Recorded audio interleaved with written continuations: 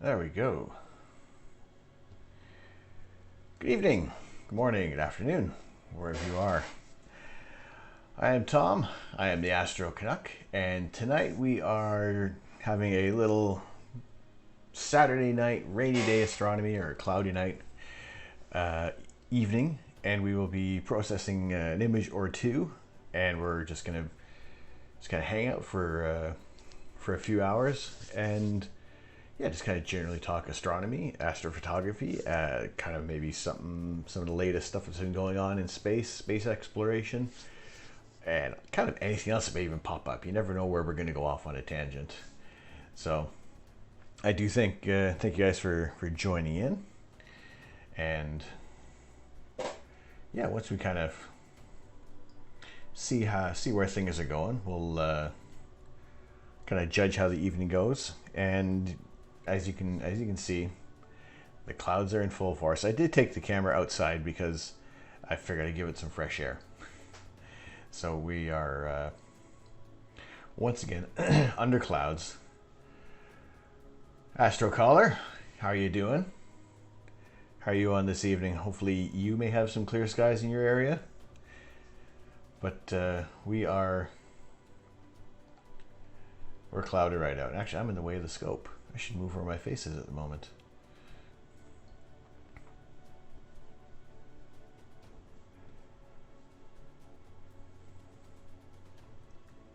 Didn't plan. Well, actually, here, let me. No, that gets rid of the sky. No clear skies, mate. Nothing forecasted within a week. Yeah, I am. There is a potential that I'm going to see some clear skies tomorrow night. We'll see. Hopefully that it will clear up there. Hey, Third Rock Astronomy, how you doing tonight? So Starlink is out $600 after the tax for the equipment, and $100 a month for how in the Flying Horses behind is that affordable for worldwide use. Second and third world countries that lack an internet structure. Wow.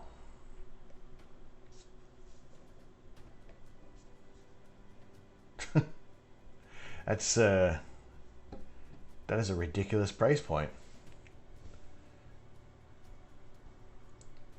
Is this on SpaceX's website, or does Starlink have its own website? I've never actually gone beyond the annoyance of them flying through my photos.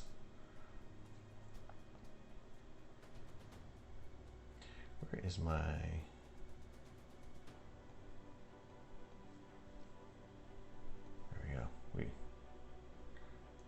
We go there. We put me over there. And then we lock it down, and there we go. Now, hey, it looks like I'm looking at the scope. How you doing there, buddy? You keeping warm? Video I saw last night on YouTube. So this is like some of the information that we're getting on. Yeah, that doesn't sound. A guy in Idaho bought it and is testing it out.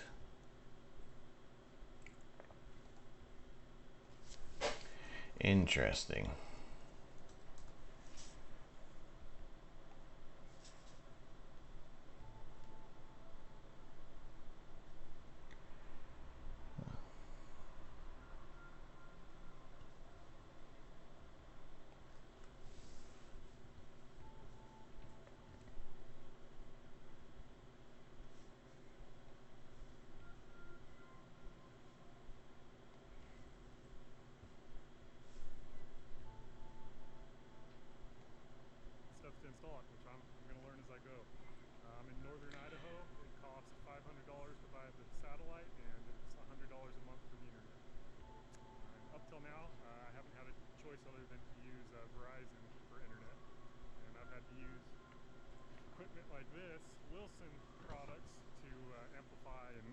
Pick up signal where there is very little, just to get a little bit of internet. So I'm happy to try something new that might be a little bit faster.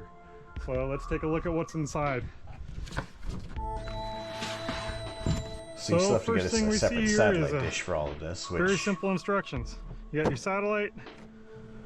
It's like you hook it up to a power source, router, and you control it with your phone. Also a step here where you can download an app where it tells you where to DJ point the Billy satellite. Deadpool, how you doing tonight? Easy enough. At least we'll see. Just gotten a little link here on what is up for Starlink. All right. Those satellites that Elon Musk has put There up it into is. space. Satellite, So it looks like it's running router, about, power source, 600 lots of for the cable. initial startup. It actually looks really nice. I like how it comes everything's good. plugged in. It almost looks hear like that, I man. could just plug it into the wall and test it out. I think I'm going to try that. Let's take this inside and just see if it works on the inside without... Shouldn't use the word. I'm gonna quickly skim through this here. I have no...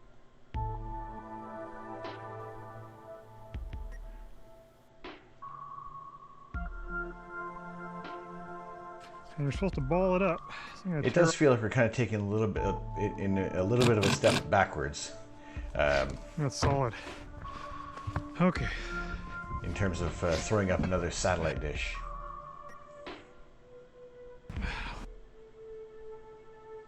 Sorry, that seems to be eating some things up there.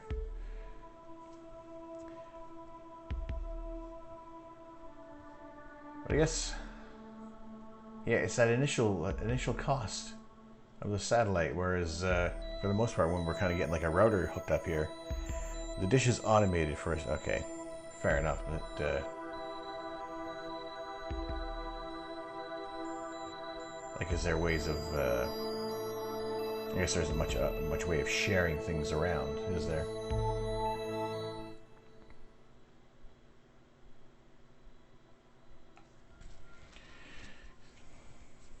Interesting to see that there. I'll definitely want to look a little more into that to see just how things are coming along there. I would imagine, maybe, I don't know, if they are going to start, if the price point might become a little more affordable kind of down the line, or like it's $100, so wait, you're looking at about $1,200 a year.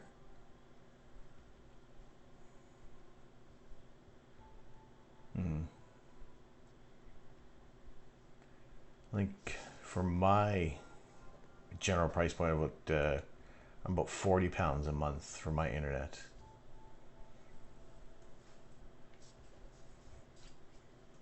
Which I guess is about maybe close to like 65 US.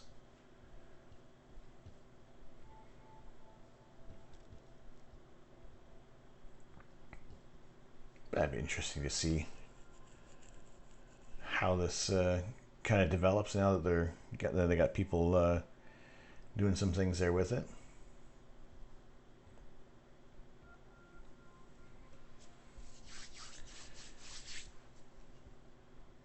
So yeah, we have what do we got? We got a few new followers who have kind of come through. What do we got?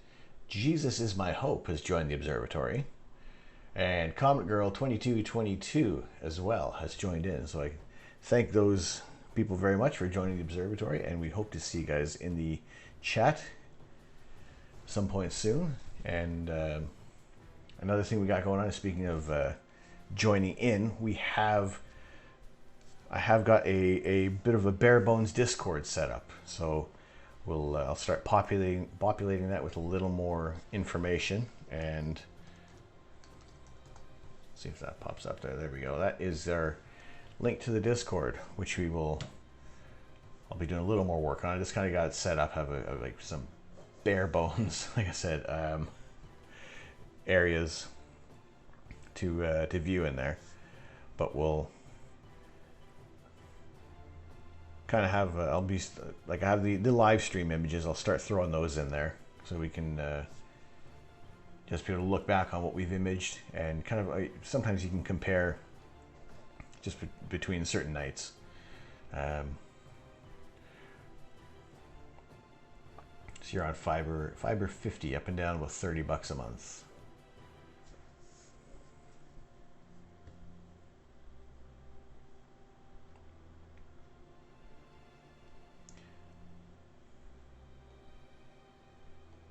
This is not too.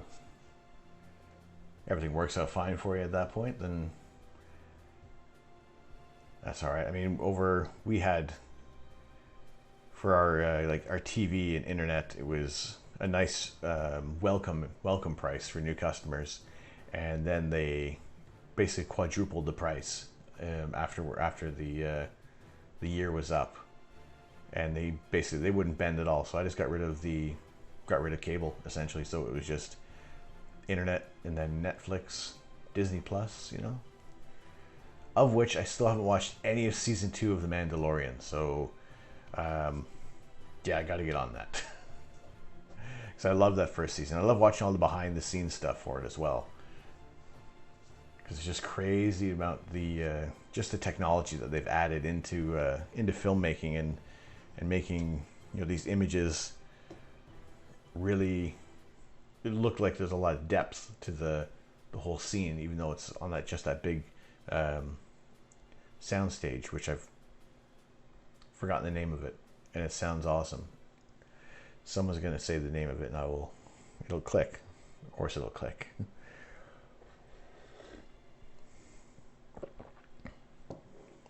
But yeah, definitely want to get back on that. Maybe I'll do that tomorrow. Although tomorrow's weather looks like we might have a couple hours of clear skies. Let's see what the latest and greatest is for that.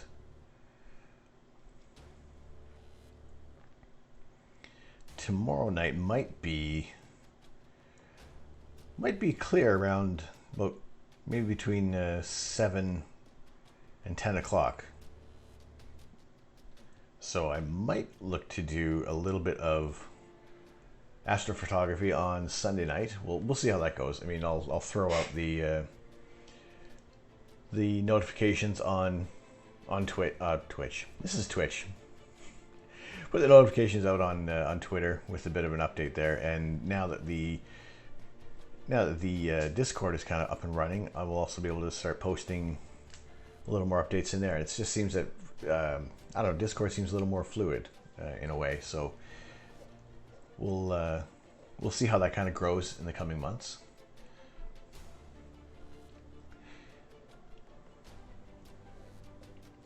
So I just watched the guy's video of how it acts with snow on the dish. It went from 100 megabits per second up and 60 down to 25 and 12 with snow on the dish. So it's very, oof. So that mucks it up considerably. So you basically need to have some access there to be able to clear that off, especially if you're in an area that gets a lot of heavy snow, I guess, eh?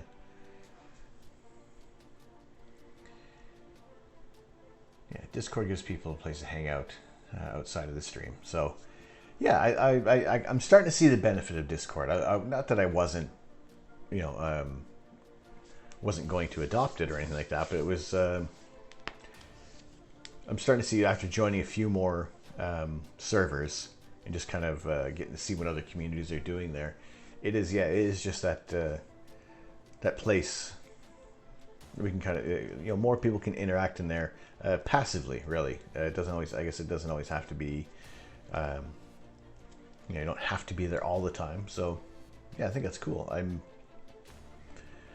looking to see what I can do if, I think there's a way you can have like sub-only pages, or it'd have to be a separate server. We'll see about that. So for those who have subscribed, we'll have like, I don't know, some other bits on there that maybe I'll do the like I said, maybe just the raw fits files. If there's a possibility, I can try to get some links, or if there's storage on there. I'm really still just kind of getting into Discord, so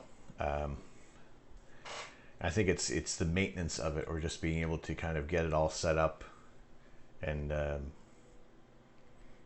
just being able to pay attention to it, to kind of keep it going. So we'll see how that runs in the next little while there. But I'm pretty sure that we'll get some decent kind of content in there, just some topics that we can kind of talk about.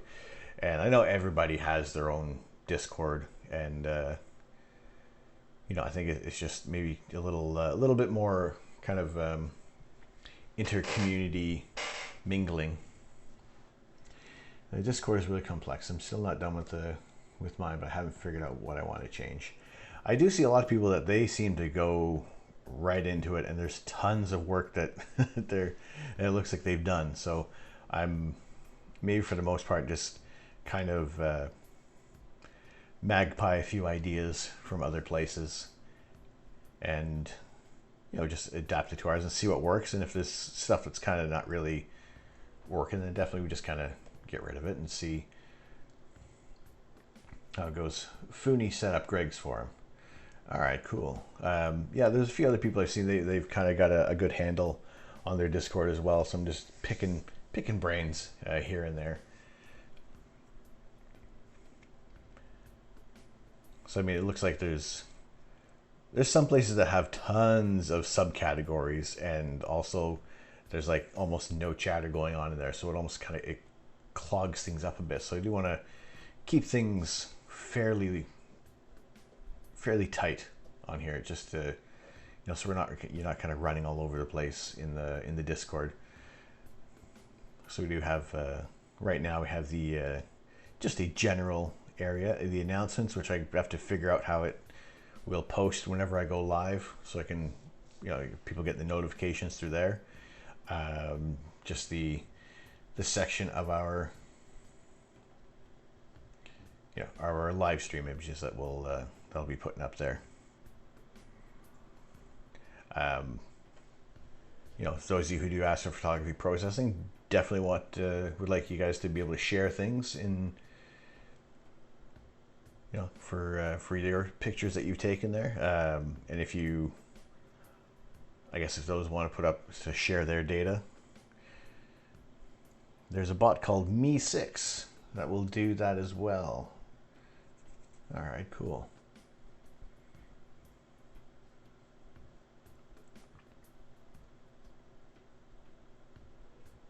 Yeah, I don't know how to do that at the moment, so fumble about here.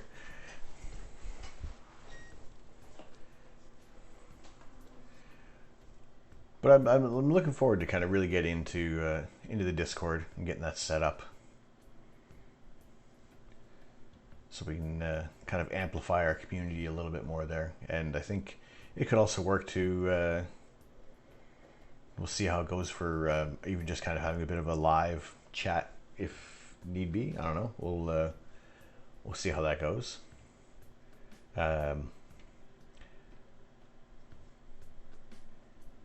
That'll be I mean, the initial thing that I wanted to get done this on this weekend was just to get this set up, just to get a server online and available for people to start joining in there.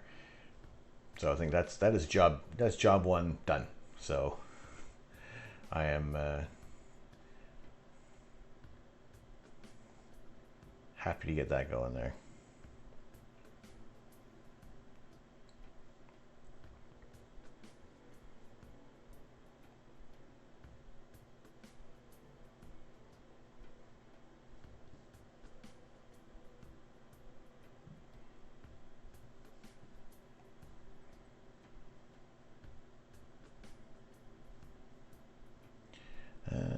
All right, well, there's the Me6. Do I have to I gotta log in first?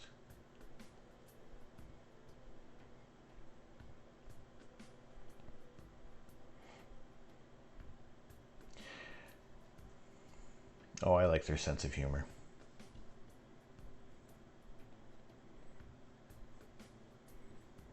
It'll access my name and avatar, but it won't read me a bedtime story. All right, let's let this bot or whatever work on there. Filth Pig, how are you doing? I'm doing. It's going well over here. Aside from all these clouds that we have down here, but other than that, it's an easygoing Saturday evening here, and we are kind of getting the Discord a little organized here. We have just got that going there, and I think most of the commands are available for anybody to kind of type in there, and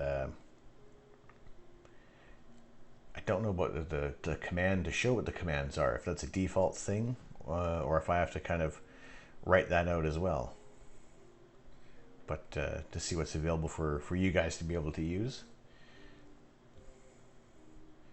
So I had seen in the past a couple of people tried to do the Discord command, but nothing was set up at the moment. So from here and there, it's or from then and now, we got it set up. So we're get that going there. Just recently downloaded Discord for the first time. Haven't started to use it yet. I've had it for a while, and I've really kind of just dabbled in other people's servers just to see what's going on. You know, it felt to me, it felt a lot like Slack when I started using that a couple years ago.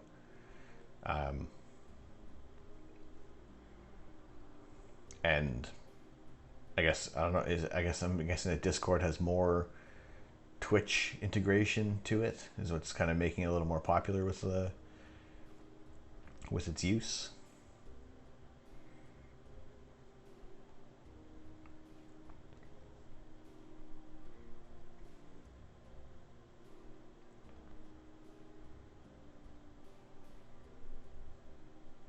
I don't know how to votes this month. Promoted view.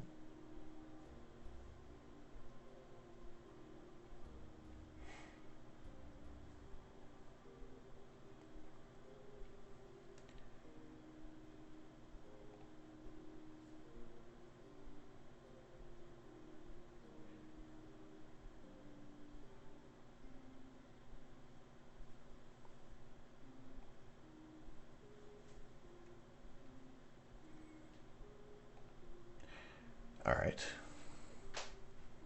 Okay, so far it seems fairly painless.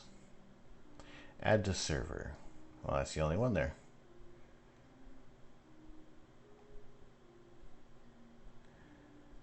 Confirming on me6. Is there anything I don't want it to do?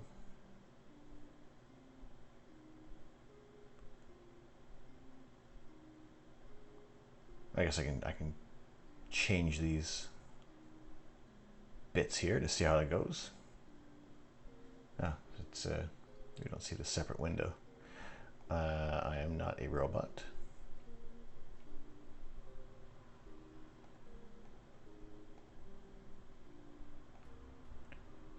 Oh. All right. Apparently, I'm terrible at picking out streetlights for my CAPTCHA.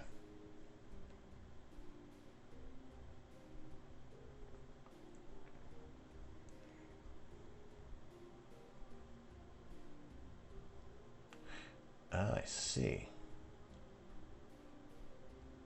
Well, potatoes, there's a lot of stuff on this.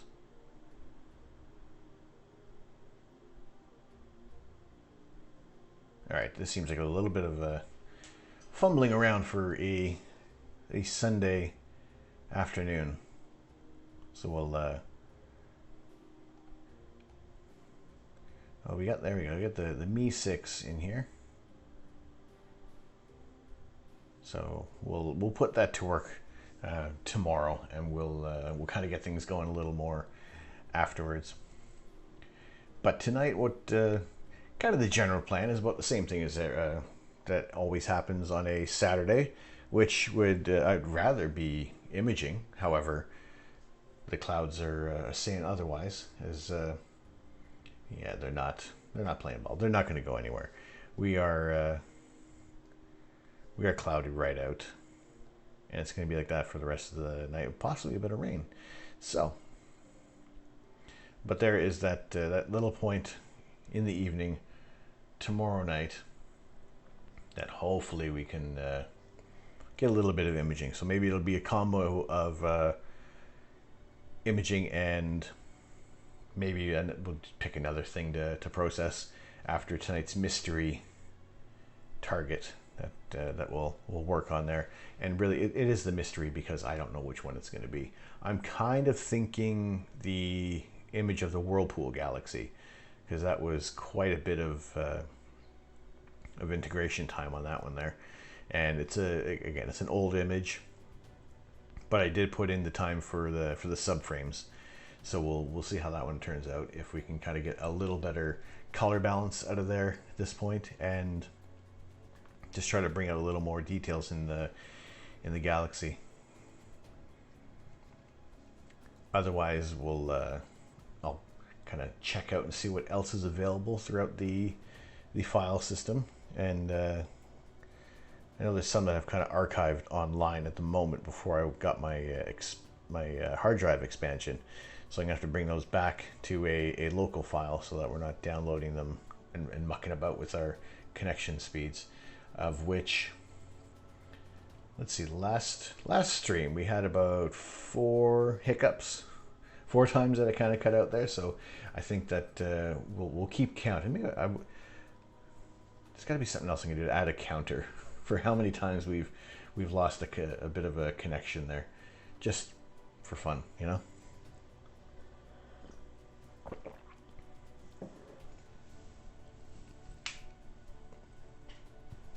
Oh, it's just one of those.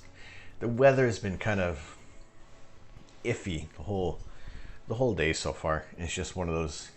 You almost want to have a duvet day on the couch with maybe a nice bowl of stew and a crusty loaf. You know, just kind of snuggle up with some Mandalorian. That'd be good.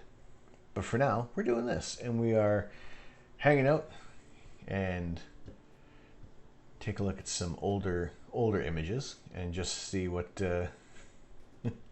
what we have around the files here, because it's let's see what we have. The previous image that I have on the Whirlpool Galaxy.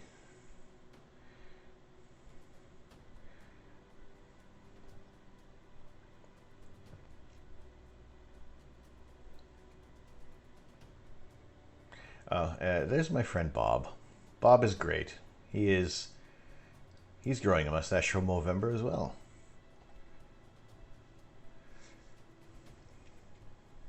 But hey, look, it's what we're doing tonight. Go to my profile.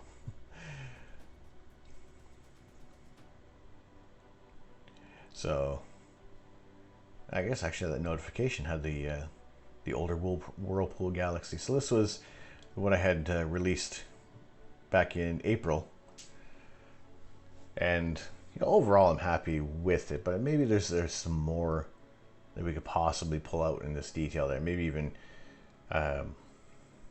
tame those stars a little better, maybe bring some more color out. But what I really liked about this image, there was a lot of different targets in the area. And some that are really faint, and I didn't know if they were going to actually show up or not in the image.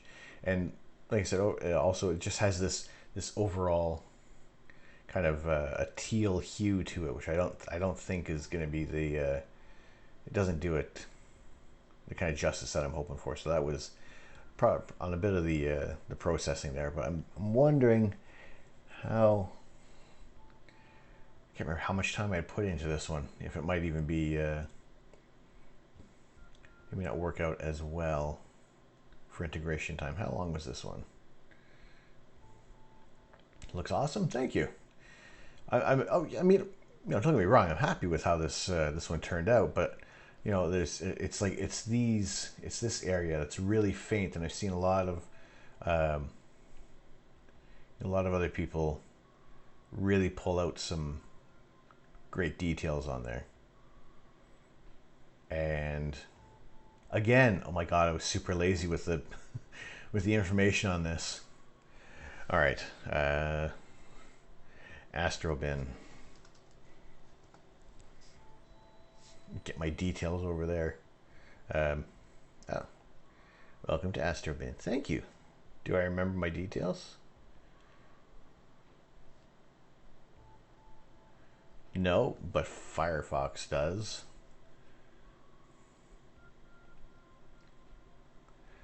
Salami! Jay, how you doing, man? Thanks for joining in. I hope you're well, mate.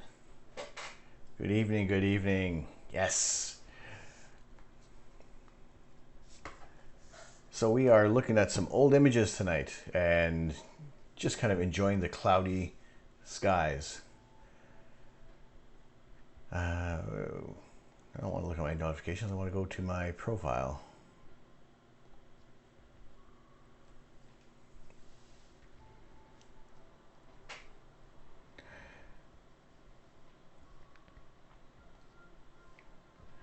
Right, there we go. Yeah, my lazy ass didn't want to put in my information on here. So how much time did I put into this? It's only 12, just under 12 and a half hours. I really thought it was longer on this one there.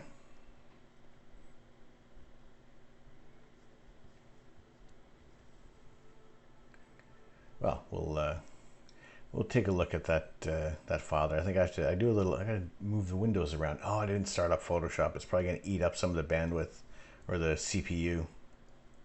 All right, we'll start up Photoshop in just a bit there, but I think it'll be the Whirlpool Galaxy. We'll try to pull out some more details on there, and just see what we can get in like a quick 10-minute process of the image there. But also see if there's maybe an interesting nebula that's going to look a little more interesting. Not to say that the galaxy itself isn't interesting. I mean, the Whirlpool Galaxy, it's two interacting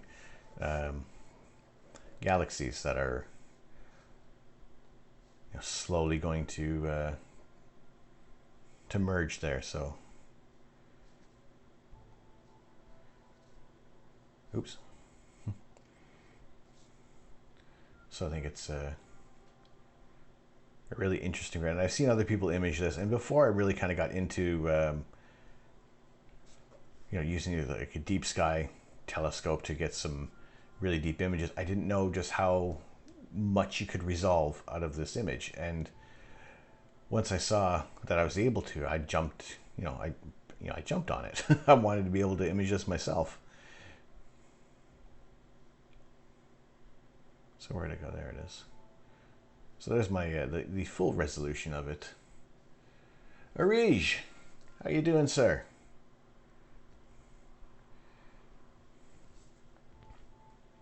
It is insane. It's let's see. Let me get the details on this thing, because I saw this image was kind of first introduced to me by way of another astrophotographer, Astro Biscuit. He did a video on how he spent a few £1,000s on a astrophotography rig and went out to a dark sky site to image the Whirlpool Galaxy. And when he shot it, I was thinking I didn't think I was actually going to be able to kind of get an image ish like what he shot there. And his I love his videos. I mean, he has such a great sense of humor in these things, and the music is fantastic as well. Like it's Richtenstein.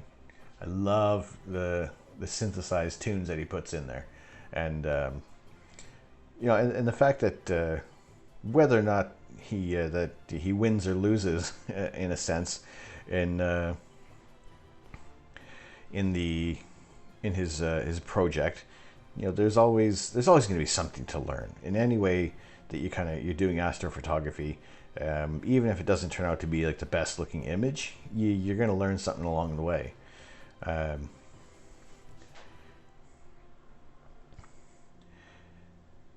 So it's just trying to always be able to improve on what you're doing, and you are learning from any mistake that goes on. And I think there's always going to be more learning opportunities when things don't go right. And yeah, sure, it'll muck up your mood a little bit there, and sometimes ruin your imaging session. But at the same time, there's always going to be another clear night. Although the way how this forecast looks, it's going to be a long time for another clear night if tomorrow doesn't pan out. But it's just it is through repetition that you're going to get used to a lot of the processes. I mean, even for polar alignment. When I did my first polar alignment, I couldn't find Polaris for the life of me, and it really wasn't until I kind of got one of the planetarium apps on my phone and kind of held it up against the Star Adventure to kind of try to get a rough idea. And once I kind of was used to where the mount kind of had to be and how much of an angle it was at, because if you take it all down, kind of reset it and put it back in the box, and there isn't always room in my abode to kind of store astrophotography gear in its like complete loadout. So you have to, for the longest time, I have to put stuff away. So it was getting used to knowing roughly where Polaris was going to be to align your scope, and then after that it was almost I can get it within the viewfinder and like very, very roughly polar aligned, and then fine tune it before I started imaging there. So for those who may be kind of finding it difficult to find the North Star, while it is kind of the brightest in that section, if you are maybe even a darker area of the, in the wherever you're living, that maybe some of the background stars might tend to bleed in a little bit there, just to make it a little more confusing. But if you kind of start doing a polar alignment closer to dusk, at least then Polaris is going to be punching through that bit of that bit of sunlit sky, so you're going to be able to kind of better find it for your polar alignment. Also, now I've moved on to the QHY Polemaster, which has shortened my polar alignment routine considerably. So if you can get a Polemaster, definitely invest in one. I strongly recommend them. However, there are people who swear by the polar alignment routine with the ASI Air, which I didn't have a good time with. The Polemaster gives you a live view of the night sky, rather than with the ASI Air kind of roughly putting the images there after each exposure. But yeah, everybody's going to find their own way to get things aligned properly, and it's just going to be through repetition that stuff like that is going to kind of come by the right way there. But circle back to our image here of the Whirlpool Galaxy. It's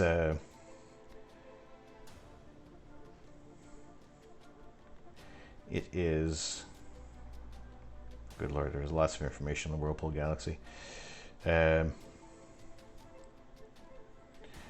So Charles Messier discovered M51, the Whirlpool Galaxy, on the 13th of October 1773, and described it as a very faint nebula without stars. Once again, early on in astronomy, there wasn't a telescope strong enough to be able to resolve any of these areas of the night sky. So it was, a streaky, fuzzy patch in the night sky that was basically called a nebula. And until telescopes were essentially invented and refined, that we knew that these were actually entire galaxies in the sky. So yeah, a lot of places still carry that nebula in their name there.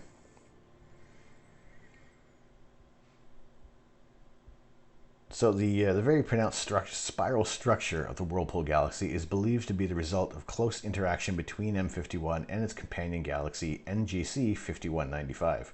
Decades ago, it was not known with certainty whether NGC 5195 was a true companion or another galaxy passing at a distance. The advent of radio astronomy and subsequent radio images of M51 unequivocally demonstrated their interaction is real. Also, in terms of radio astronomy, RIP Arecibo, one of the more iconic looking radio telescopes, earlier on in the week has basically been kind of decommissioned and will be basically broken down. The NSF is no longer doing any more funding for that. So short of someone with billions of dollars and basically unlimited resources who want to fix it up for the sake of historics, maybe they'll do something like that. But at the same time, there are much larger telescopes that are being built and much more much more finer tuned equipment. So there was there've been people talking about how how long do we hold on to old tech? It's this kind of attachment that we've grew up with all these astronomical instruments, and is it all right to let these things go? And I think, yeah, we have to. We have to be able to move forward. It's kind of like with when NASA retired the space shuttle missions. It was a little sad, but but now we have SpaceX doing these incredible leaps and bounds in engineering. So we just always got to push forward. But no, obviously don't forget about these the older telescopes and equipment that have kind of pioneered the way there. Hey, Celtic Raven, how are you? We're talking about all sorts of things. I'm going off on like thousands of tangents. We're possibly looking at doing a little reprocessing on this Whirlpool Galaxy image from earlier in the year. The Arecibo radio telescope in South America is being basically torn down after its cables snapped and caused a lot of damage. Sorry, Puerto Rico. So it's it's going to be dismantled, and I think like the first kind of I guess seeing it in GoldenEye in 007 was kind of cool to see something like that featured in there. And there's always some kind of there's a lot of astronomical events that do happen in the 007 series, but seeing this essentially in action in there was pretty cool there. Third time's a charm to be retired. Yeah, after all the problems that have kind of crippled the scope, essentially. I guess it's time to kind of we'll put money towards other things, which hopefully is going to bring us some brand new discoveries. And there's always going to be something new to discover. There's probably more that we don't know than what we do know. So it's and the more we can advance the technology and the equipment, the more we're just going to be able to better understand the world and the universe around us. And I think with Hubble, Hubble telescope is slowly reaching the end of its days. They're doing what they can to keep it alive. And again, short of someone else who has an incredible amount of resources and funds, eventually its orbit will decay. It'll burn up in our atmosphere, and that's the end of Hubble. I think also in a way that first of all, it's fun to say Hubble. But also, I guess it's one of those pieces of equipment that we have such an attachment to, that's brought us like countless images, incredible images of space. So, it's been a part of my formative years for the love of astronomy. So everything else that's kind of coming, that's in the pipeline for launches, other telescopes.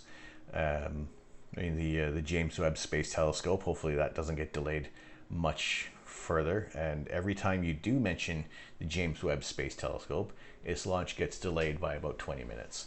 So if you are talking about the James Webb Telescope, do not always say the James Webb Space Telescope, because you're going to delay the launch of the James Webb Space Telescope. So if I can stop saying the James Webb Space Telescope, we will get that much closer to the launch of the James Webb Space Telescope. Somebody stop me.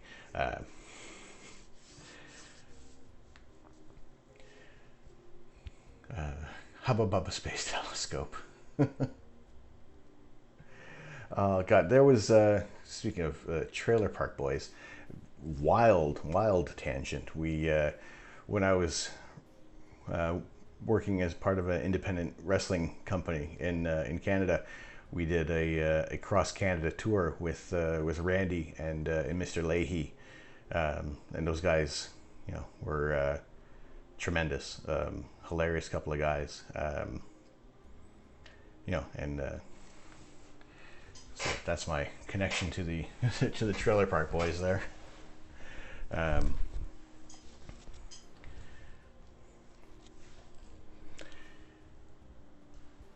I'd like to see the JWST and then begin a new visible spectrum scope in space. Yeah, I think it kind of feels like the James Webb Space Telescope, another 20 minutes, is kind of the catalyst for the next round of any scopes that are going to be launched afterwards. And yeah, I think there's, after the Spitzer telescope had been retired, there's a bit more. There's a need for more scopes up there, and I really hope that everything is worth the delay for JWST, because once that goes up there, that's it. It's in a spot where you cannot service it, so it has to work right the first time.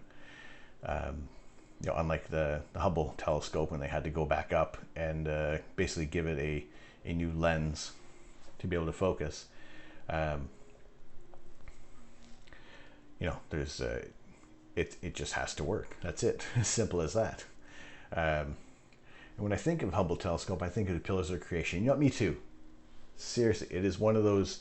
It's beyond an icon of space, and really seeing that image and then kind of seeing the just where it is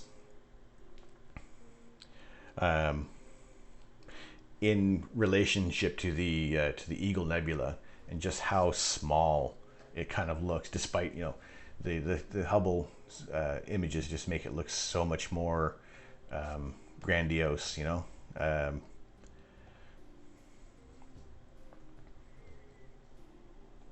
Let's see if I can get a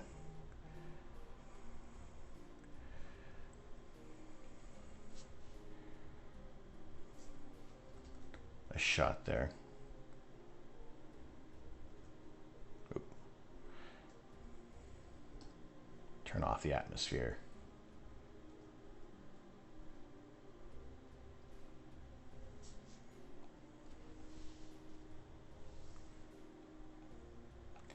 So the Pillars of Creation are within the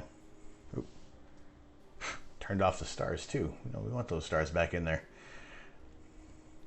So for those of you who have just joined in, thank you very much for coming on into the chat. I am Tom. I am the Astro Canuck.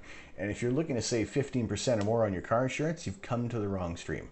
However, if you want to learn more about some facts about space and just where we are in the universe, you've come to the right place. But tonight it's some rainy day astronomy, so we're just kind of touring a little bit of space virtually, and we're going to do some image processing a little later on. And so yeah, it's I'm going to find someone else's image, the Eagle Nebula, because this is the Pillars of Creation, and if I was to actually be imaging that, it would. Let's see how close we actually get with this scope. How long until Hubble decays? It is what did I hear? Probably like something about the next 10 years, depending on how long it goes until it's unserviceable, or they're no longer servicing it, but until basically the gyroscopes within it, once they go out. I know they're switching back and forth between some of the bits of equipment there to try and prolong its life, but once it's unable to be controlled, it'll eventually just kind of decay, and hopefully it should totally burn up in the atmosphere. If not, throw on a hard hat and you'll be fine. So if we were to image the Eagle Nebula, we can get a nice wide field shot of it, actually, because it kind of expands. Where'd my pointer go?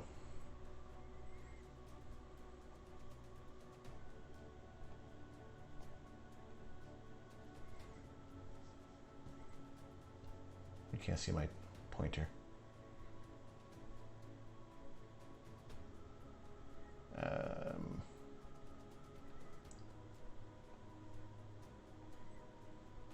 Capture cursor.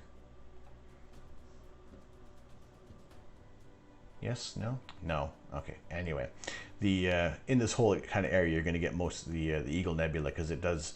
It's a much larger expanse in the night sky. However, if we were to shoot the Pillars of Creation, and I would probably aim for a native focal length, if we didn't have the trees, if we didn't have a neighbor's house, we would be able to get a shot that's pretty darn close. Not Hubble resolution or anything like that, but at least the pillars would fill up that middle area of the sensor. And yeah, that's kind of a shot I do strive to get, because this southern area of the night sky, the kind of close to the core of the Milky Way, has been inaccessible for me. And even once the in the summertime, when we basically have no astronomical dark and the sky still has a bit of a tint to it from the sunlight, that which would probably be the best time to be able to see this, it's it's not possible. So it's mildly frustrating, because there are a lot of objects in here that I would love to be able to image. Because we are looking closer towards the center of the galactic core. So there's a lot more to be shooting through there. Of which there's the Trifid Nebula, which again would fit tremendously in the frame there. So I may have to move away from this, because I'm just wondering how much you have to buy that neighbor's house for to knock it down.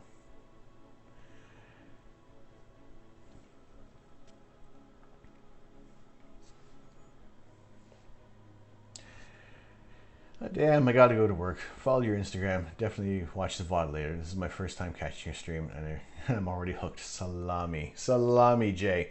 Jay is he is an Australian streamer. For those of you who are wondering who this dude is. He has some fun stuff, plays some cool games, and if you do like to check him out, do that if you wish. And yeah, Jay, thanks for popping in. Appreciate that very much, man. So we'll catch you later if you are streaming this weekend at all. If not, catch you during the week. So have a good one, man, and we will see you soon. Salami.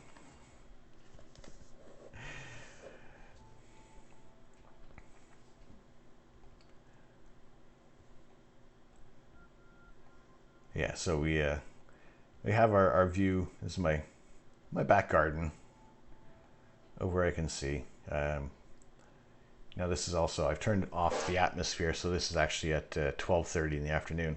So definitely wouldn't be able to see any of that area of the night sky.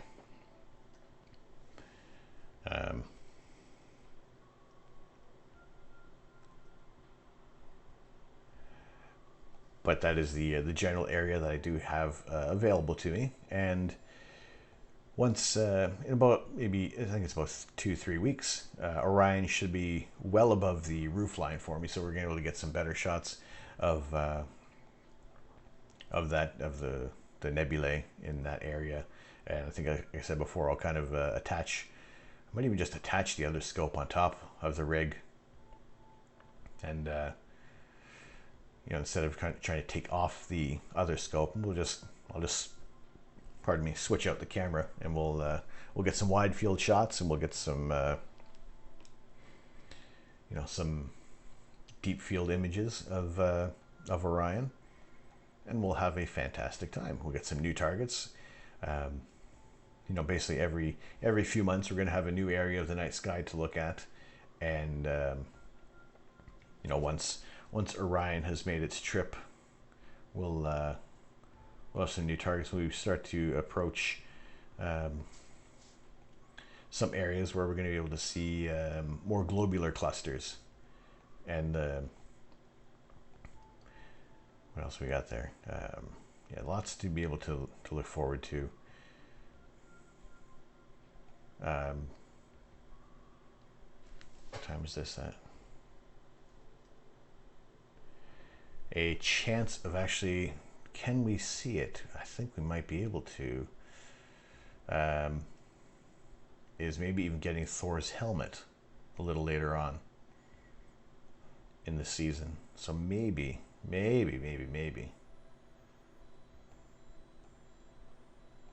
We'll be able to capture this one, because I think that would look really. Actually, it's to be a little wider. That would be our view of Thor's helmet. So hopefully that that's all going to work out, and we'll be able to get some new targets there. Now, I don't know if the internet cut out when I wasn't paying attention. So if we're back, we're back.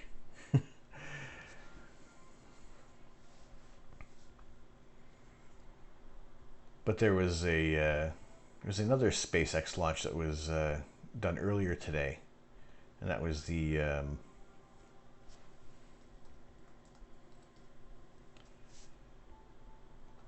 let me get the name. Let me get that right.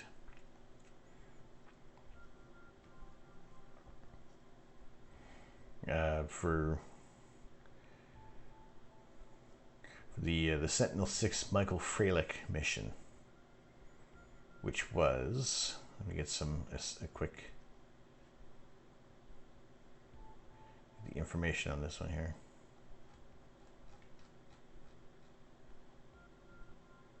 What was the payload? But they did have a successful launch and a successful landing and recovery of the rocket there.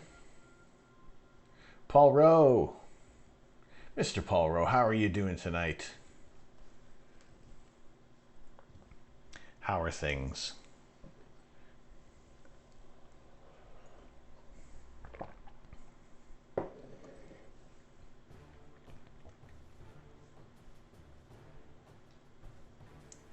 What was the... So there was a satellite. What was the Michael Freilich about? I briefly watched the launch. However, it in pain, normal. All right. Is it Saber Beats or Beat Saber pain, or just general aches and pains?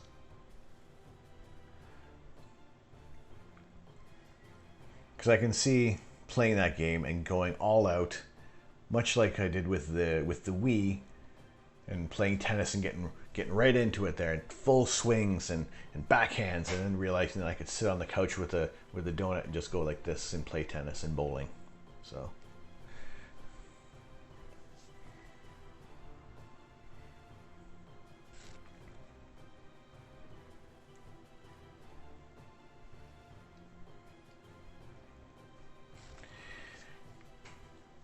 I believe, I'm looking at possibly doing a little reprocess of my Whirlpool Galaxy from back in April. Yeah, just Beat Saber. Did 500 squat song, one of the hardest songs to do. Now, I don't know if I saw that one, but there are a few. There's like a one that was like you called it a bit of a warm-up song, where you're just basically using like the right saber, and I mean, the music in there is pretty good. I like a lot of the songs that I've heard.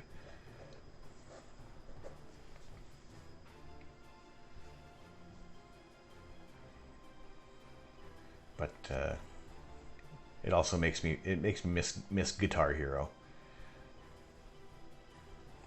I wonder how that would. I wonder if people do stream Guitar Hero anyway. If they do that.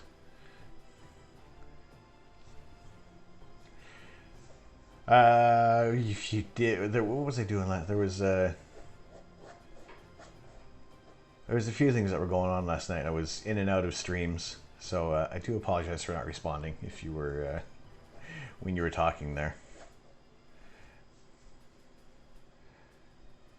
Oh, you do stream Guitar Hero too as well. All right. All right. Last night was that's what it was. It was some virtual poker. So was indisposed for that, of which I won. So I'm happy about that.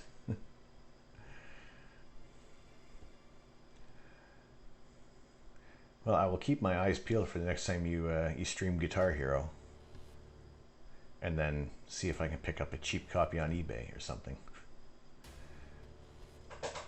Although someone else's grubby guitar, I don't know. You're not going to find a new one anywhere. Although I'd probably play it for a couple hours and then that would be it. I'd either forget how to play and then just it would collect dust for the rest of the year until I decided to sell it myself. But hey, it's on PC now. Really? Everything's on PC.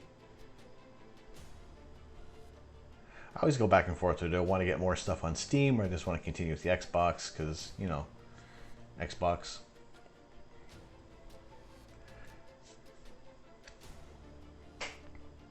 I knew there was another one filled at Arecibo. GoldenEye, Species, Contact, and...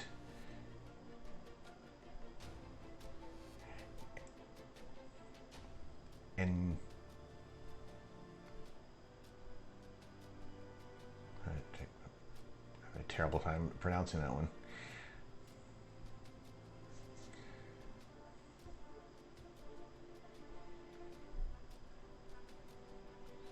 Species, yeah. Yeah, that's right. Contact had that, and there was a bunch of. There was the. It was Alma in there as well. Don't even try to pronounce it now. Now, if you didn't have an idea what that was, and I don't have an idea what that was, we'll just kind of let it be, and we'll know that GoldenEye, Species, and Contact were the three main ones.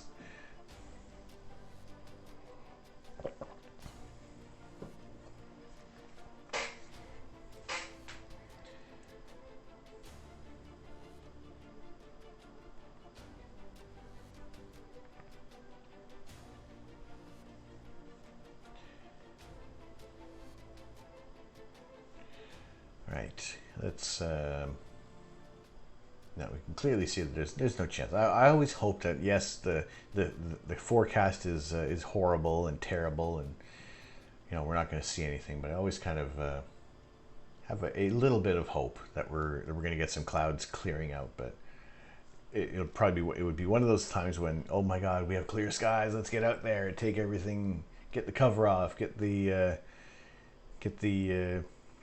ASI air connected, get the scope focused, and then every cloud comes back in, and then it was all for naught, and we have to cover it back up again. So that has so far in the streams we've had the rain start, and I've had to quickly run outside and cover it up, but we haven't had the opposite. So I mean, we're kind of due, right? Hopefully.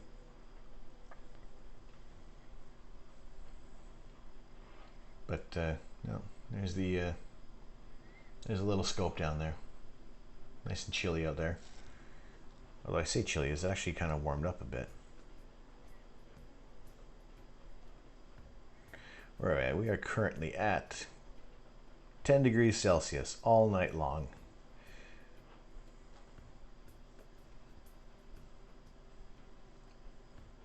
But like I said, tomorrow night, looks like there's a slight possibility between 7 and 9 o'clock Greenwich Mean Time that we will possibly be able to get some imaging going on. So fingers crossed that about this time, 24 hours from now, we will not be worrying about whatever Monday work is going to be going on, but we can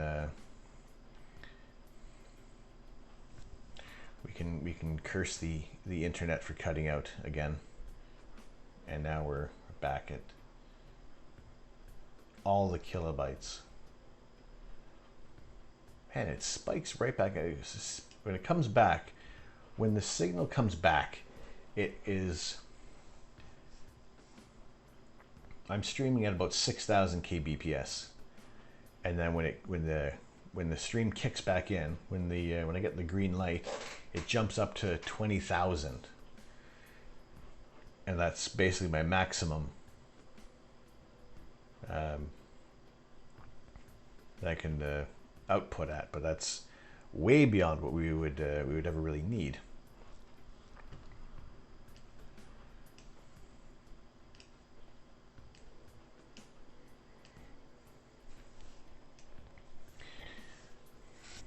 So we'll leave the scope alone for now, because we know that those clouds are not going anywhere. They're hanging over us like a bad haircut.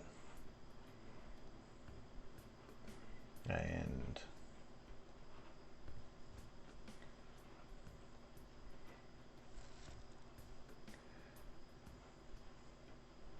let's see, is this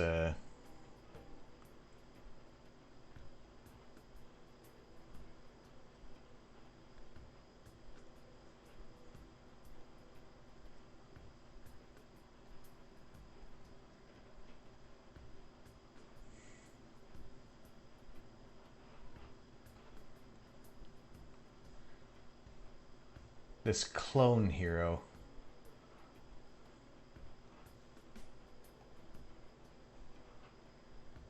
Does it really go this wonky? Or is someone just mucking with the video?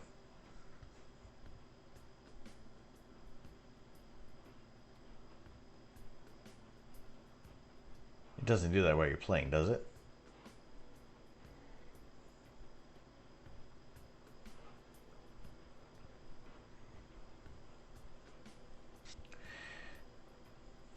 No, I do miss Guitar Hero. But that is a stream for another time.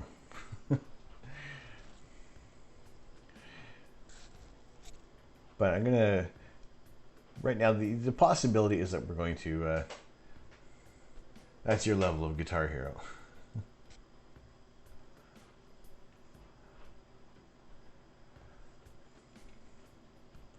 All right, what do we have available other than the Whirlpool Galaxy? Ooh, actually, I'm going on about the Whirlpool Galaxy, and I'm thinking, did I archive it online? So I could be chatting up this this revisit on the image, and it may not even be available on my system. So I wouldn't be downloading it.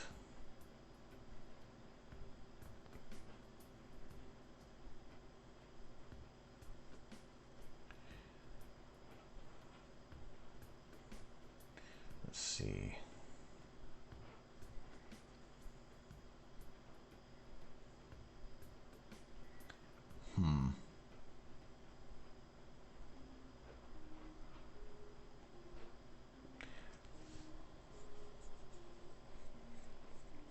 There's a slight possibility I may have moved it to the to my OneDrive.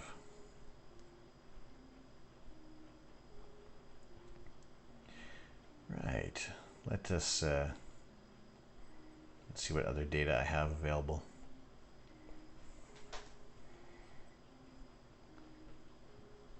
So I know I'm gonna have to do a little more image integration time on things, because we may run out of things to process. Where do I have? There's got to be a Wizard Nebula that I think I captured and never really processed. I think I might have got a couple hours on that there.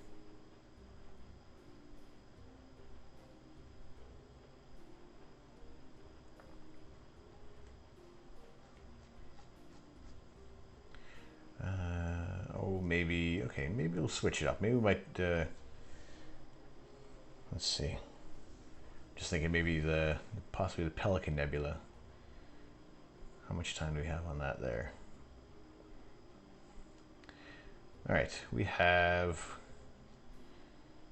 there's not a lot of time on these targets, so we'll maybe, okay, I do have the Wizard Nebula and the Pelican Nebula that we have to actually stack and go through there.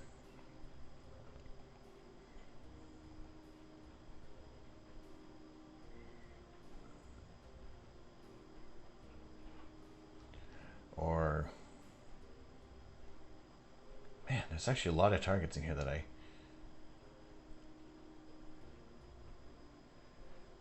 okay, here we go.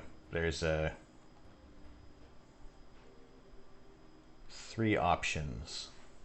We got 3 options of targets that I've captured. That is the Wizard and the Pelican Nebula and the Pac-Man Nebula. I would hazard a guess of trying out probably the Pac-Man Nebula. There doesn't seem to be, there's maybe about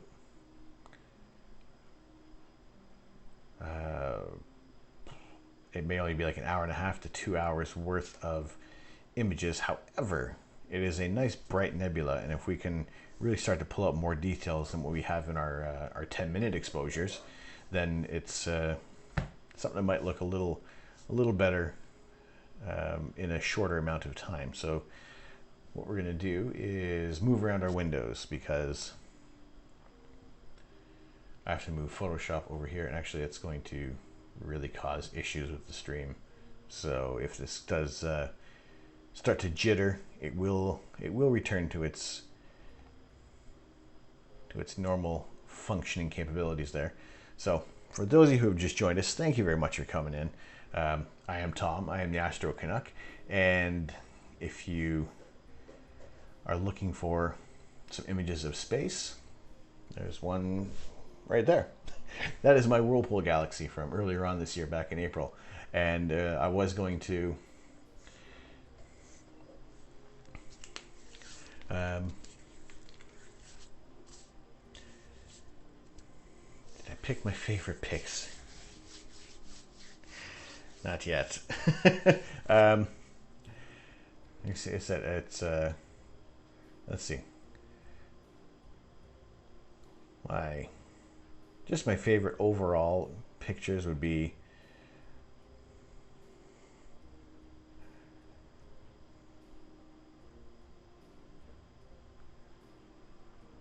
let's see. There's a mix of university work and astrophotography as we kind of come back down there.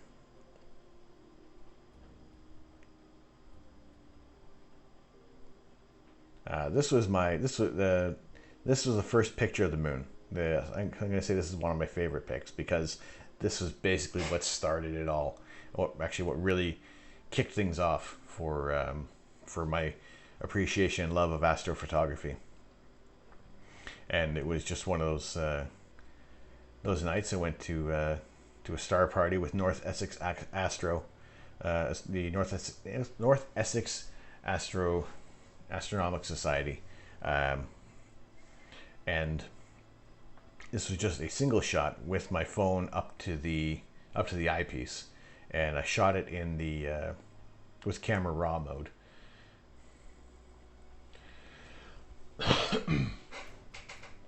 Is it true you never see the dark side of the moon?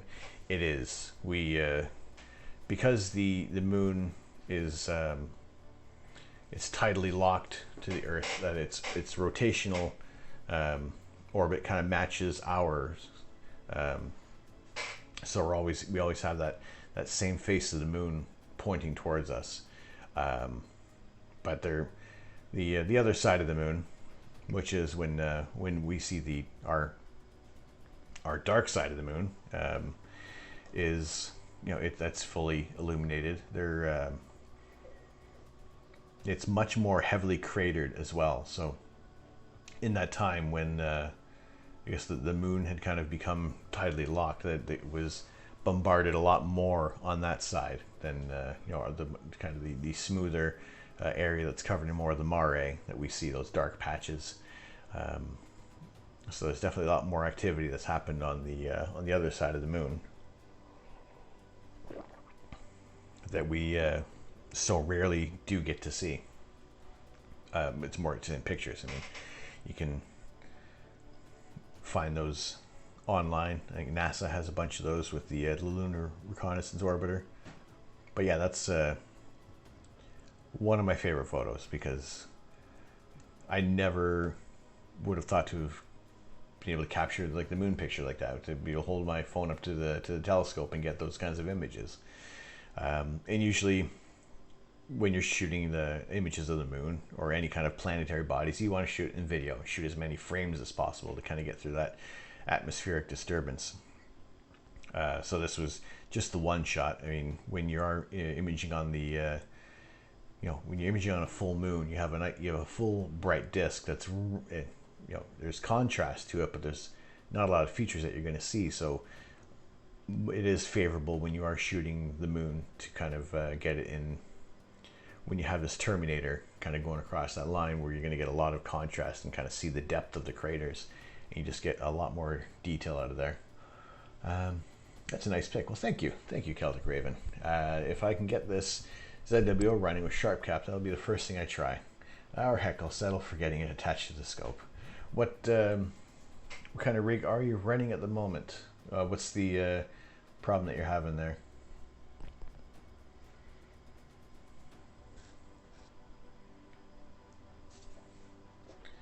That moon picture reminds me of a meme. All right, find it, send the link. We'll have a look there.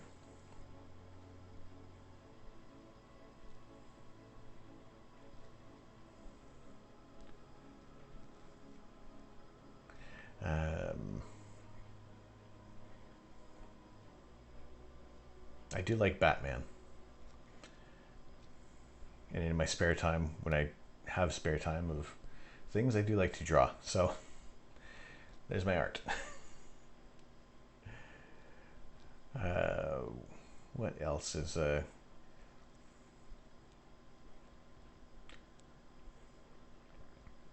yeah, non-astronomy related? This is one of my favorite weather photos that I've captured of this this microburst dropping over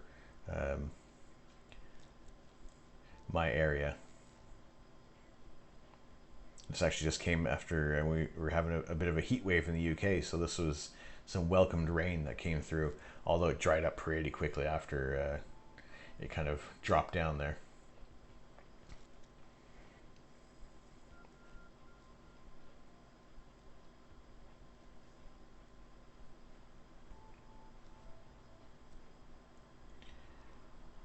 What I do, actually, I think this is also kind of one of my more favorite compilations of images, because it does illustrate a bit of progression with the resolving power of using a camera lens and then a telescope, and what kind of what's designed for astrophotography and what is kind of better for terrestrial photography. So I would say the progression of Bode's Nebula is M81 is kind of one of my more favorite images as well, because you're just able to get more, what I thought was initially a really nice shot of these two galaxies. With my 300mm lens, and then kind of upgrading the scope to the Skywatcher 72 ED, a 72mm refractor, and then when we had the a bit more clear skies in the winter months, which actually, if we're kind of rolling up to Bode's being available in a few weeks, that will be another good one. That and the cigar and its neighboring cigar galaxy will be some interesting targets to shoot there. All right, let's all right, this meme.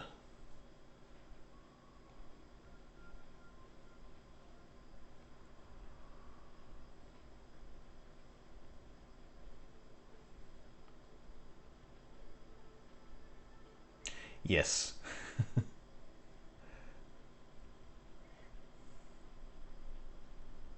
I do find that well, because we see at a field of view that's probably about akin to like, I think it's about 50mm in focal length, whereas the cameras on our phone are probably about maybe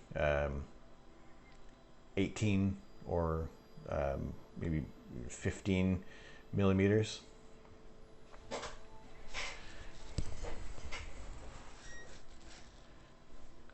So yeah, it can be disappointing when you look at the look at the moon with your mobile phone.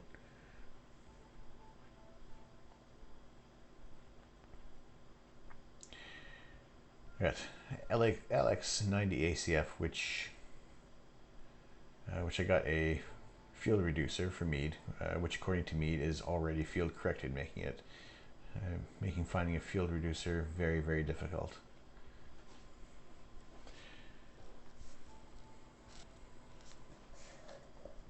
See, I'm not too familiar with the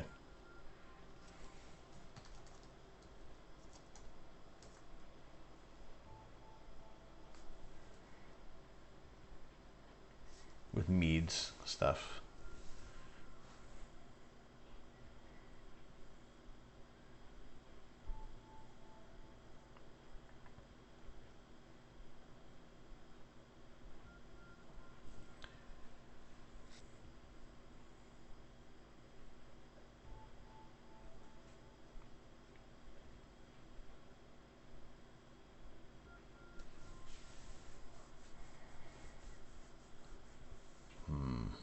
No,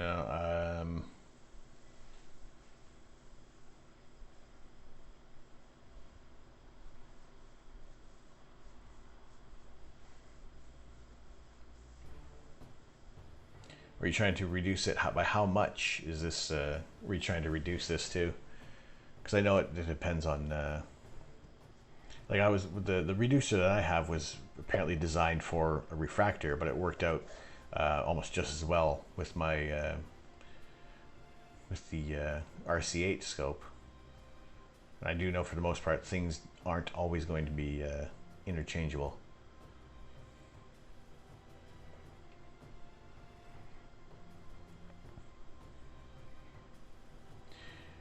It's like living up in Scotland. Sometimes the moon is huge, like 50 inches across. Put it up to the phone and it looks like a star.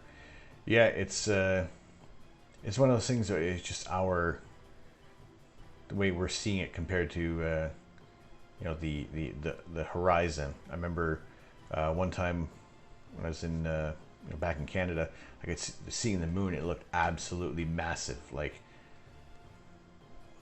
you know, like 5 times its usual size. I'm thinking, holy, what is happening? And after a little more, you know, finding out a little while after, is that it basically you're kind of seeing it in relation to the overall horizon, which can muck things up. But apparently you change your perspective by basically looking at it upside down, and things start to look a little more correct in size. So same thing as when you're looking at it through the scope, how it doesn't look any bigger. And I'm moving this window for no reason.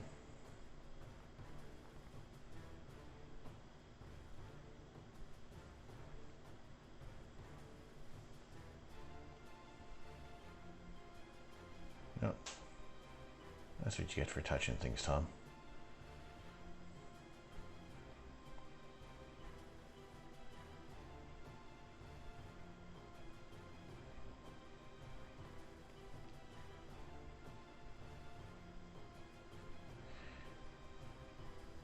There we go. So for those who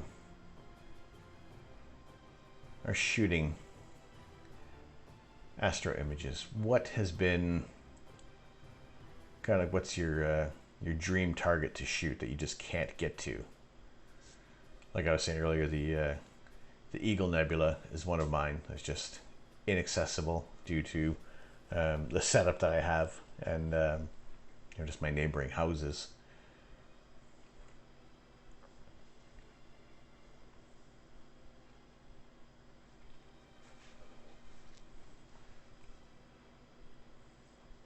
Right, we were going to start up Photoshop and then watch everything go crazy.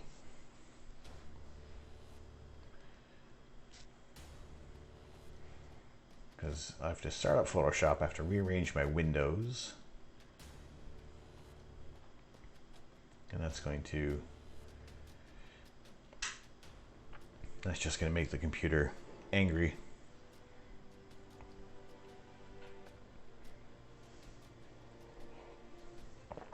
Which which I probably should have had this started up beforehand. However, I did. So I think what I'm going to do is I'll go with the Pac-Man Nebula. We'll see how much information we have on there. And I think actually if I open up Deep Sky Stacker and put that in here as well, we could probably see how the tools are working on there. And really I just use a lot of the default settings as well for Deep Sky Stacker, because it generally has worked out well for me. And changing up a lot of the settings there can really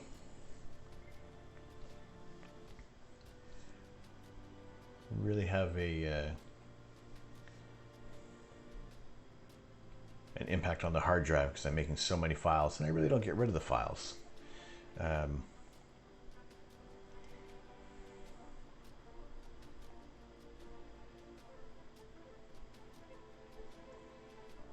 we go. We're just gonna rearrange these windows a bit here. We're shooting for a 60% reducer, but I have someone who previously worked at Meade calling me next week for some assistance in finding a few unicorn parts to make them make it line up for the back focus. I do find that frustrating for a lot of the equipment when you have your idea what you want, and for some reason just the setup of things just doesn't allow for for everything to work. And you know, I do like the idea of things working right out of the box. You know, like I don't want to buy one piece of equipment and then have to buy, 12 other pieces that are going to make it work.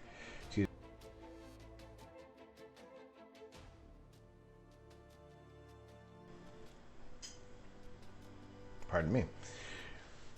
It's all the accessories that you kind of have to buy for some of the equipment there. Any reducers, any flatteners for the refractors. It's just one of those things that if it needs it, just have it in there, have it already field corrected. And I know with with Radian's Raptor 61, with that Trevor Jones had essentially engineered and kind of designed, that it's basically a refractor that's ready to go out of the box, and you slap your camera on the back of it and you're off and shooting the night sky. So I do think there is a lot of kind of Mickey Mousing and MacGyvering to these telescopes that just seem to eat up the resources and your money.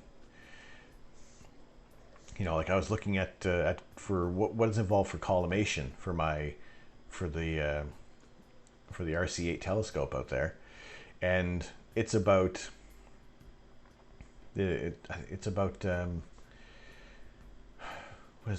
almost like another 350 pounds worth of accessories to properly collimate this telescope. And it's like that's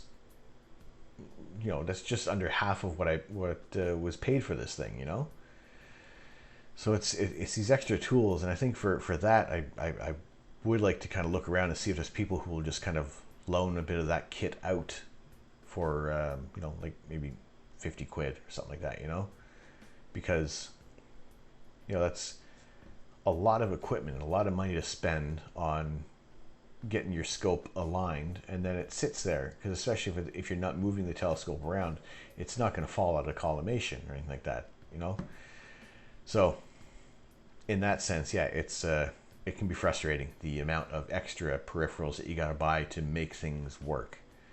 And I guess the other kind of models of telescopes that don't need as much maintenance or as much kind of setup, the offset is that you're paying a much higher price point for those scopes. But I mean, when I first heard about Dustin Gibson talking about what OPT was planning with the Radian scopes, and when the first one has been released and it was a small little refractor, I kind of wondered, why start so small? And then really kind of getting more information on the scope, and it is kind of like the perfect starting scope. The price point is a lot higher. However, everything that's included with this, and that it is just going to really work right out of the box. And it can be used on a star tracker, and I see the appeal of that. Whereas for myself, I like both wide field and deep sky scopes. So there isn't just going to be that one scope solution for me, and I think there is still a need for a little larger aperture. I mean, I guess the idea of using a Rasa with that 8-inch or 11-inch aperture and still having that really wide field view is, that's attractive as well. However, the price point is really, really high on that there.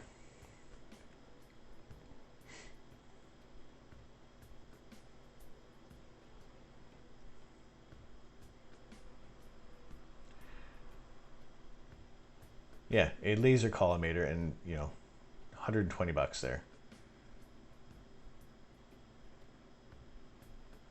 Now, yeah, there are some people that do like essentially financing. That's I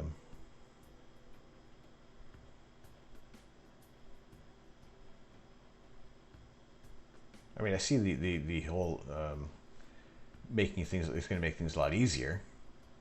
However, it's that price point,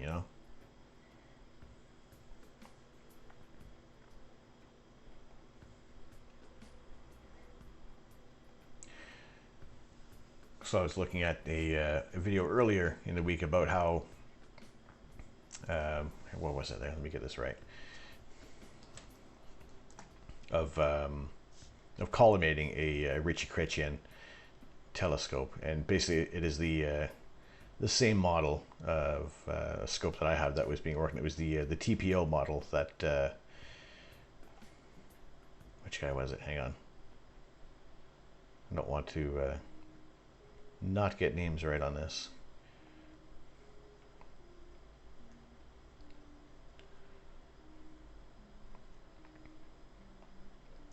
But yeah, Alan Mitchell had done this YouTube video about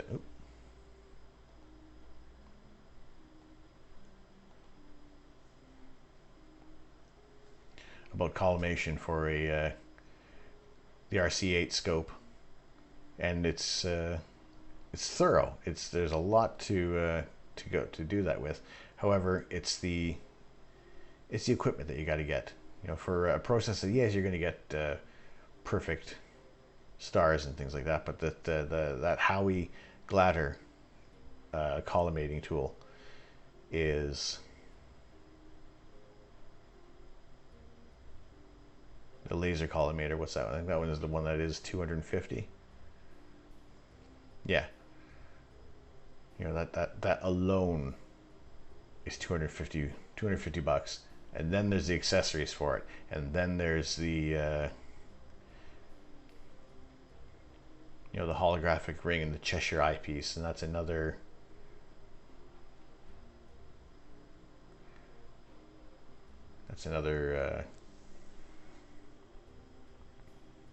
that's 40 bucks.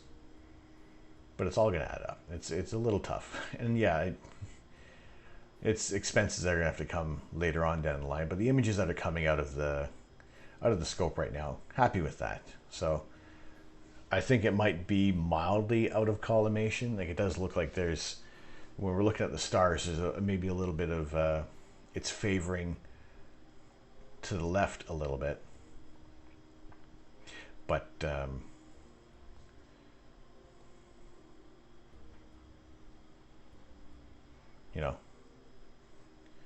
the price point, it's something that's gonna, right now we're getting good images. Like, we're happy with these images, especially with, again, that Rosette Nebula that we got a couple of nights ago. Just still blown away by that image, how it's come out there. And right now the the main concern is to get the dew heater sorted out, and that'll come. We'll get that sorted out eventually, and we won't have to worry so much about any nights where we have a lot of condensation. So it's the priority of what's going to get us the better image right now. And overall, we're seeing great images coming out of the scope. So it's and with these images, we're not going for apods or anything like that. So I'm not overly fussed with how maybe a tiny bit out of collimation the scope is. So if I can kind of look into things and see if there is a place where I can kind of borrow this equipment to kind of get things sorted out, then that's great. But dropping another possible 300 some odd pounds or more for an almost one-off solution is it's a little steep at the moment. It gets in the way of our priorities. So I would almost call that kind of fifth down the list. Looking at the dew heater and looking at a filter wheel or a couple accessories for the mount, just to maybe kind of get 2 or 3 scopes on there at once to be able to kind of flip between different views in the night. So that would be another option. Logistically, that would also involve another camera, and that kind of really starts to punch up the budget there to add another astronomy dedicated camera. However, I would probably, if I were to do that, now I'm just thinking out loud, this is like much farther down the line, is to have the main RC8 scope, have the smaller refractor on top of it, and either beside that or on top of the refractor have our guide scope, so that we can have our main RC8, and then actually no, we don't have the image of the scope. I was going to go to the outside view, but having the that main scope, and then on top of that is the smaller telescope with the same. I would go with the same camera, the ASI 533 on both scopes there, and I'm assuming we could probably get both connected to the ASI Air and flip back and forth between the cameras as need be, and the guide scope would still work because it would be connected. It'd be daisy chained through the cameras, and I'm thinking I could probably even do all 3 cameras in one daisy chain, and then that way we're having the option to, we wouldn't be able to shoot both at the same time. It would probably involve having 2 ASI Airs. That would be it. That's like a that's a ways off for that. I'm like this is just the thought that's coming out as I'm talking right now. This is nothing that I've kind of really mused about, and I think that would be a really good idea in the sense of having a more dynamic setup without having to have multiple mounts ready, and that, again, a mount like that is going to start to add up on the budget, whereas just getting one single camera added to the whole setup there is considerably less, rather than getting another mount and everything else there. So that's an idea. That is a daydream at the moment, but I'm trying to just, I guess, thinking of ways of what we can do to have this setup a little more dynamic, so that we can have our wide field image of a nebula that's going to take up more space and look much better in a wide field image, and then versus some of the smaller targets that are going to be more detailed and just nicer to look at a longer focal length. Yeah, I mean, can dream.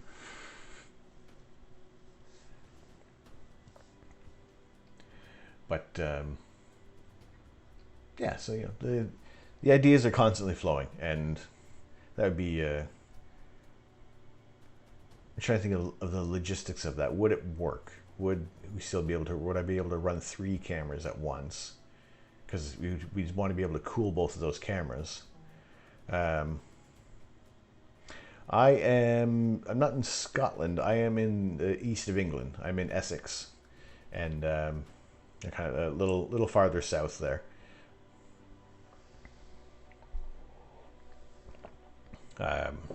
Have been up in Scotland once, and would want to go back up at a different season just to see how the scenery changes. We went there last October, and I'd like to go maybe in the winter, or kind of maybe in autumn, and see how it looks there.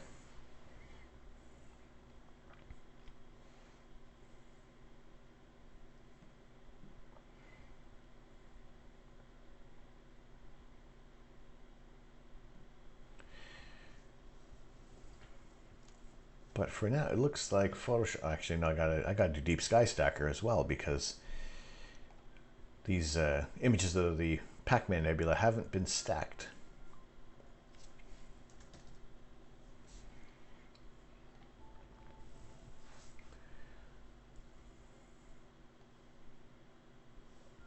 So let's see, make sure.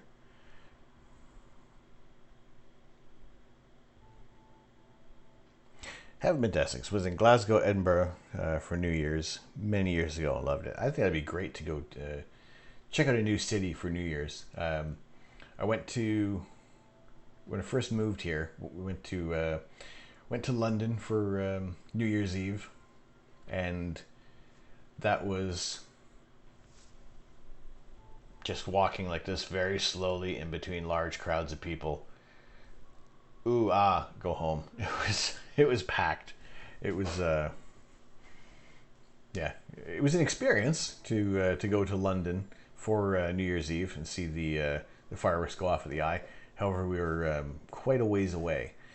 They kind of shuffled us or ushered us around, like way down the river.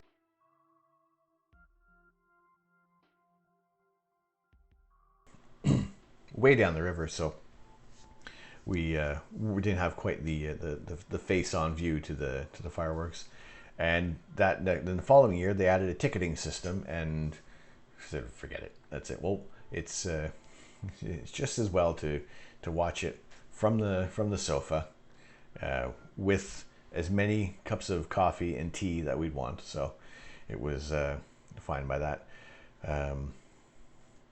I did visit Ireland on St. Patrick's Day, and that was an interesting trip as well. To kind of experience the St. Patrick's Day parade in Dublin.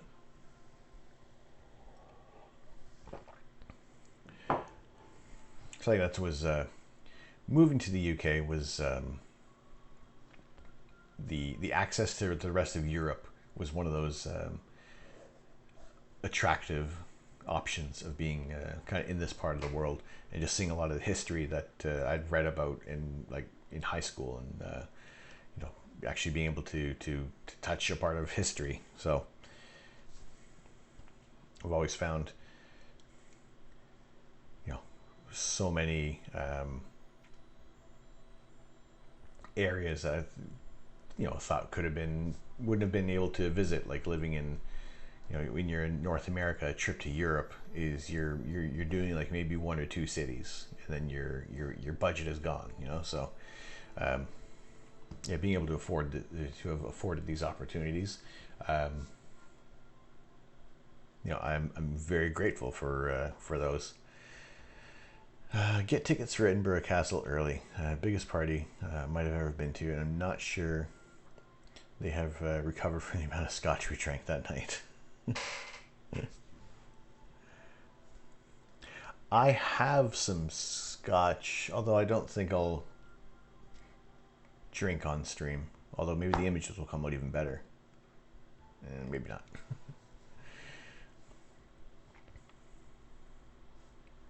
All right, let's see if Deep Sky Stacker is working.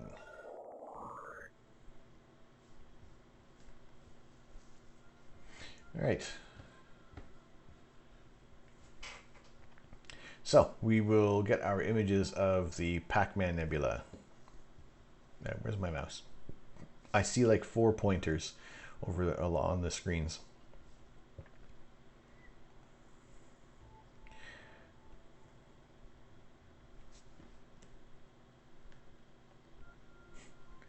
You would be in the minority of people I follow then. For not drinking on stream or drinking on stream.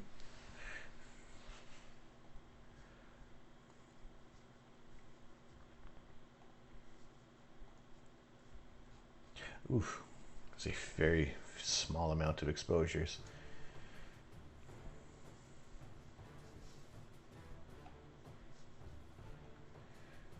Right, we have. Well, we'll see how this turns out. Maybe this will be a quick process, and we'll do maybe a couple of them because we have 15 light frames of the Pac-Man Nebula. So let's have a look at the first one here.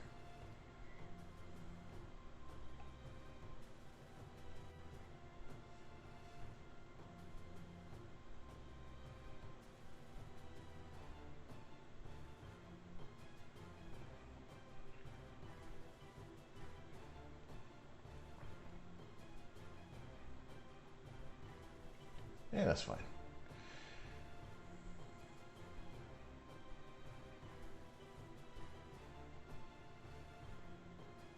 There's a bit of, we're going to lose a lot of information in the corners there from dithering. It just looks like it kind of it went all over the place. That's good. That's fine. So I'm going to see. Well, all right. I'm going to leave this frame in. I'll see if we can leave it in there so we have this this satellite going through the image there. And because actually we have only 15, I'm going to run through each image just to see how the rest of them look there. And it might just be that one that is that has a satellite going through, but I will leave that in there and leave one of the processes to run because we'll see how well that actually averages out. I know it's a small amount of frames, so we may or may not get rid of that satellite image.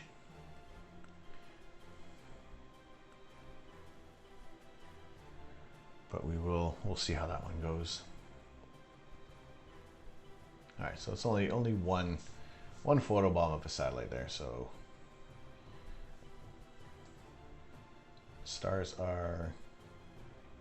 those stars are nice and round. Like, you know, let's find a tiny star.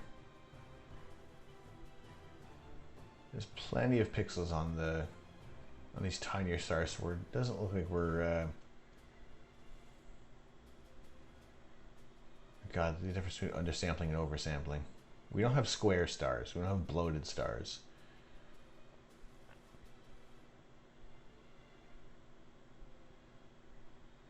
So that's all right. We're gonna leave this. This is their.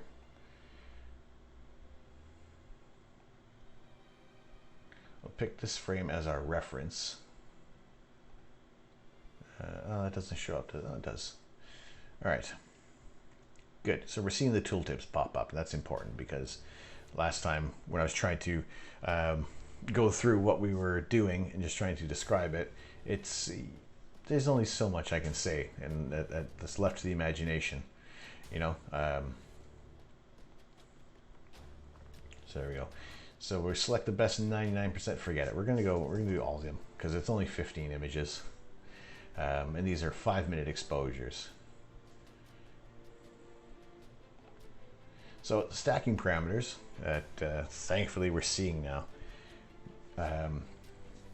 These are what I generally use, and yeah, I don't think it's too far off of what the initial settings are.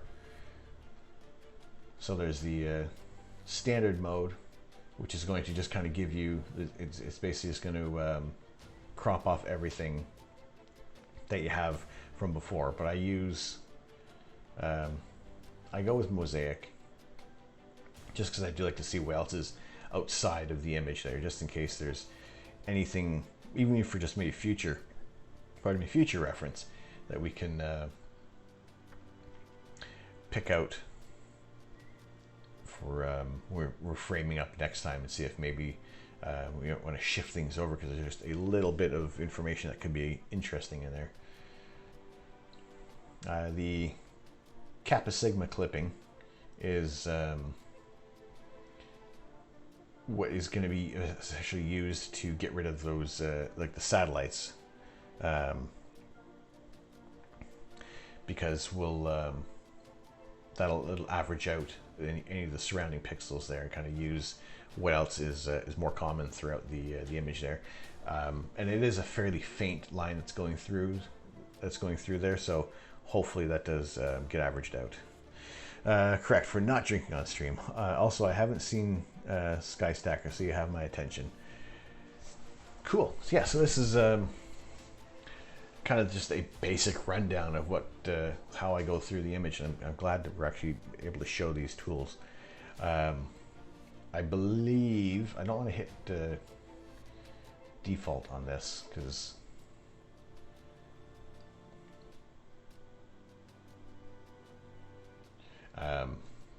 the settings that I have of view has worked out fairly well overall. I mean, there's also a more in-depth kind of tutorial that Trevor Jones at Astro Backyard runs through on Deep Sky Stacker, and he does have a more detailed explanation on some of these things. And I think automatic for the alignment was just the basic default tools that I left on there.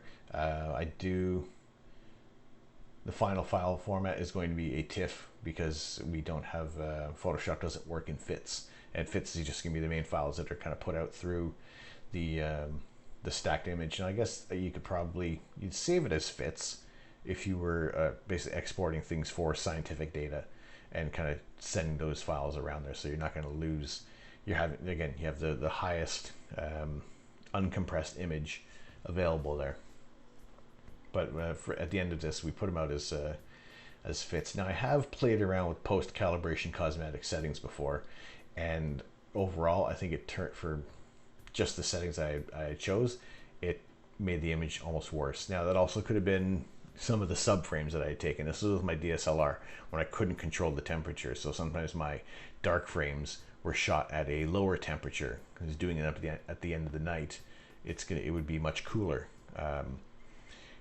We starting at, say, in the summer, and it's like 17, 18 degrees out, and by the end of the night, we're down to like maybe 6 degrees. So the sensor isn't going to be that same temperature, so you're going to get a little variance in what the noise pattern is going to be.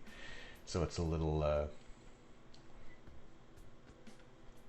discrepancy on what's going to average out for that there. However, with this camera, we're at -10, and there aren't any darks in this one, because I haven't built up a dark library at all.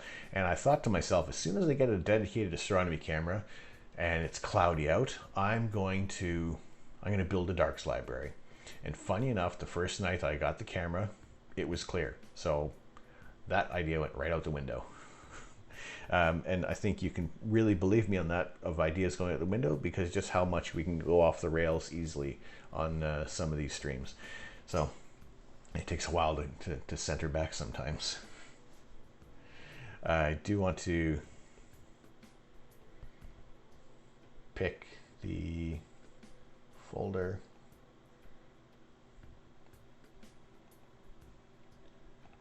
There have been many times when I've forgotten to always change the output file, and it's gone into another folder miles away from the other one, of where I wanted it to go.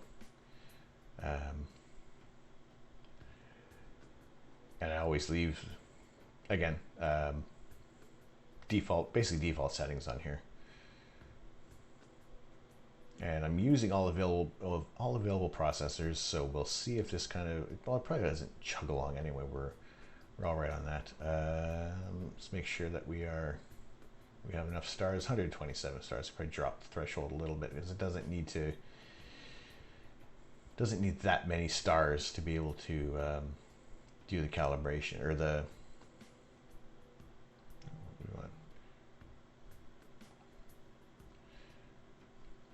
I think if you have like maybe 80 some odd stars, then it's just the more stars you have, the more processing it's going to have to do to make sure everything's aligned. So it's going to keep focusing on different stars, and I think that's going to eat up a bit more processing power there. So if you can keep it low, so it doesn't need to.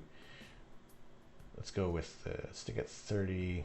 Let's see how that many. 66 stars. That's fine. That's going to be enough to have that in there.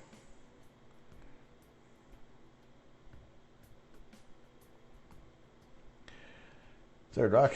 The wife is giving UK friends biscuits and gravy recipes. Oh, really?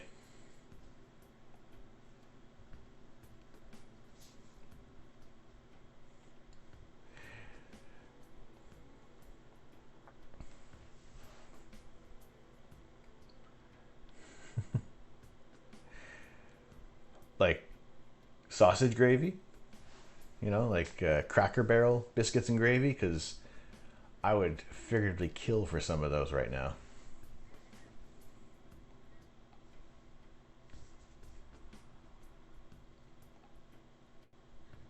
All right, so there's our, it's about an hour and 15 minutes there that we have of images. So we'll see how this turns out. I mean,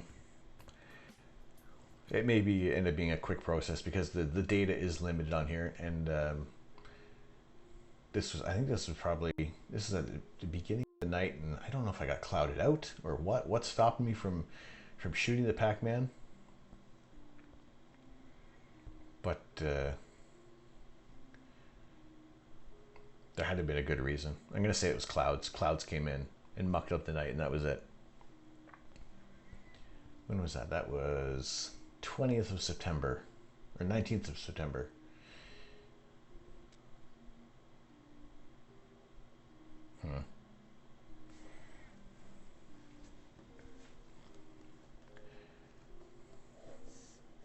Perfectly good reasons to be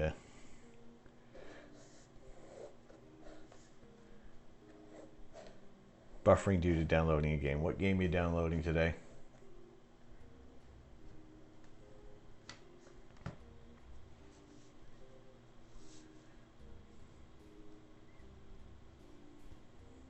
Apparently I can be easily influenced on purchasing games. So if it's something interesting, I'd like to hear what you're playing.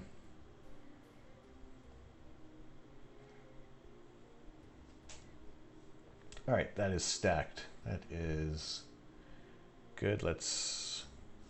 How much power is being? It's not too bad. I don't care for the inconsistency of these resources being pulled by some of these things. Time for dinner. Be back in a bit. Not a problem. Not a problem. We'll still be here, and chances are I will have just done an initial stretch on the Pac-Man Nebula because I'll ramble on something else. Something else is going to crop up. I know it, and especially if we start talking about biscuits and gravy and whatever else Third Rock is downloading, then go off on all sorts of tangents. And I think I'm definitely going to be making another cup of coffee. Not right now, but eventually.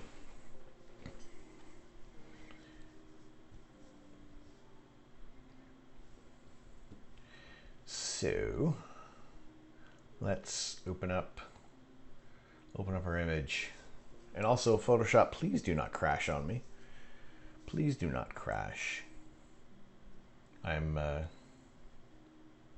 Although I clicked open and nothing's happening, so there we go.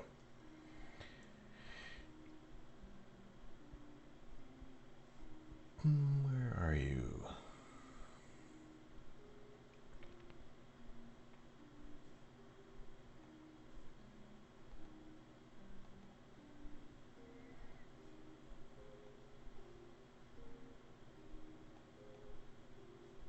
There we are.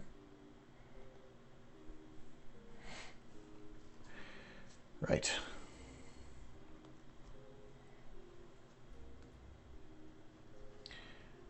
So for those of you who are just joining in, thank you very much for jumping in on the stream there. If you are returning for your second or 50-second stream, thank you very much for coming on back. If you're new, I am Tom. I'm the Astro Canuck. And if it looks like I smell good, I do. The object of affection tonight is the Pac-Man Nebula. It's one of my favorite objects in the sky. This is a short integration time on this area of the night sky. However, it is nice and bright, and we're kind of looking at the image that has come out of the new scope and camera combination that we've had for a few months now. So we've definitely had a lot of time to work on this with this equipment there. So it is a combination that I would happily recommend to people who are kind of looking to get into deep sky imaging, and along with the subsequent mount and other guide scope accessories. That's something that you can kind of pick out. You can whatever your goals are going to be. But what images have come out of this camera and scope combination, I have thoroughly enjoyed, and there's definitely a lot more opportunities to be getting some more interesting images of space that we can process, that we can just kind of look and ooh and ah at. So my haphazard workflow generally follows an initial levels check, and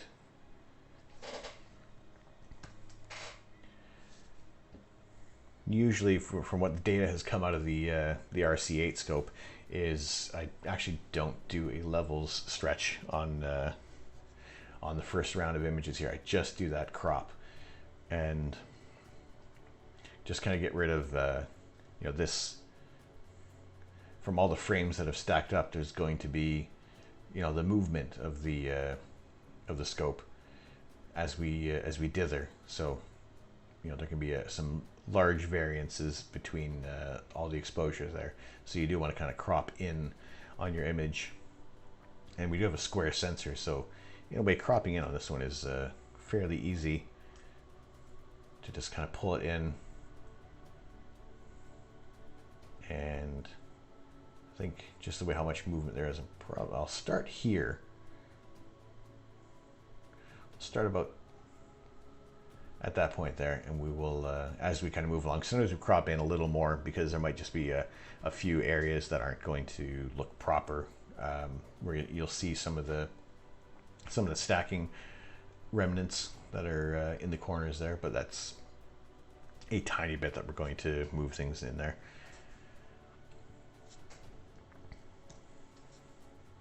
So actually it looks like we can kind of bring things in a little bit.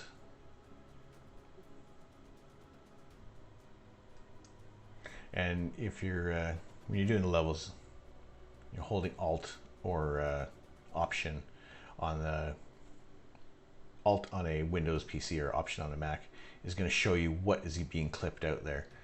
So you don't want to go too far or too close to your data. You want to keep it. I usually back off a few steps as well, just to leave a little bit available. And really that's kind of going to be about it, unless you had some very, very pronounced gradients in your image, and you'd run something like Gradient Exterminator. And I've used that in the past, and it is a really good program to, if you're using Photoshop, to get rid of your image gradients. I think it's about $50 US, around there. And yeah, I think it's worth it. It's some of those astronomy, astrophotography related tools that are going to kind of help out your workflow, just make life a little easier.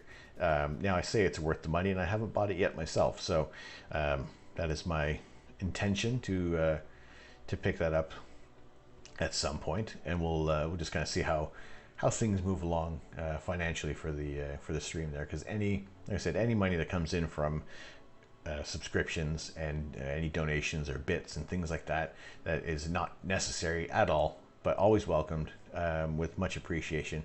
It just goes towards astronomy related kit.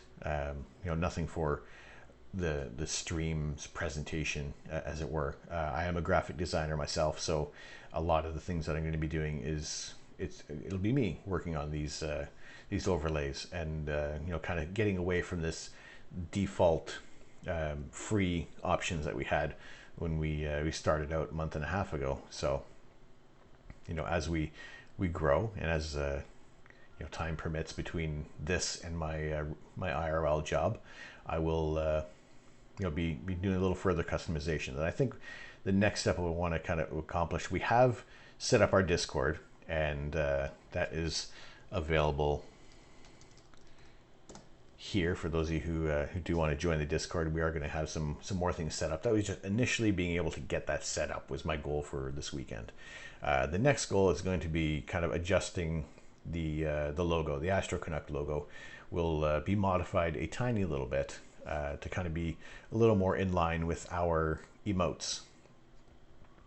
So those who are the tier 1 subscribers, you get access to these 2 emotes, and once we kind of reach more levels of subscribers, we'll be able to unlock a few more slots there, and we'll design some. There might be some that are kind of in rotation for the emotes. We'll see how things progress. There's lots of little things to design, and I don't want to be throwing money at not that I don't want to be throwing money at these kind of things and helping other people out who do design things for a living. However, I also do that for a living, so I will pay myself to make these emotes. So yeah, that is the intention of any finances that kind of come through here. And yeah, for any other programs to maybe assist with processing, I would say that's kind of the end of the lower end of the list, because I don't exactly run a clinic, as it were, with processing. There's tons of other people who are that have been in the game a lot longer than I have, and are giving out a lot more succinct information rather than me rambling on at times. As we just opened up this after about 25 minutes, half an hour, and whereas other people who have put out YouTube videos for this distinct purpose of showing you how kind of the tools work, it's a lot more streamlined, and it's a much shorter video than sitting here with me and kind of going on about other things that take us away from the image there, but still in the realm of astronomy, astrophotography, and space and the like. So we'll kind of, you get a rough idea of how I run through these images. So I think it's more of the acquisition, getting our our 10-minute exposures, and the being able to have an option for different targets during the night, and yeah, just being able to image longer. I mean, the thing we're working towards is getting a dew heater system set up so we don't have to worry about condensation, and that way we're able to image longer throughout the night, and we don't have to kind of cut things off unceremoniously. So if we can image the whole night through, and the schedule works out for me as well, I'm totally happy to do that.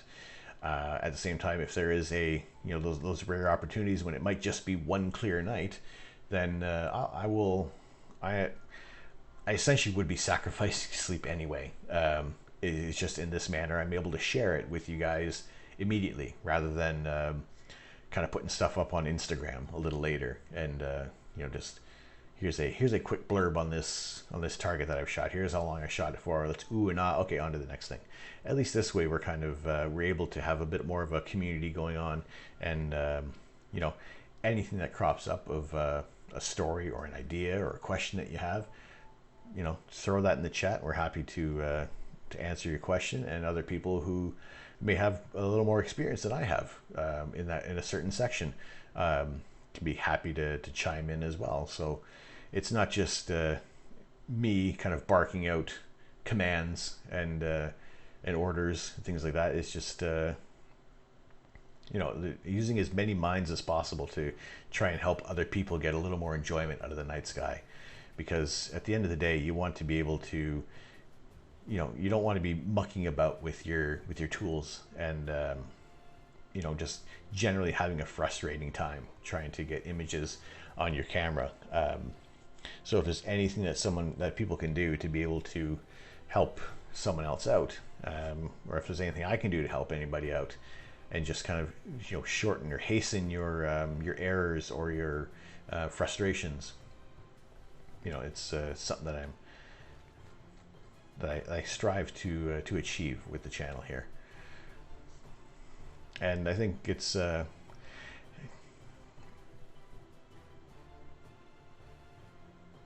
barely do my own dishes, Paul.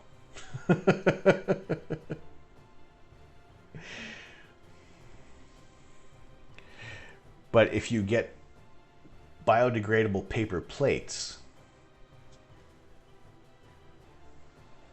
you don't have to wash those bad boys. Just throw them in the compost.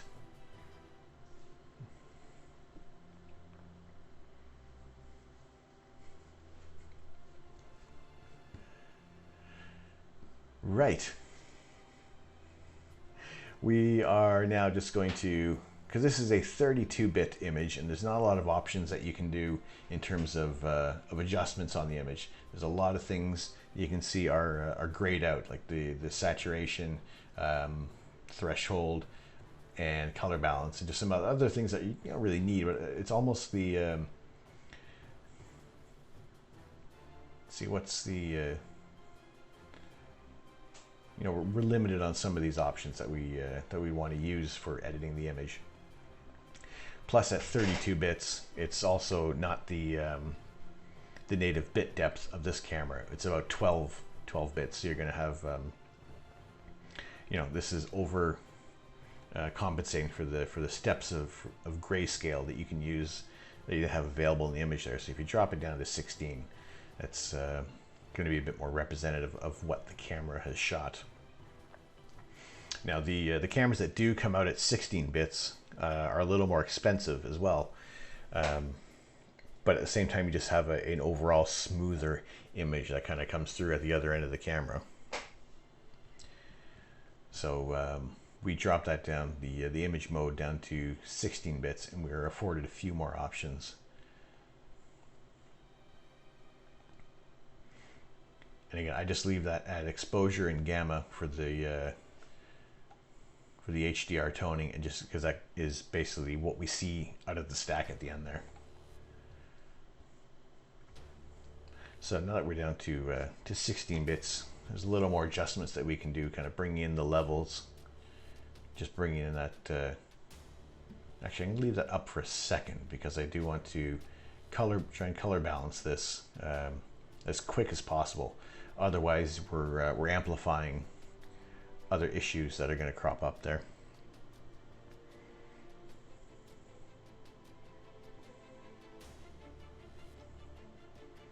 And initially it can be a little difficult to see how much change there's been.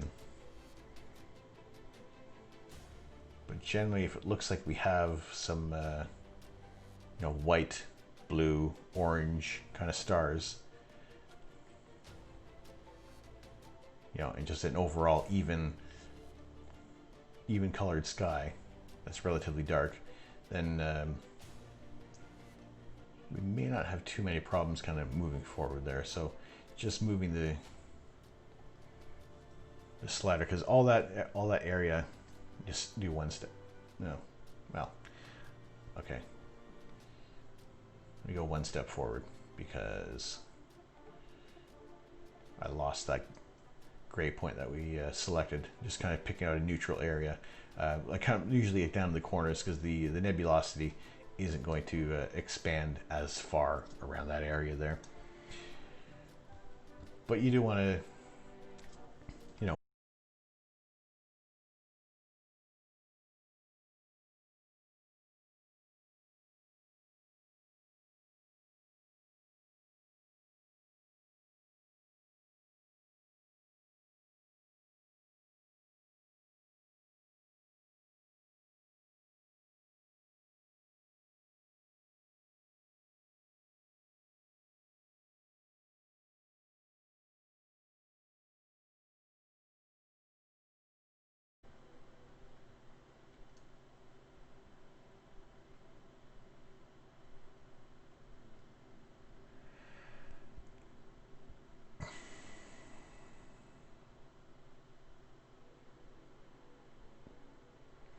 Right, we're back. Holy potatoes, that was ridiculous.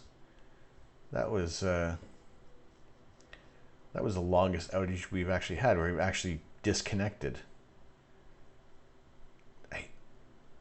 Okay, at this point, I don't know. I don't know what it is that's causing these issues. I think maybe it's the laptop. Maybe it's my computer altogether. I think short of. I would like to almost hope maybe it's something as totally simple as there's a kink in the Ethernet cable and there's like some kind of malfunction going on. So that'll be, oh, that's one more thing to check out. Anyway, coming back to our image of the Pac-Man Nebula, thank you guys for sticking around. Appreciate that very much. We are usually taking live images of the night sky. However, we're clouded out. So the scope is undercover. It's supporting Movember. We are hoping that tomorrow night the clouds are going to clear out a little bit there, so we can get a couple hours of imaging, which would be at about this time. The clouds are scheduled to roll in, so about 7 o'clock to 9 o'clock Greenwich Mean Time, we may have some favorable skies tomorrow night to be able to do some imaging there. And I'm going to do a quick check on the weather, see how much it's changed for the better or for the worse, and we'll kind of keep an eye on things. And we do have any updates I kind of put out, kind of go out through Twitter, and that's the Astro Canuck on Twitter, where I'll put those updates on. And it doesn't even want to respond to my. All right, we'll check the weather in a bit, but for now it looks like possibly 7 o'clock till about 9 o'clock tomorrow night we're going to be able to do some imaging. But for now we are looking at some older images, and actually I did find a bit of a collection from the new scope and camera. So we are looking at the Pac-Man Nebula right now, and I've said it's going to be a quick process, and we know how much of a lie that turns out to be.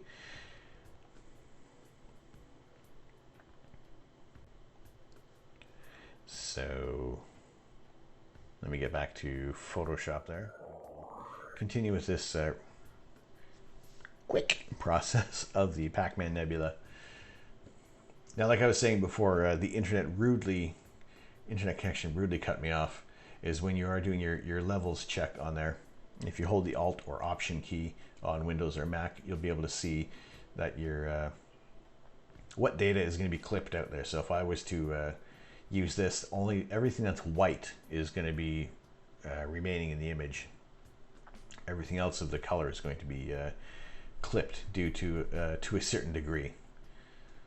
So we would lose all that data, and everything that's in those corners there would just pretty much be black, and we wouldn't have any more data available to process out of there. So just kind of move that slider in just a tiny bit, and that's going to move along. That main line is going to, where all the data is going to slightly move towards the center as we do a little more processing. We always kind of want to bring it back a little bit there, to a degree, because eventually you're going to start to, as soon as that line, that middle line, that larger bit of information is going to start to bow out, and you start to amplify a lot more of the issues that you have there.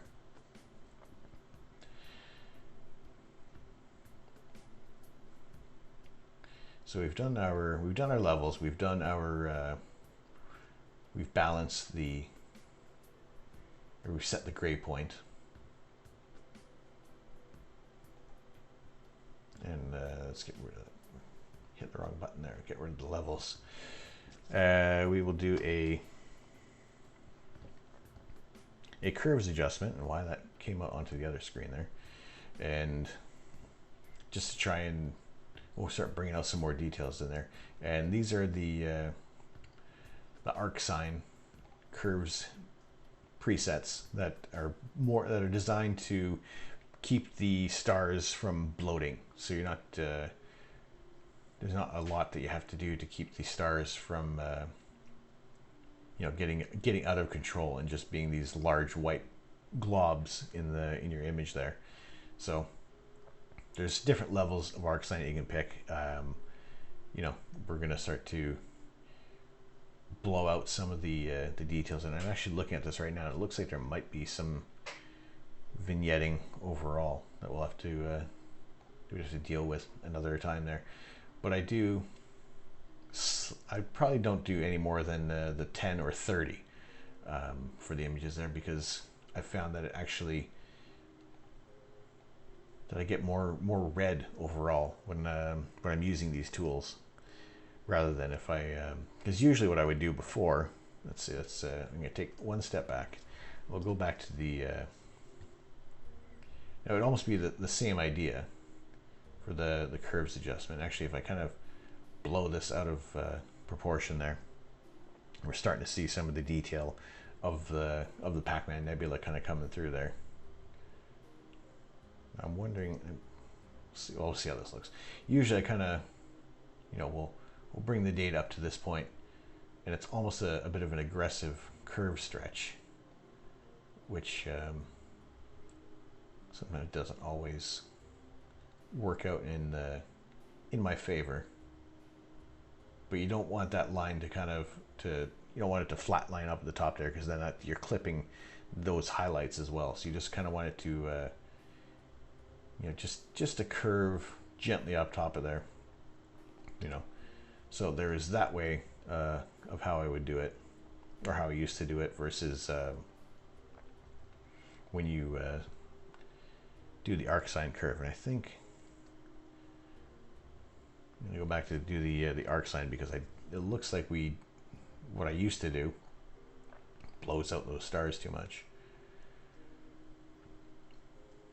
So we'll do a gentler curves adjustment on there. And as you can see, that line has moved in a little bit more there. So we just, we're bringing that black point in. And at this point, we're already starting to see some of that nebulosity coming out. And I've always, for me, when I'm processing these images, I don't want to be super aggressive on things, because I feel like you're going to quickly amplify too much of the issues that might be within your image, and you're going to lose some of those levels within the image, where you're amplifying all that the noise that might be in there, or any errors that have kind of come up. And this is also a low integration image. We're at a hour and 15 minutes for this exposure set, but because the Pac-Man is nice and bright, I figured it would be able to get some detail out of this thing. So we are looking at the red channel, which is mainly the hydrogen alpha gas in this nebula, and then between the blue and the green, you're not going to get that much detail. There's not a whole lot of the oxygen 3 or hydrogen beta within this one. It's very faint.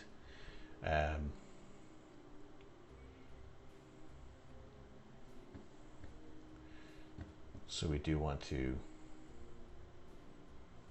let's go back. We are on the overall RGB. And I think what we're going to do on this one is I'm going to run the enhanced DSO and reduce stars, and we'll see. Hopefully this doesn't take too long, because usually this one can take a bit of time. Sometimes it goes through nice and quick. Let's just go gnome. That one's usually a little quicker. Now these are a set of astronomy tools that a lot of people do use, and those who don't, they are about I think it's about 20 bucks or so for the for the tools, but they're well worth it because there's a lot of processes in there that would generally take a lot longer to do manually. So this whole action set is it's done its thing.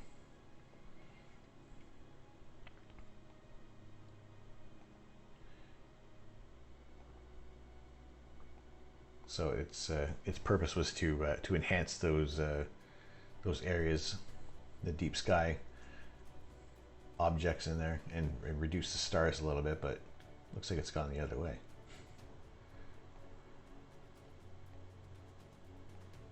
Actually, those brighter stars have come down a little bit. So again, trying to tease out those details. Actually, before I do that one, we're going to do one more that I've been trying to see, just to see how well it works there, of synthesizing a green channel from the red and blue. Whereas with the filter that I'm using, or that I used on this target, was is generally kind of it's getting a narrow band area of the red end of the spectrum, and a little wider area of the blue end of the spectrum. So we're kind of missing out on that green information. So it's the whole idea of this is it's supposed to basically make that green channel with the red and the blue, and you should be able to get some better color balance throughout the image there. Although it looks like overall there's like a red to this thing, so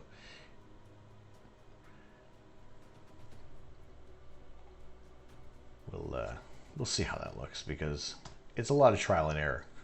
I said my workflow isn't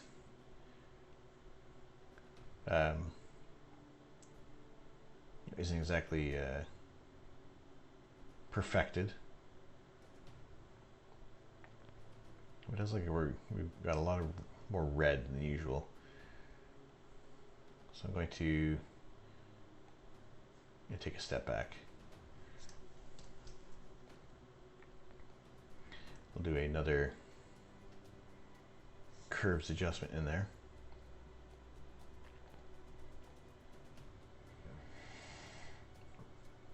And I can see without doing that green channel on there, we got a little more depth of the color in this image. So I think I'm going to, for the sake of what we're trying to achieve, and just being able to see a little more of this information, you can see on the levels how much it's expanding near the base. So at this point, there's really not any more that we really start to play with the levels in there. It's going to amplify all that noise, all that low end, the red area of the image. So it's not, this is looking at this versus our our single 10-minute image. This is obviously it's much smoother overall with the signal in there. So we can really start to work on this detail and try to pull out those those more fainter areas. And that's also going to come when you do take more images of your target there, because it's not always, this is a nice bright target that we shot with a Pac-Man nebula, and it looks tremendous with in a 10-minute exposure. So this is just over it's about an hour and 15 minutes worth of exposures. Usually you do want to, I do want to have at least 4 hours on a target. That's just me. I used to be super eager and super green with all this. Now I'm just green, and I would do a 15-minute exposure, with doing 20-30 second exposures with my Alt-Az mount, and thinking, yeah, that's all right, that's cool, let's put that out. But yeah, definitely things you are going to need to take some more time to pull out the details in your images there. Now that's a little better. We kind of got rid of that red cast. So it was just resetting the gray point on there. So trying to pick that neutral area. Generally, when you're setting the gray point, you want to pick a gray pixel, essentially. So, you know, kind of zooming in. It's unless you have like a gray card set up. You know, it's a little it can be a little hit and miss at times. But I mean, generally we lose that overall, that overall red cast of the sky. And that's what we want to try to keep that that dark background as neutral as possible, so that you're doing what you can to keep your star colors as close to, you know, their colors as possible. So we're having our white stars, our blue stars, our red and orange. But it's also, it's essentially, you got to find that right pixel for everything. That's looking a little too red. And then sometimes you'll hit that that right one, and everything ends up looking good. And so this sometimes can be a bit hit and miss, and also other times it can be like, oh, that one looked better than before, but you can't really step back when you're picking a gray point. And now I feel like I'm just randomly, well, not, I feel like I am randomly kind of picking areas and seeing what's not making an overall green cast or an overall blue cast or a red cast or a Sega Dream cast, and just making sure that we're having a nice evenly illuminated kind of fudging beans.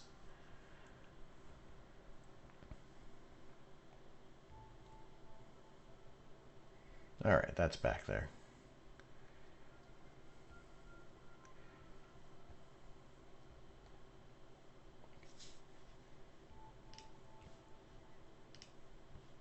You know, there are some nights where this works out well, and there's some nights when it just doesn't. But we're back. A quick reload later. Now, I do apologize for those who are those who may not be subscribed to the channel, and you have to sit through a 30-second commercial. If you have to end up, hopefully refreshing doesn't always do that for you.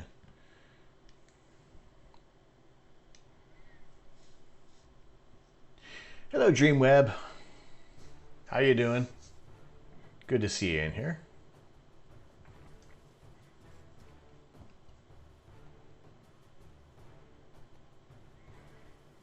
How are you on this this Saturday?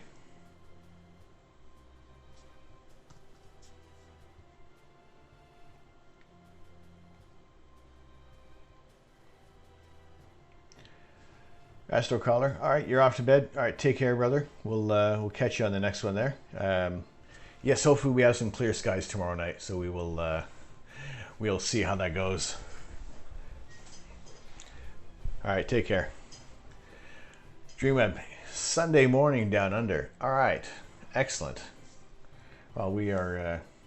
I hope I have some northern areas that we can. Yes, we'll catch up tomorrow. We'll see you soon. Yeah, hopefully we have some northern areas of the night sky that are a little interesting, because there are a lot of areas in the southern skies that I'm definitely jealous that you guys get to see down there. Transparent Fox, what's up, brother man? You making a layout for someone? I am not. It's we are processing images of targets from space. This is the Pac-Man Nebula. which is in the constellation Cassiopeia. And usually we do shoot 10-minute exposures, and we'll take a look at those targets. So that these ones are these are 5-minute exposures that I've stacked on top of each other. So we have about an hour and 15 minutes worth of exposures here. So you're able to get a cleaner signal, better.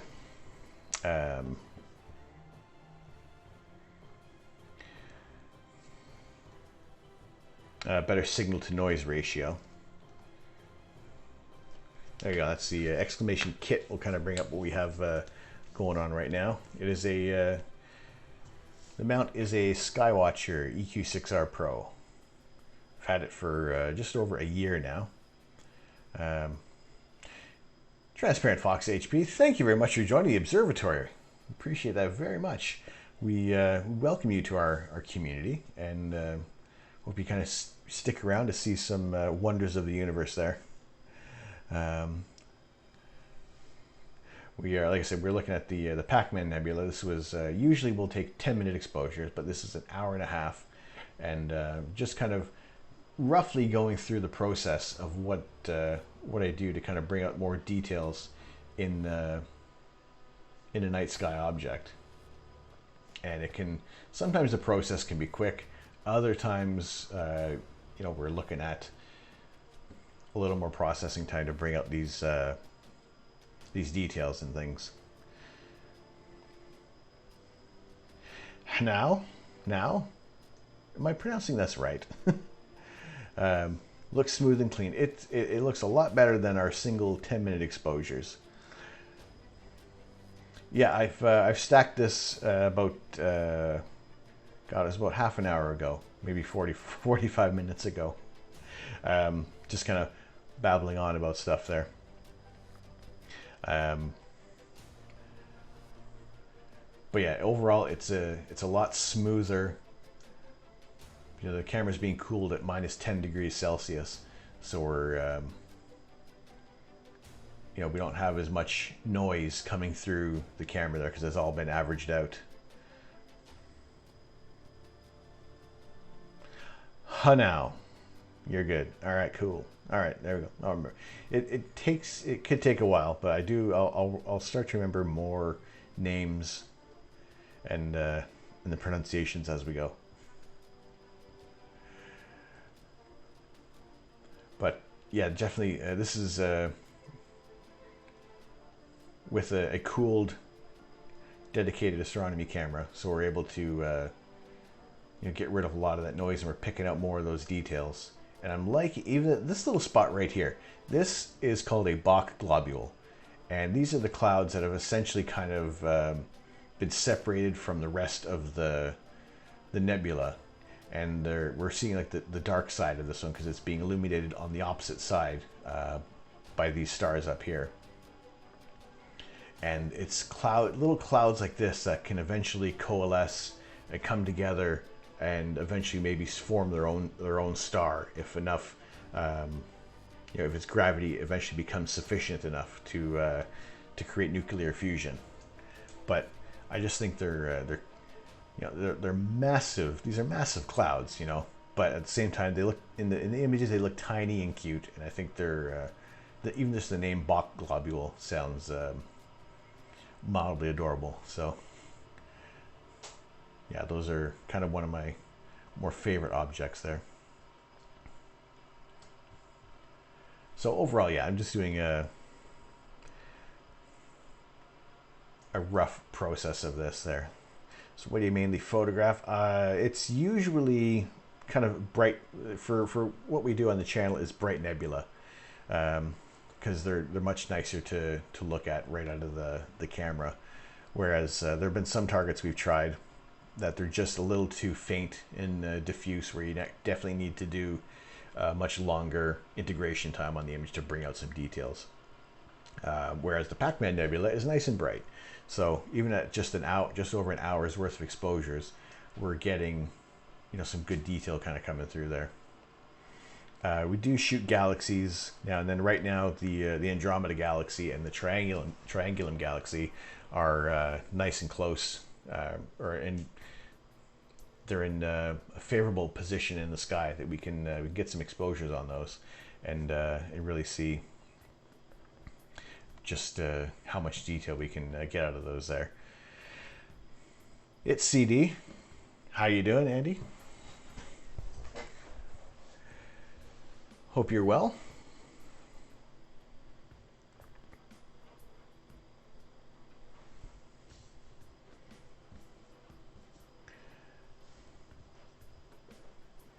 So I know there's two from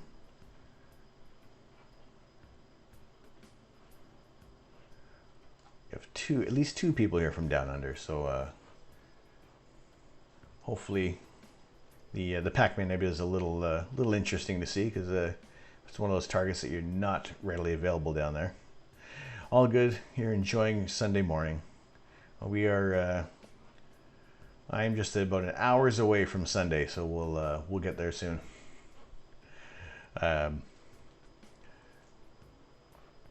Yeah, hope all is well there for you. If you got some clear skies ahead, maybe.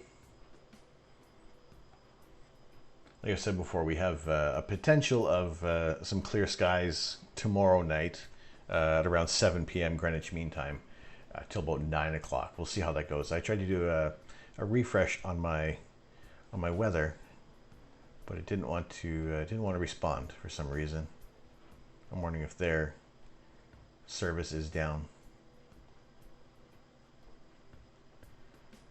But right now, actually, as it looks, we have possibly 3 hours of clear skies tomorrow night. So it's looking promising. I would love to be able to do some live photos tomorrow night. I want to buy a scope eventually. I'd like a Dob because it's more bang for your buck. And if I want to do astrophotography, I think I could get an SCG. Yeah, I mean, when I was looking into getting my first scope, a lot of people were saying get a Dob, get a Dob. When I looked at the size of most Dobs, it wouldn't fit nicely in my house. Being in England, it's a small little cottage that I live in, so it would take up too much room. So I opted for a system that could break down a little easier. It was a smaller alt-az mount that I first got. It was a Celestron Nexstar 127 SLT, and it's basically just a little go-to scope, 5-inch Schmidt Cassegrain, or a Maxitoff Cassegrain. Can't remember which one it was. I think it was a Mac.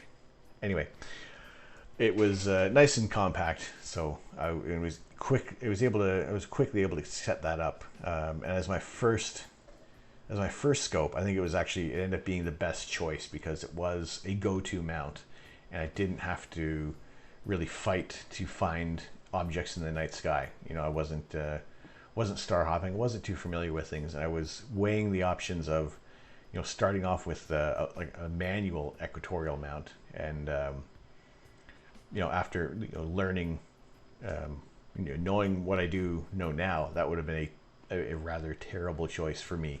I think that would have been almost what I would want, but it wouldn't be. Like the tracking, you'd have to do it manually. So it was that would have been too much to kind of take in the first go. I mean, if you're happy for visual, there are people I've seen, they take images with Dobs. They're really good for shooting the planets, and because you don't need to track for the planets, if you're taking video, you can kind of take a little, a bit of a shot, and then kind of reposition, and then take more shots, and then kind of put that all together in a stacking program. But yeah, for visual, I think you really can't go wrong. Yes, Paul, we are building a Death Star, so eventually we are going to pool all of our resources together, and we're going to take out those pesky Martians eventually.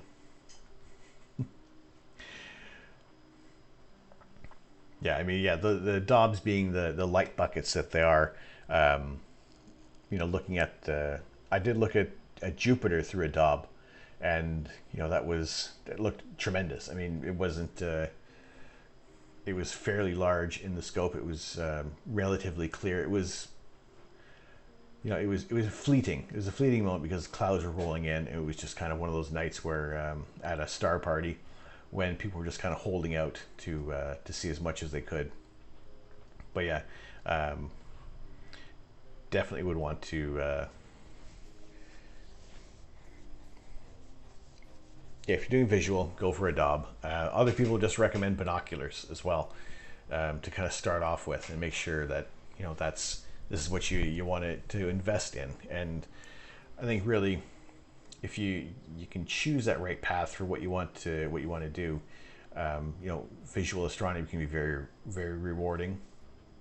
Astrophotography can be very rewarding. Both options can cost you a lot of money, or they don't have. Or you can still stay low budget and get just as much enjoyment out of the night sky than anybody else can. So it's one of those things. Kind of figure out what your goals are going to be and kind of gain your focus that way. For me, it was astrophotography. And starting off with the Altaz scope, I was only able to get 15-second exposures, and the Orion Nebula was basically the only target I got some meaningful images out of. Everything else was very faint, very fuzzy. I will show you my first kind of images that I had out of the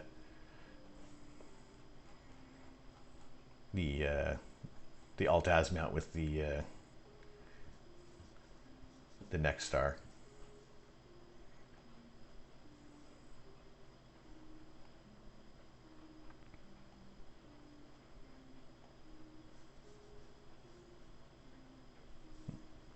There we go.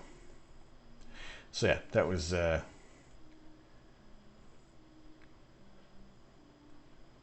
I don't even have the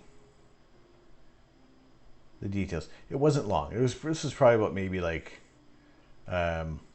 half an hour worth of images kind of stacked on top of each other. So there isn't a ton of detail in here. I was happy that I got that central area of the galaxy, but it was I probably threw out more frames than I actually collected because of just any jitters that kind of came out from the Altaz mount, and just through cropping in a little fairly heavily because it was the rotation there, something like that. A globular cluster really, however, throughout going with that kind of scope and mount, it's fine because it's nice and bright. So this one didn't turn out as bad. And this one was M3. Now I gotta check if I actually have M3 later on. But I said Orion out of the with the Altaz scope and the 127 scope. This was the only kind of meaningful data that I got out of it. Because Orion being so bright.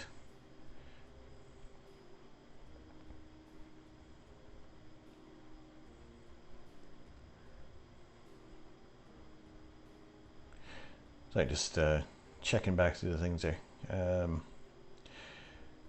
Celtic Raven, I got the scope ready to go tonight for Saturn and Jupiter. Then it became hazy and then cloudy, so I made a drink instead. Fair enough. Cheers to you on that. Yeah, for the Dobbs being pretty cheap, they are kind of like that perfect visual thing. It's cheap. You're going to get lots of aperture on those. And definitely being able to see some interesting objects through that there. This was actually, yeah, that was just the God, how many? So that was kind of like the that first season. That basically the first time I really got into astrophotography,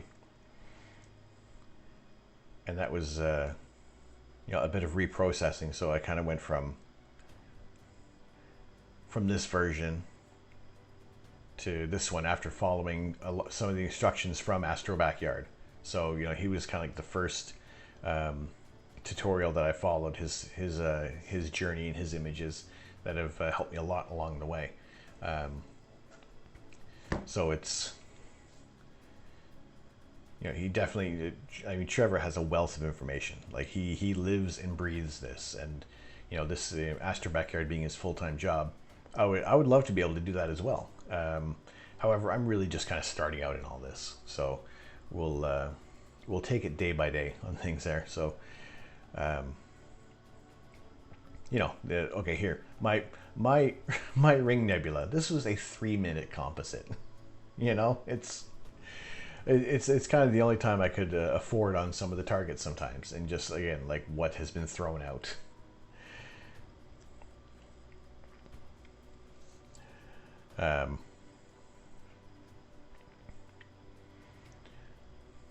All right, Paul, thank you for the lurk. We'll see you around.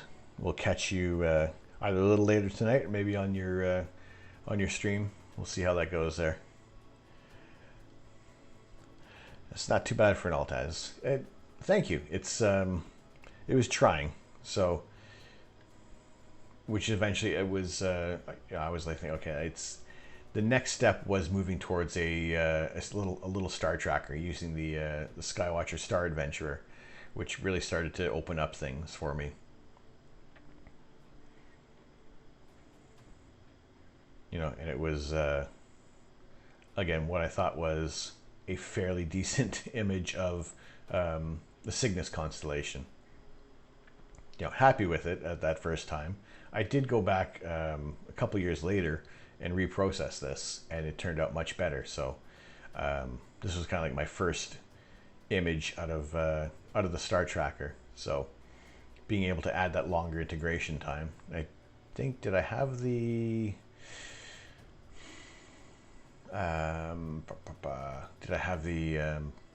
the light pollution filter on this? I think I did. I believe I did have the light pollution filter. So that also is another thing that kind of increased what was possible by using a filter.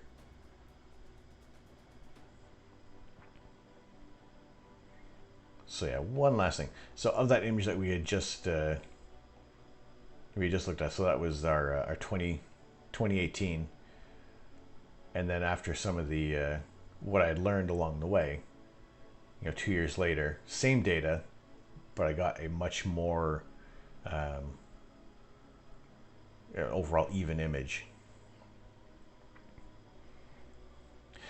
Some guys I know that have Dobs as well as their astrophotography scope, so when waiting for subs you can look around with your Dob. I do like that idea. I do kind of think I wanted to get like maybe, probably not a Dob wouldn't work for me right now, but a pair of binoculars that have decent magnification, that aren't going to be too heavy as well, because I know some of the larger binoculars can really get weighty, and basically you would almost need like another truss to hold those up. And again, that's not exactly what we want to have, but I do like that idea of having that dual setup. And early on I was kind of musing about what my ideas are for the future of the stream of just astrophotography, was to kind of have my setup that we have right now, but add another wide field scope on top of there with a second camera, and just being able to dynamically switch between the two, so we can do a wide field image if we're on like a larger nebula, or we can do a deep dive with the longer focal length on the scope, stuff like that. So same kind of idea by having that dual purpose of things there. But yeah, I do like that idea of being able to you're outside and then taking a little tour around the night sky as well while you're waiting for your images to finish.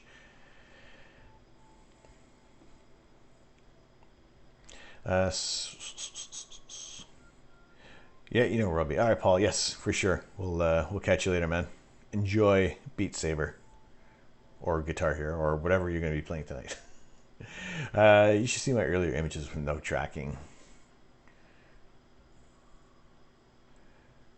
It's it can be refreshing to kind of go back and look at the first images and just realizing that, yeah, there has been progression, and seeing that growth. My first image of Orion, nothing to me, nothing to write home about right now. However, when I first did that quick that stretch and process of it, I was amazed by what is actually out there. And because I had the absolute wrong filter for this target, the next night, once I basically took that filter out, I couldn't wait to get out there again. And we end up with that more colorful version. I was very happy with this. And my first, I guess we're taking a bit of a trip down memory lane here. First image of Andromeda. This was this is my untracked image. I think this was like 30 seconds. But we have Andromeda right here, and I was ecstatic about that shot. Just to be able to catch that nebula, or not nebula, that galaxy that I've wanted to see for so long with my own eyes, or at least through my own camera. It's different than those who are looking at this image right now. It's all right. It's neat. It's here's the night sky. Here's a star. Here's this little smudge. That's another galaxy 2.5 million light years away. That's cool. But when it's your own cameras, your own camera, your own effort that you're putting into it, you love it. I mean, I used to show everyone my blurry, fuzzy images and was so proud. And be proud of those images, because we all start somewhere. Like, nobody's gonna. Well, I can't say that. No, not nobody. But most times nobody's gonna. I keep saying nobody. There can be prodigies. People aren't usually going to pick up a camera and scope and have their first shot or their first bits of photos kind of coming through and being an absolute A-pod material. There has to be this growth. There has to be that starting point. And be proud of those images. And it's one of those. If anybody tries to put you down over it, shut them out totally, because you don't need that. People telling you that you have the wrong equipment. That's another thing. That's just their opinion, because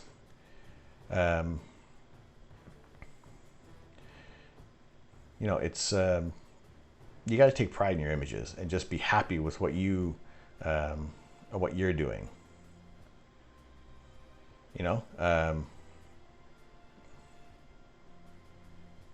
Sorry. Don't worry too much about what everybody else is saying. That's just their opinion. It's not a fact. So I'm proud of all my images that I've taken. And I can say that they're kind of naff. They're not that great. However, it's the growth that's come afterwards.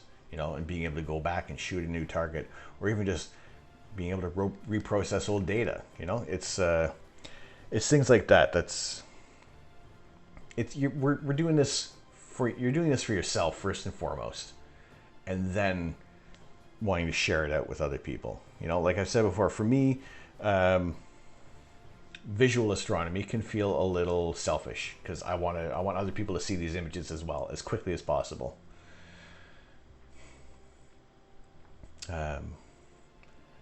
Just jumping back in the chat after rambling on there. I got a little C90 Mac for visual while I'm imaging sometimes.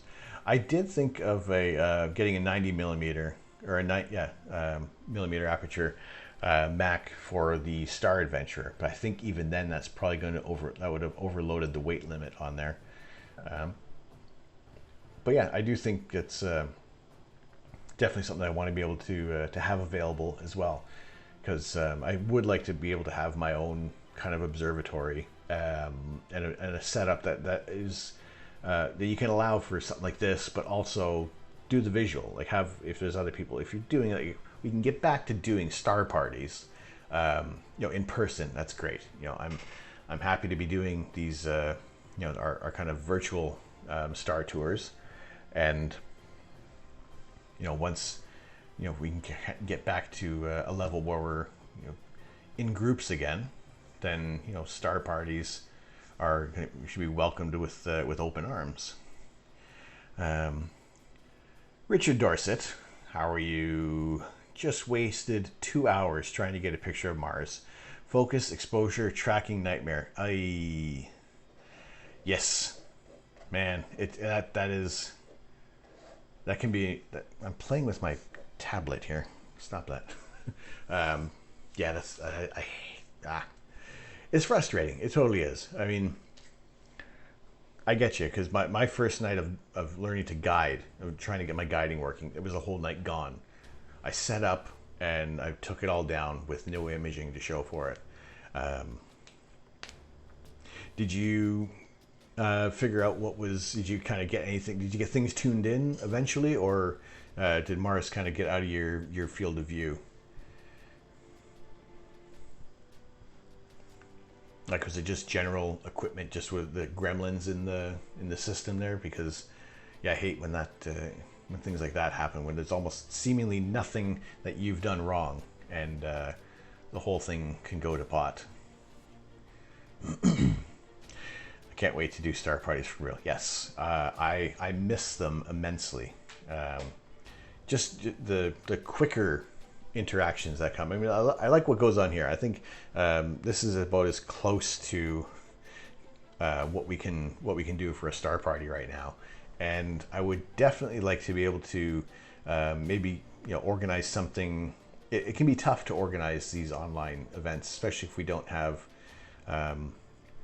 you know, everybody doesn't have a clear sky, but maybe getting like two or three other people on together. Like, you know, we have our Discord set up, and I don't know if we can do video through that, or if we have to be like Zoom or Skype or something. But you know, to try and do a little bit of a group star party, and be able to you know, we all have different areas of the night sky that we have access to. So you know, watching what Fraser Kane does with Universe Today, and doing his virtual star parties, and you know, I love watching them. I love what they do, and they're definitely a lot more informed than I am. So you know, they know their onions when it comes to this, whereas I'm still green on all of this. However, it's my way of learning as well, just to be able to talk about it with other people and bounce ideas off of each other. You know, to be able to do something like that, and maybe for a little longer period of time, so we're able to get more images and just you know, shoot the breeze about astrophotography in real time. Not that, you know, the chat works out fairly well. It's just it's my job to be able to keep track of who's saying what when things kind of get a little busy in here. So it was old equipment that you're learning to use. Me rediscovering the hobby, but never taken photos. Fair enough. I mean, it's you know, kind of getting back into things. I mean,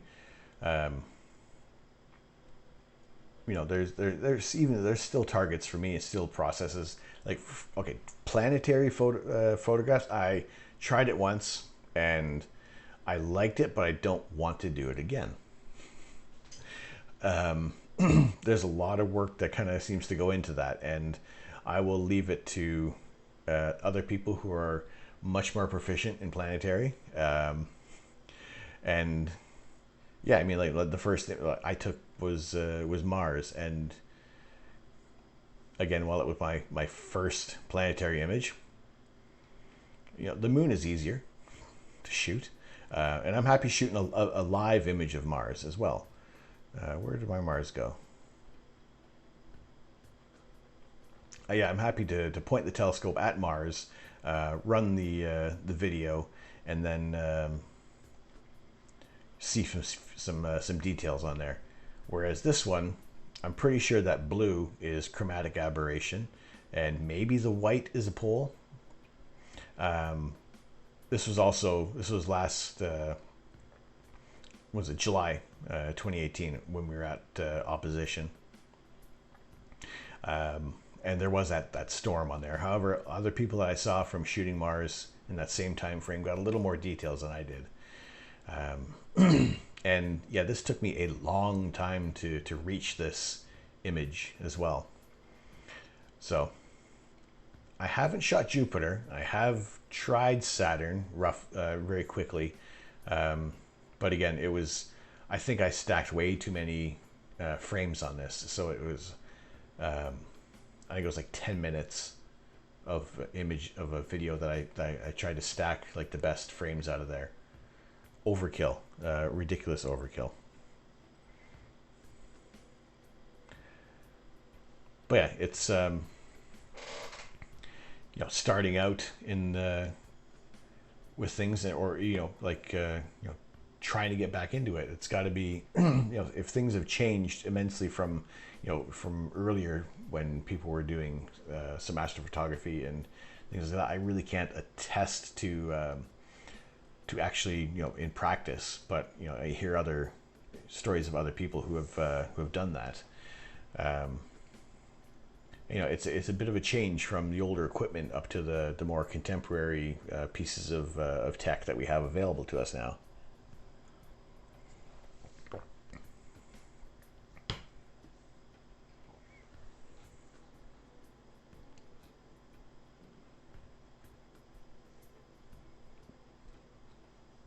Right.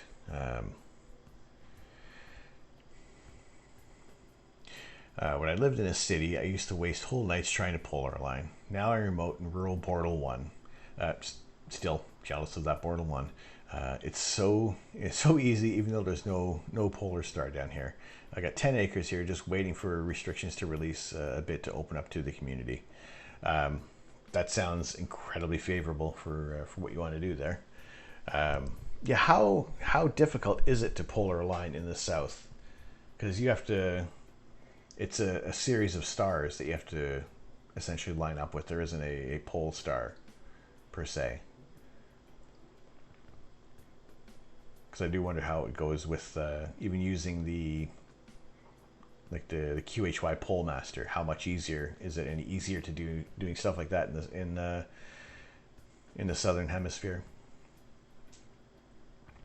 Because there was a chance that I was going to be able to use my Star Adventurer in at about 5 degrees north, so I probably wouldn't have even been able to see any which way. So I was basically on the equator, so I wouldn't have had a Scooby on how to kind of get any sort of polar alignment on that one there. So that was one of the challenges. I'm a little disappointed that I wasn't able to try that out. But there eventually can be other opportunities. So we'll see how that one goes there. Now, at some point, I'm going to do a little more work on the Pac-Man Nebula, maybe. But at the same time, happy to go off on tangents. That's tricky. I used to drift align. Now I use SharpCap's polar alignment tool. I never understood drift alignment. I read up about it, and it was just one of those things that I'm thinking it seems to be a lot of trial and error, and I think that drift alignment would work better if you have more of a permanent setup. So once it's one and done for you there. So it's not like every night you're taking equipment in and out, because I don't know how long it takes to calculate drift alignment. I guess judging by how much movement there is, if you're more in tune to it, then you can quickly make your adjustments. But I mean, yeah, with using like the polar alignment tools, it's got to be worlds easier. I mean, when I started out with my Star Adventurer and having to do polar alignment, it was a little tricky at first. I managed to pick it up fairly quickly. However, it was that initial setup where I was holding my mobile phone with the planetarium app and just trying to get Polaris roughly in the area of the scope, and then eventually, it through repetition, I was able to just plunk the whole little unit down there, knowing generally where Polaris was going to be at what altitude, and then I was off to the races fairly quickly, and but that just came from setting up night in and night out, and I eventually got it down to probably about maybe 5 minutes from from nothing to being prepared to mount the camera, at least to have the polar alignment there. Drift alignment usually takes 40 minutes. Now, would that favor a more permanent setup for drift alignment, or is that something that you would do like every night or like every session? DARV is a good way to polar align with a DSLR. Not familiar with DARV, or at least it'd be drift alignment. Don't know what the RV is. Oh, there goes the internet again. Why you do this to me? Come back. Come back. We're back.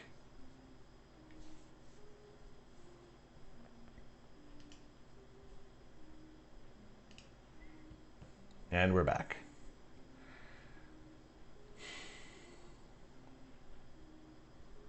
Welcome back. I've got some jobs for you. Every time you do that. Oh man. So you definitely really need to be sure that you got a clear night ahead of you, don't you? Although generally, are your skies a lot more stable? Is it more reliable, or just at least more predictable for the weather in your area? Because I think here, I know here, there have been times when we're clear. I get everything ready to go, and the clouds are in, and that's it for the night. Like the other night when we were imaging, I was told we had cloudy skies for almost most of the night, and then nothing happened. There was no clouds, so I didn't scramble to get things going. I was kind of prepared, but I couldn't imagine having to take another 40 minutes to do drift alignment on that there. Very reliably here. Well, then in that case, it's, although also if you have like I guess with drift alignment, in the end you get I guess more it ends up being more accurate in the end. Like, what's the overall advantage of doing drift alignment? Does your telescope automatically align itself? Is there such a thing? Mine does not, and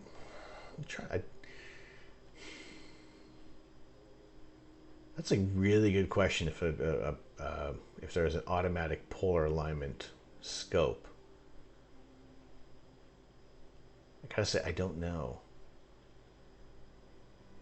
I'm inclined to say that somebody has done something like that. That there's got to be someone, or at least someone working on it. But no, as far as the alignment for mine goes, it is. I do use the QHY Polemaster, which helps things out considerably. Makes things a lot easier because I am polar aligned within 5 minutes, which is much better than than trying to kneel down behind the telescope there. I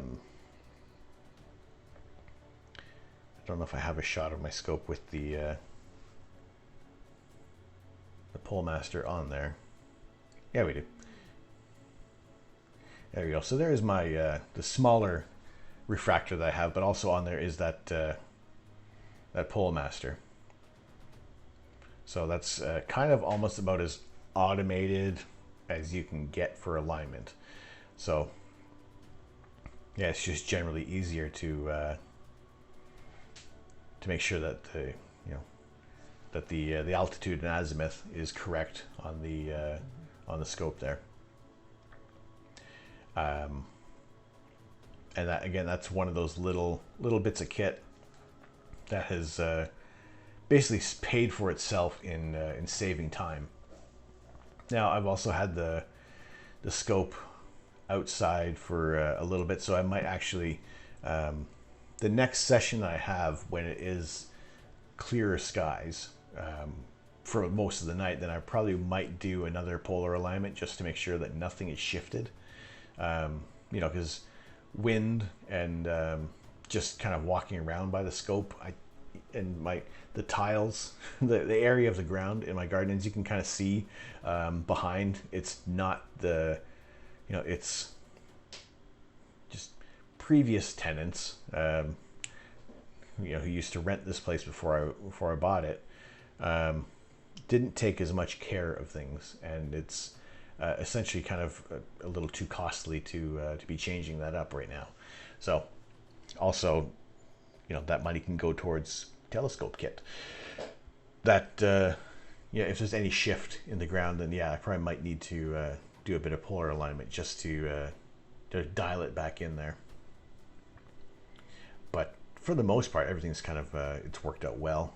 So I have seen other scopes that will kind of do like a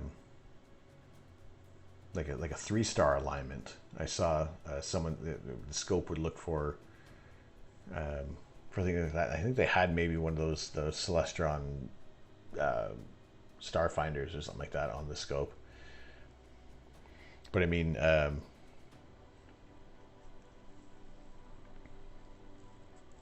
it's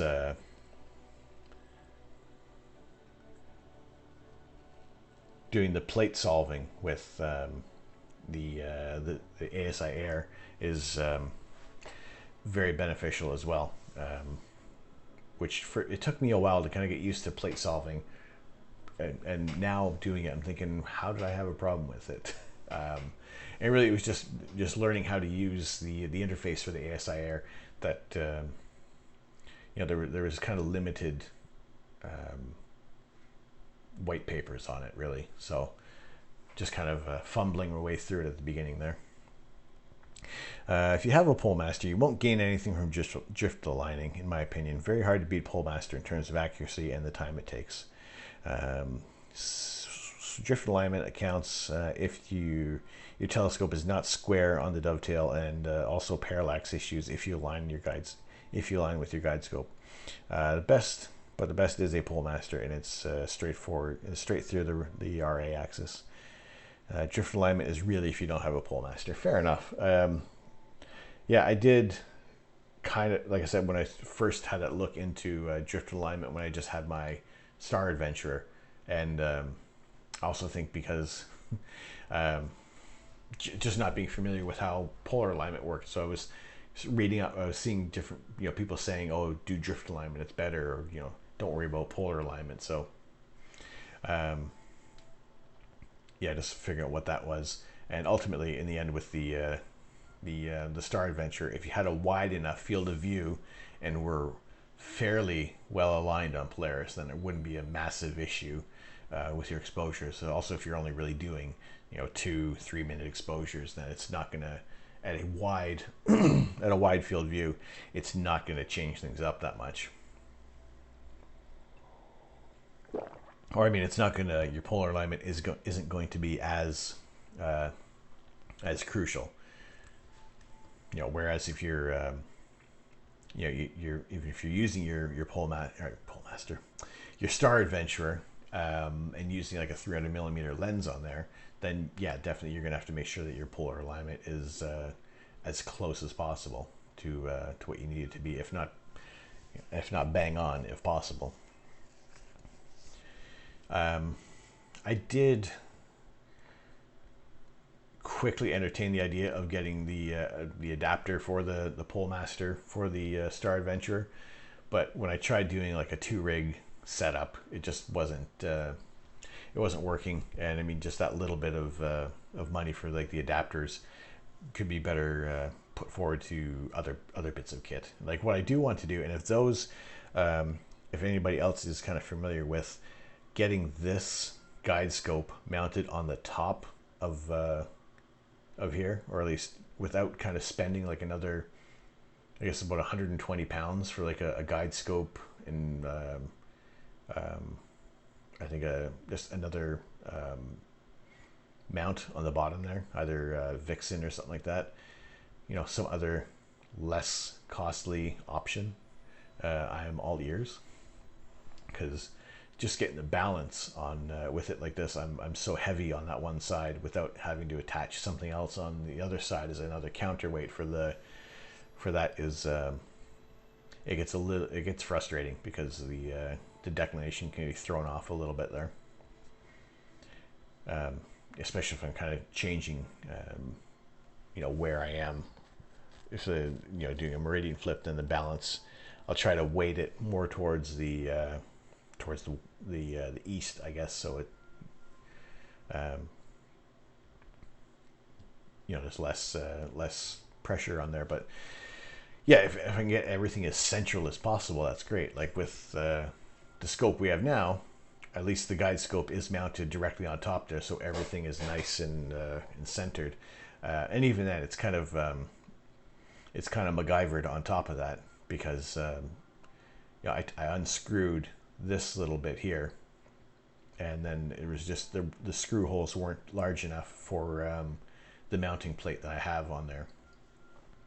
And it's again, that little accessory that I have is kind of sitting collecting dust, and I don't want it to be collecting dust. I want to be able to plunk that on there, and actually, or even have the 72 ED on there. Again, with my pipe dream idea is to mount the 72 ED on top of the RC8, and then the guide scope would go on top of the 72 ED, and we would have that kind of dual purpose rig ready to go. And I think overall that should handle the weight. I mean, my counterweights aren't that low right now.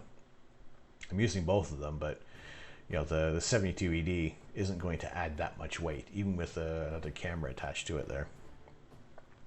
So it's you know, one of those a little farther in the future ideas that we want to do to try and have as much of the night sky available to us as possible.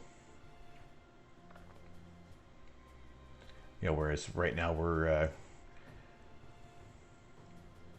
kind of stuck with, you know, just, I mean, not stuck with, there's plenty of targets that we're able to shoot there with this focal length.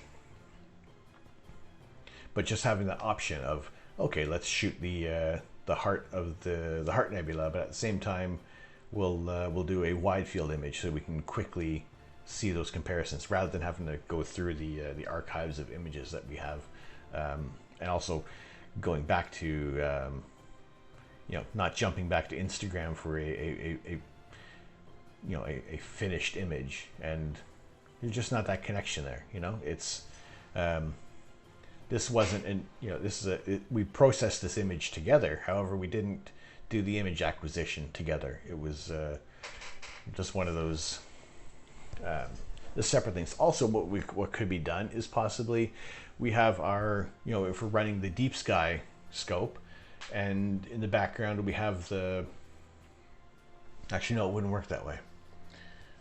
It wouldn't work, because they would have to be pointing at the same target. Or maybe it could. Okay, here's the idea. Here's the idea. Hear me out here. This could work. We do our 10-minute exposures, you know, or maybe we'll do like the 16-minute, or I could do, probably even try 20 minutes. Well, maybe we'll try that next time, just as an experiment. If the guiding on is going really well, and the sky is nice and clear and everything's stable, we'll try a 20-minute exposure next time.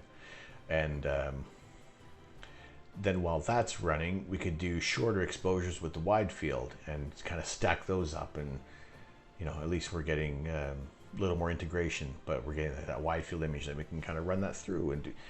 Lots of ideas can be floating around in my head, so I try to keep up. If you can keep up, that's great. I've got lead weights on my Newt stuck on with tape. The DSLR really throws it out of balance. Yes, I can imagine so, because some of those camera bodies can also be heavy. Which camera are you running right now?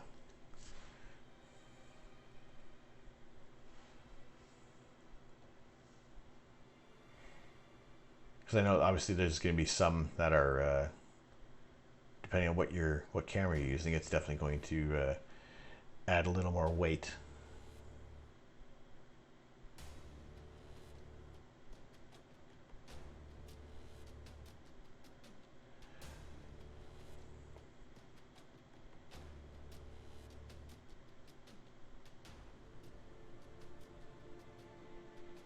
Sorry, not paying attention to you guys.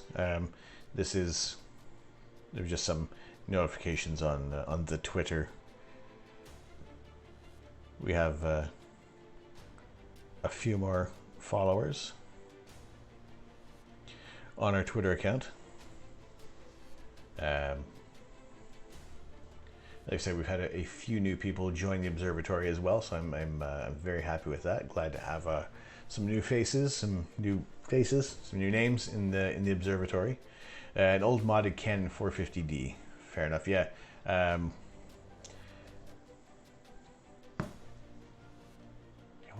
had a Rebel T5i, and that I think that overall with the lens and everything, that kind of weighed a little more than my ZWO camera. Whereas at least most of that camera, the ZWO is like open space in the middle there, so it gets rid of some of the weight. Although the larger one, like the 2600, that thing's like a giant soup can.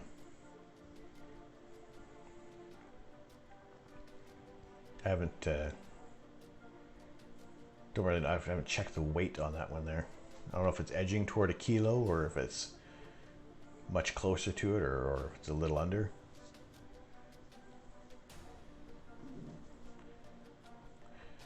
But yeah, so that earlier idea of the dual scope rig and trying to get that idea sorted is something I do want to look into and see if it requires multiple connections or if it can work somewhat independently. Like if the camera can still keep connected and cooling, however I can switch back and forth between the cameras. I would probably pick the same one, so having the 533 on both of that there. But then, this is where I'm getting this imaginary money from. I don't know.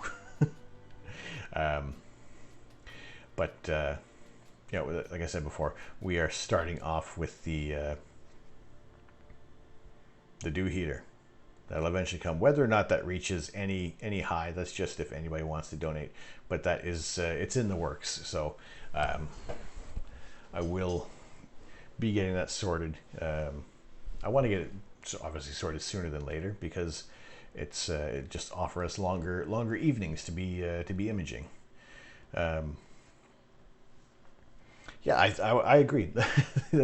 Like it's just that idea of just trying to see what we can do to make things as openly dynamic as possible. So if we do have targets that just aren't suited for a longer focal length, like there's a few it's like star clusters that just won't fit in our field of view, and there are other ones that would look fantastic in the just in the wider focal length. And conversely, there's like things like the Bubble Nebula.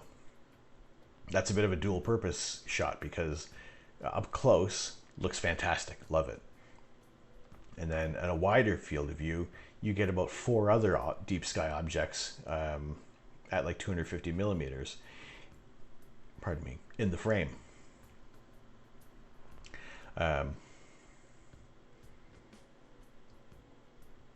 It's CD. Andy, thank you very much. Thank you so much for subscribing. Appreciate that incredibly. I don't know what happened to my alert there. Oh, there we go. Thank you very much. I appreciate that immensely. Welcome to as a as an assistant to the observatory, making that one step, getting a little more feet in the door there. I appreciate that so much. We are, like I said, I'm working on, kind of getting toward some more options, especially with the Discord that we've set up. I do want to kind of have a subscribers only section as well to offer up just some more, like just my raw data sets. So you guys have some more options too. And look, you got a founder's badge too. You're still one of the first 10 to subscribe. We've had some gifted subs come through.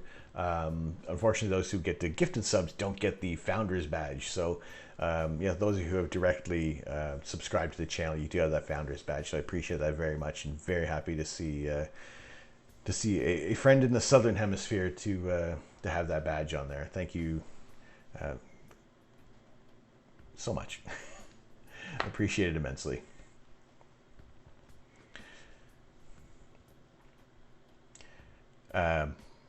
Dual scope, yes. Like I said, that's a little ways off. I think if I'm looking in terms of what the priorities are going to be, it is the dew heater system. It is at that point maybe even getting a different filter, a new broadband filter, maybe one that is going to have a little more natural colors. I do have a broadband filter. It was a clip filter that it's been modded with an adapter to become a 2-inch filter.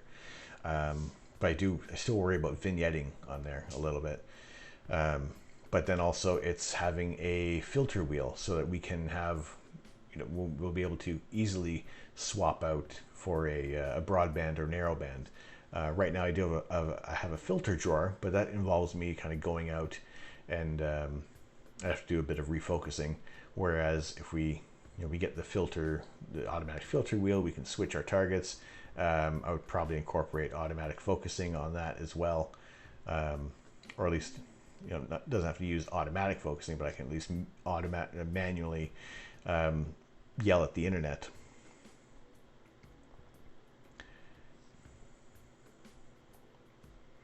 I can yell at the internet.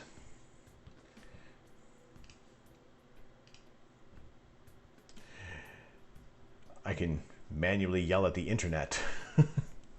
If we have the EAF accessory for the scope, at least I can adjust the focus in with the ASI Air. Apologies for the internet cutting out again. I'm narrowing it down at this point. It's got to be the cable, or it is the entire laptop itself, and then that's just something I got to deal with. And hopefully it's not the laptop. And Nero Nova, hello, how are you doing? Thanks for coming in. We have been attempting to process a image of the Pac-Man Nebula for past hour and a half. However, conversations have gone around, tangents have been gone off on, but we're getting there. So, in terms of this being a clinic on astro imaging processing, it's more of a speakeasy, or just a little coffee house vibe. We are. This was the Pac-Man Nebula. It's a large nebulous complex within the constellation of Cassiopeia. So usually we shoot 10-minute exposures, and we get some fairly decent images come through. However, there have been opportunities where I've been able to take a little more purposed shots, so we can get a little more integration and just kind of getting some smoother details coming through. So it's just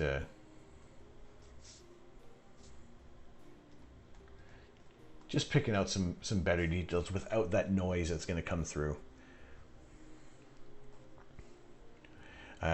sorry, just quickly jumping back in the chat a little bit there. Triad Ultra filter is my goal, not for light pollution, but for narrowband. I mean, I've seen those results from the Triad Ultra, and that is okay. Also, I'm pausing on that idea with the Triad Ultra. That is perfect timing for the Astro bot.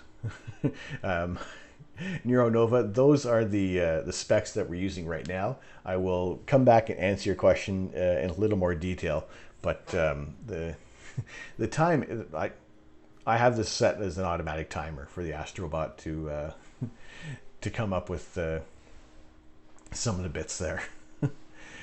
Oh, it's getting chatty. Yeah, the Triad Ultra filter. Seeing the results from that thing, because it's such a super narrow band for each of those wavelengths, that yeah, it looks so much more crisp. You know, we're not you're really eliminating a lot of the everything else around there. So it is a super focused on those targets, and I'd really love to be able to just to see how just with my own eyes, my own camera, just even like for a few weeks to have a chance with that. But that is dozens of people have reviewed these things, so really what I would be able to offer is almost nil. It's just more of a personal, holy crap, let's see what this thing actually does.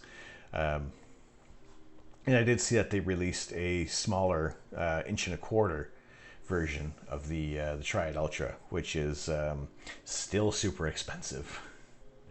But again, the work they've put into that thing and what it does, it's going to be worth the money. It is a premium product that they're putting out there.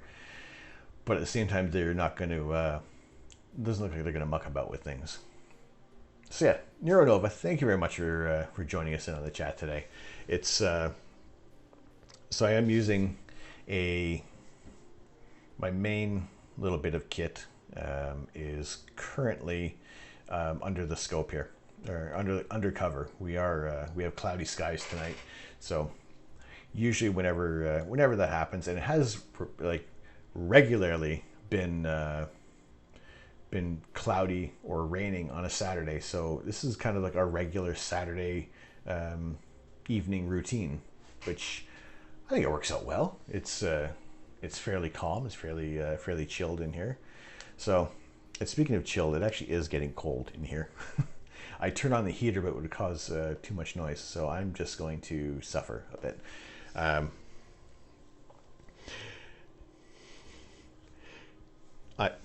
I would make a coffee as well, but I'm kind of on a roll here, so I don't want to leave you guys hanging for too long.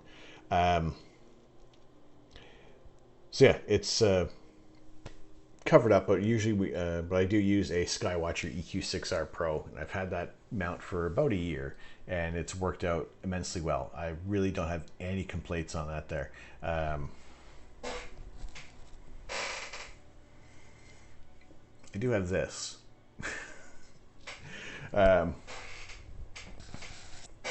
No Henny, but it's a nice Speyside Scotch whiskey. But yes, the scope is an 8-inch Richie Chrétien design. It's a rebrand of a TPO or the GSO, whichever kind of one you're familiar with there. It is a UK brand, Altair Astro, that I got this one from. The camera being a ZWO ASI 533 one-shot color camera, gives us some really, really interesting images. And we use this was an image from our wide field scope that was processed last weekend, I believe. Yes, but usually the 10-minute images that we get out of the scope kind of look like this. They're a little noisy, but we have some really fantastic details that come through there, and that is using a tri-band filter. So we're only getting that those a few narrow bands of the visible spectrum, eliminating a lot of stuff there, a lot of light pollution. So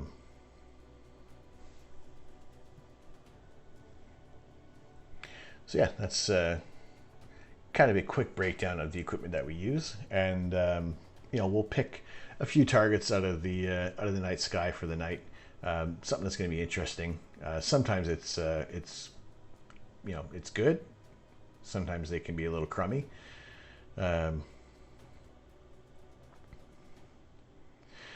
So that's just because of the long exposure, right? Yes, that is that's a 10-minute exposure. So we're cutting out the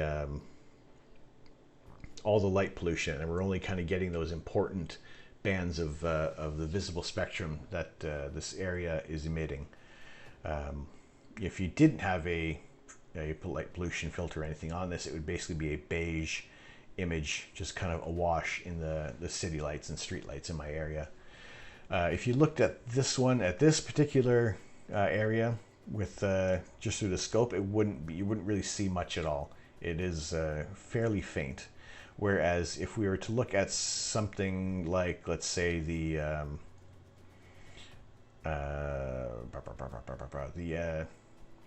easier one, the Orion Nebula. Now, it wouldn't look like this through a scope. It would be more kind of closer to like the central area, would be a faint grayish kind of smudge that you'd see through the scope, because our eyes aren't as efficient as a camera. So like I said before, our meat cameras are incredibly terrible at picking out images in outer space. You would need maybe a larger aperture, even larger than what we're using right now, to be able to see something fairly decent through an eyepiece. But yeah, the Orion Nebula would be one of the ones to look at through a scope, or you can even see it with the naked eye when you're looking at the Orion constellation. It's it's a little brighter and a little more of a wider section of light that you're seeing in the sky. So it's not just that point like a star is.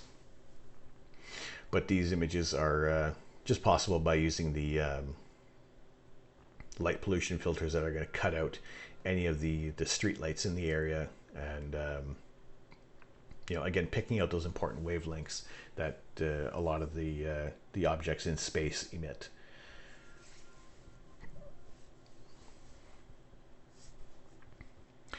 So, I mean, yeah, it's generally this is the what we usually do is we'll kind of bang on about astronomy and astrophotography and just share ideas around. If there's any questions, totally okay we're happy to answer anything like that. And if I don't have the answer, maybe somebody else does.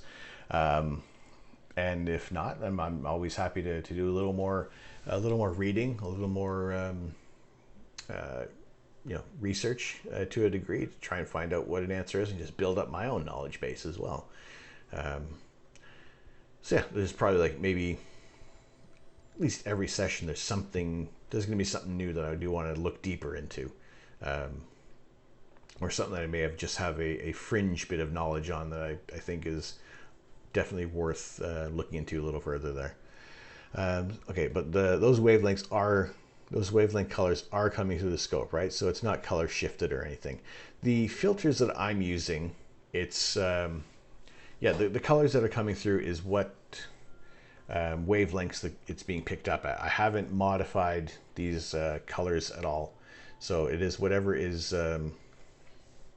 Now, also, okay, this image, depends on the camera that I've used. I think there have been other cameras that their color patterns kind of pick things out a little differently, whereas what has come through recently from the camera, which has better, I'll come back to this section of the Cygnus wall of the North American Nebula. That red is from the hydrogen alpha wavelength, which is in the red end of the spectrum, and whereas some of the areas that might be a little lighter can be towards the blue end of the spectrum, just these fainter emissions of oxygen 3 or hydrogen beta. you know, you're going to get those areas that are picking up a little more color. So yeah, the way how this is designed, how this is the filter we're using, the camera that we're using, it's representative of what these areas of the visible spectrum are. Whereas sometimes you'll see those images that have like blues and greens and gold. That's those are modified color images where you're just reassigning you know, different colors. So to give a quick example of that, in Photoshop here, I don't, this may seem like a lot of information to take in, so I'm trying to not overwhelm or blow any minds here, but you know, with this image of the Pac-Man Nebula, all images that come through are made up of red, green, and blue. You know, this is the wavelength that we can pick up with this camera. So, you know, out of the blue channel in a black and white image, you're going to see something like this, where there's not a lot of detail. Whereas when you move to the red, there's more. That's the hydrogen gas. That the areas that we're seeing a lot more detail is going to be picked up there. Infrared pictures, I do like those as well, because it does bring out a lot of other details that are invisible to, you know, most of our you know, our terrestrial cameras. So yeah, you get these unseen areas. I mean, that there have been images of Jupiter in infrared that look absolutely tremendous. It looks like a totally different planet. You know, there's also I mean, some of the X-ray images can be on their own a little interesting to look at, but when they're kind of combined with like the rest of the you know, the area that they're shot in, it just kind of adds that more, gives you a little more information of what you're looking at there. So yeah, I do think those are very interesting as well. And if I could somehow rig one of those infrared cameras that people use to kind of you know, detect any leakages in their windows or something like that, you know, to modify that to hook onto a telescope would be pretty cool. I wonder if anybody's actually done that. Is it possible? Would it work that way? These are the musings that come out. I'm just letting them flow tonight. Any weird idea that's popping into my head, you guys are getting an almost unfiltered access to my brain tonight. But you know what I mean, right? The infrared cameras that contractors use, or you know, or like when you see what the Predator sees, you know, that to hook that up to a telescope, would that work?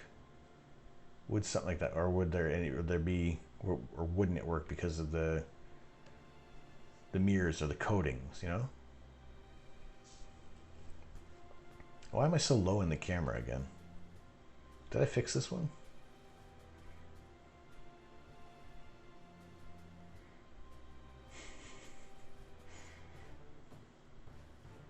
I shrink.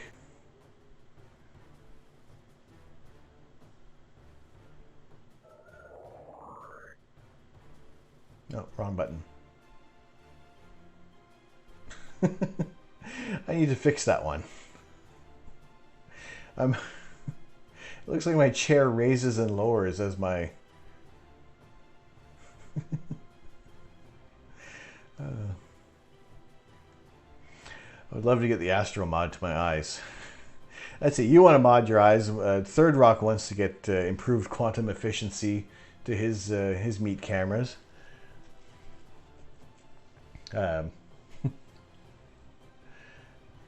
That's it. That's we have, at best, we have really terrible eyesight.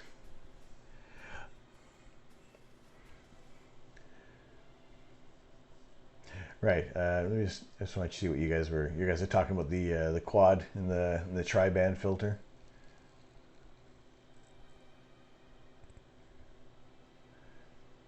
I want to test out the triad as a process the data with proper calibration frames before I jumped to spend that kind of money.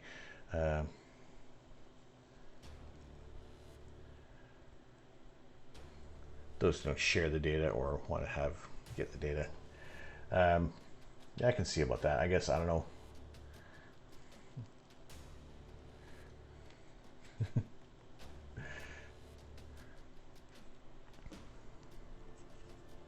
Wants quantum fish up so they can meet cameras too. Yes. The dynamic range is pretty legit though. I guess, yeah, that's we'll give it that. However, you know, being able to have that kind of upgrade. Meet camera or eyeballs. Although I guess it's more like a jelly, really.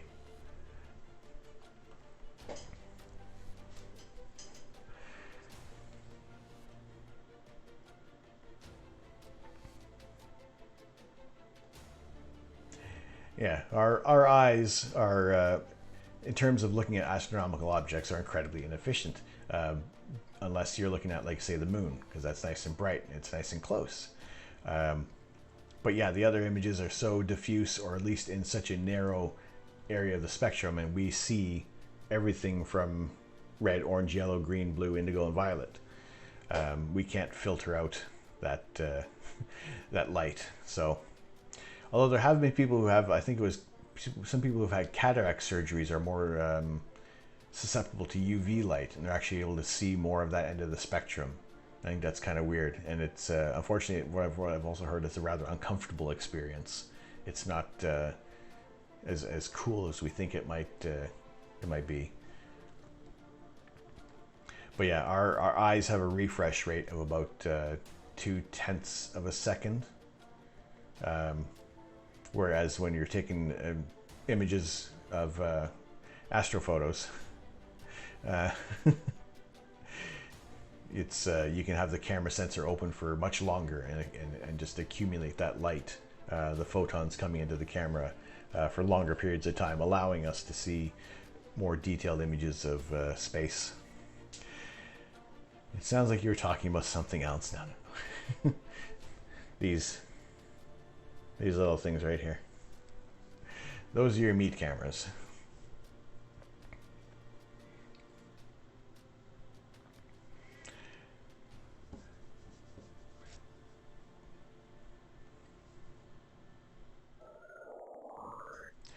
But yeah,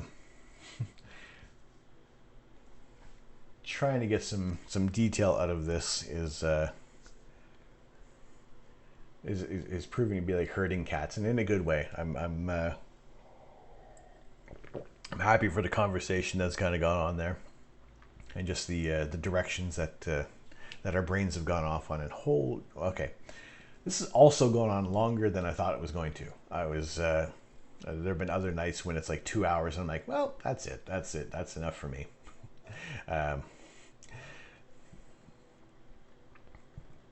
It's more the $1,100 price tag for a filter. I'm sure I wanted to do what I want before I spread it that much. Yeah, that's fair enough. It is, you know, it's, you've paid that much for all that data.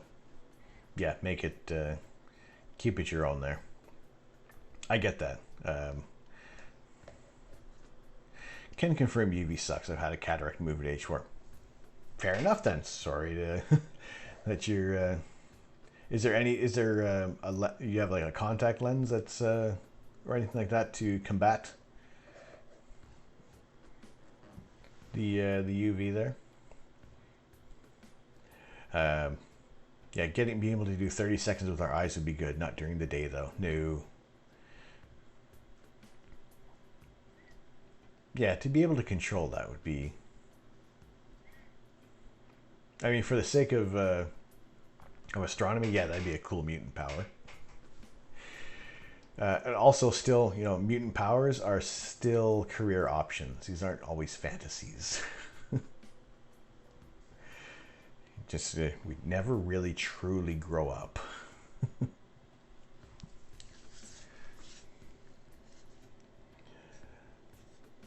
No, so it's you just kind of deal with the UV sensitivity all the time then, eh? Fair enough.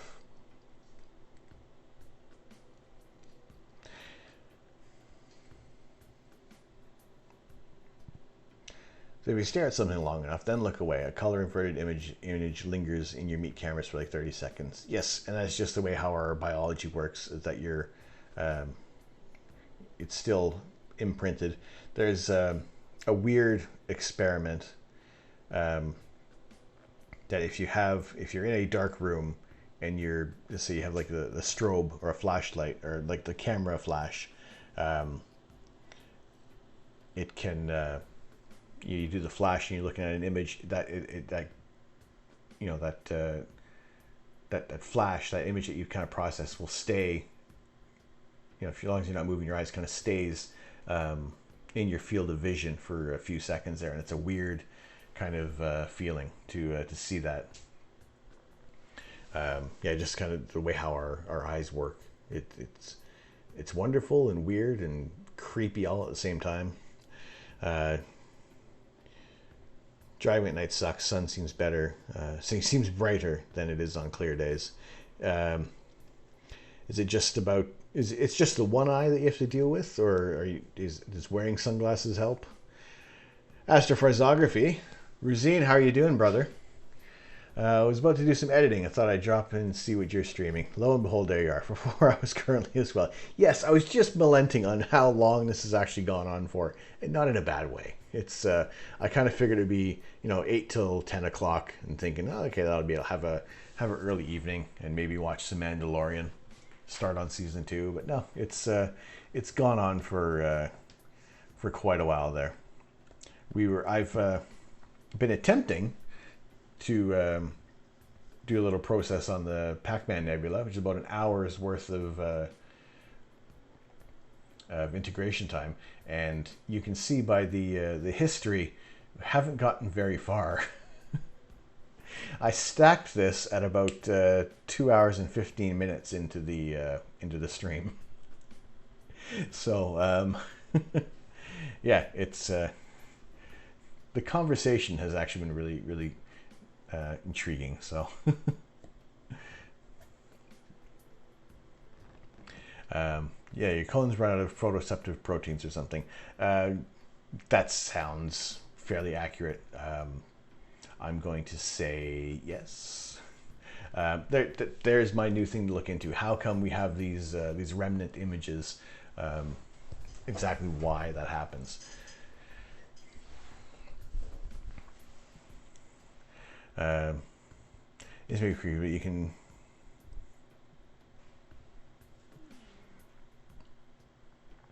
Not very far. That's enough steps for a complete image. That's it. Done and dusted. Posted up there. Right along story. A-pods away.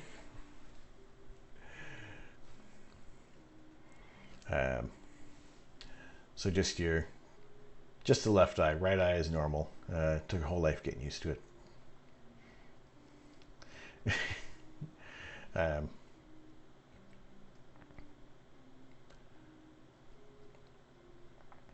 A-pod, it needs more tilt shift.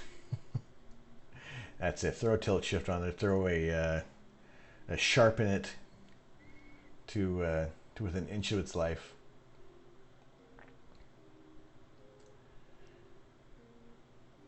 There we throw the vibrance up there as well. Really get that color popping. Actually, that's not too bad. How does it look? Nope. God, it looks terrible on the other screen. Forget it. Oh my God, it looks bad on this screen. It's a little washed out on this monitor, so it doesn't look as jarring. Holy, no. No. Get rid of that there.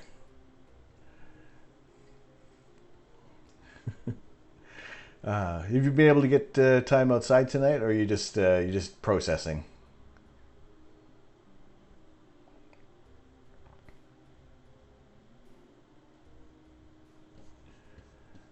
So yeah, it's been a while. Like I mean, the image that's overall, like, it's so smooth out of that 533.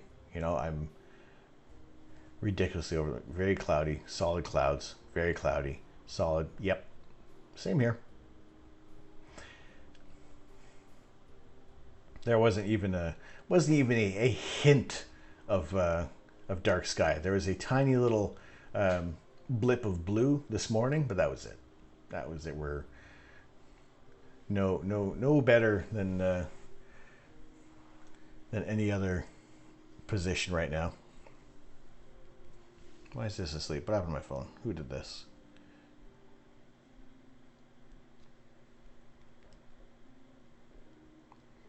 I need this open just in case anybody tells me I need more followers so I can delete them.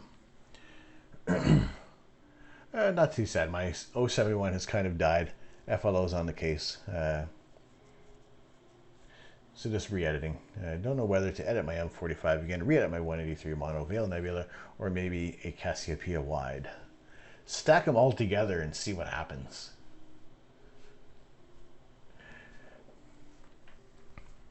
I do hope to kind of get your 071 sorted out there for you as well, so you can kind of get back to doing the imaging that you want to do. Because I would not want to go back to this camera. I do not want to. It can stay in this position here. That's it. That's its job now. You know, this camera. This is the only star it shoots. That's it.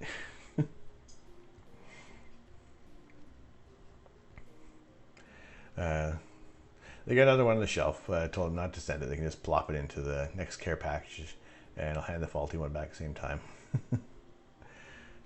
That's it. Right here, this mug.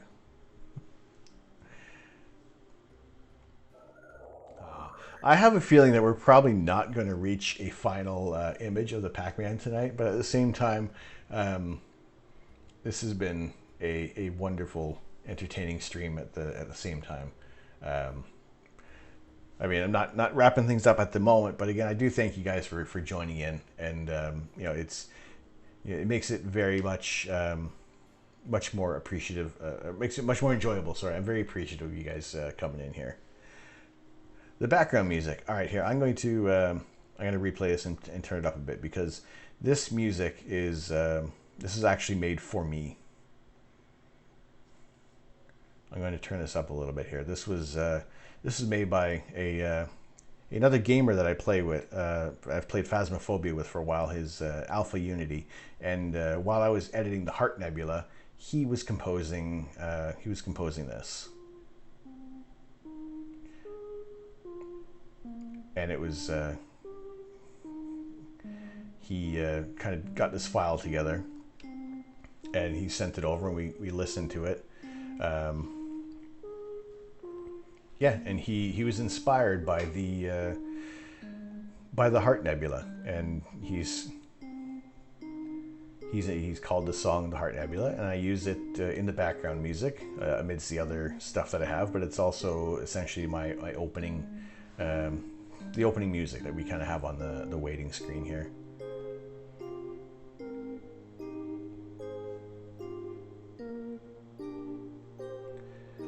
So I thought it was a very, while I was editing this image, yeah, it was the first. I still get some tingles on it.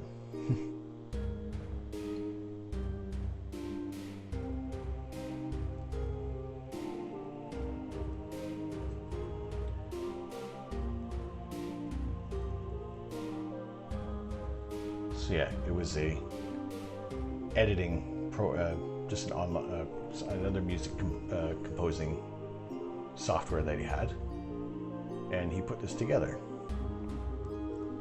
And yeah, I'm incredibly grateful that he did this. I was very touched, and I'm getting chills again thinking about that when he shared it. And we listened to it live on the stream there, and I was like this close to getting the vapors, you know. So it's one of those things that it's weird. It's a little weird, not in the bad way. I mean, it's just that I was able to inspire someone musically, you know. So I play this music with a lot of pride. So Malot 15 needs a guitar solo. Yes.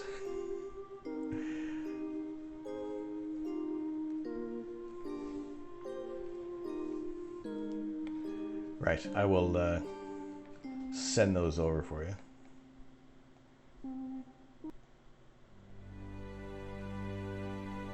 There you go. And that's in the loop.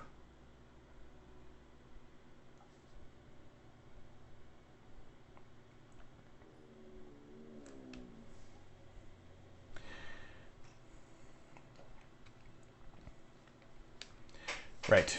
Games, yes, the odd time. I'm jumping back in the chat here because I'm sorry, I got lost in that tune a little bit there.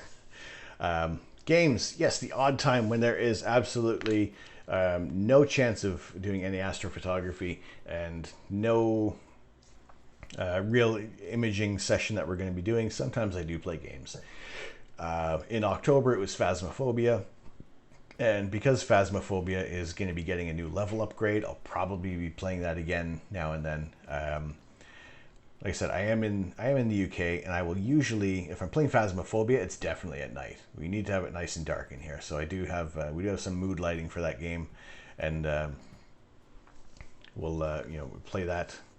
And it was for November. It was supposed to be playing Watch Dogs and kind of just basically touring around London because it's really cool to see my city in a game. So being familiar with many areas in London, it was kind of cool to play in this kind of utopian or dystopian future. But unfortunately it crashed a lot on the Xbox, and I'm waiting for that patch to kind of get sorted out properly because I tried playing it again, it keeps crashing. And it's just a little disappointing doing that. I have Among Us, but I haven't played that on stream yet. Well,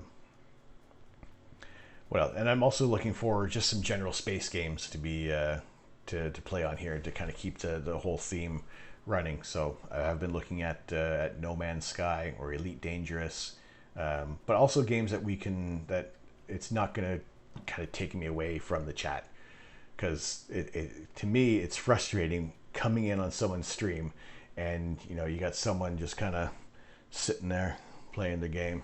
Hang on, get the playing the game.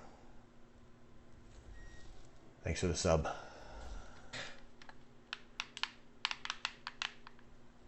All right, thanks for the follow. It's a game. I like to have at least some games that I can kind of take myself away from. So yeah, it's just something that I can play. We can maybe kind of grow with. People have suggested Kerbal Space Program, so I think maybe that might be fun to spectacularly watch some poor engineering go on. So it's this whole venture is it's a month and a half in to when we started streaming. So there's room to grow. There's room for improvements and everything like that. So we'll see what we can do there. Play Portal. I have not played the Portal games. I'm familiar with them. I've watched other people play Portal. So. But no, I haven't actually played those ones myself. I think a lot of the Valve games kind of ended with Half-Life 2. Not that I didn't lose faith in them or anything like that, but it was just like we're still waiting on Half-Life 3. Checked out Space Engine. I do have the free version. It just absolutely slows down the entire... it grinds everything to pretty much a halt on here. So, but I also probably ran it just as I opened it. I didn't run it as administrator recently. So, but I am looking at getting the paid version for Space Engine to also use it for the video mode with the pro version to actually make a bit of a video to kind of go along with the music that Alpha wrote for me. So. Kind of, again, more turning all of this into my own thing rather than, using these, the overlays up above that I just had got for free off of other sites to kind of get a layout going, and really learning how to make these look a lot better because, I like it. You know, it serves its purpose, but it's still not quite as it's what I want it to be. I do also want it to be a little like not as chunky in the area. You know, like they are condensed a bit, but and also it's more. Not that I have a preference, but I do like the idea of the subscriber moving up. Not necessary at all to be subscribing. However, I do appreciate it. It's not a requirement, but once we reach that next level, then we can unlock a new emote. We do have with our channel points, you can unlock an emote there. And God, my Astrobot is on point. Like, it is very contextual tonight. Contextual. It's context sensitive. It's worked out well. Someone, Neuronova asked about what kit I'm using, and the bot was spectacularly timed to bring up what kit I'm using. Also, that is, if anybody is interested, that is using exclamation kit. Son of a biscuit! It brought it up again. All right, I'm going to go back to the chat for a second here. I think it's all on timers, and I've changed them up as well, and it's on point tonight.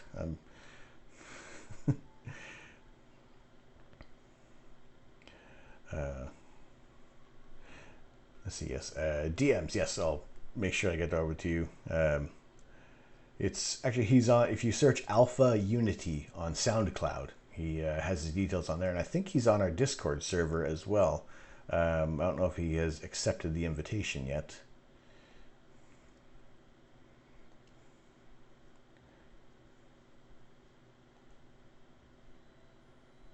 Doesn't look like it. But yeah, he'll be on our Discord server, which has just been set up today. It's fairly bare bones. But I do thank those who have joined into the Discord server as well. I will be kind of putting up some of the some earlier stacked images for those who are into astrophotography processing and just want to have some different data to work with. I'll try to put up the data that's a little more favorable to use. That's not going to be as poorly stacked. But if those who wants to work on some questionable quality and try to improve it as much as you can, then I'll get that set in there too. For subscribers to the channel, I will be having a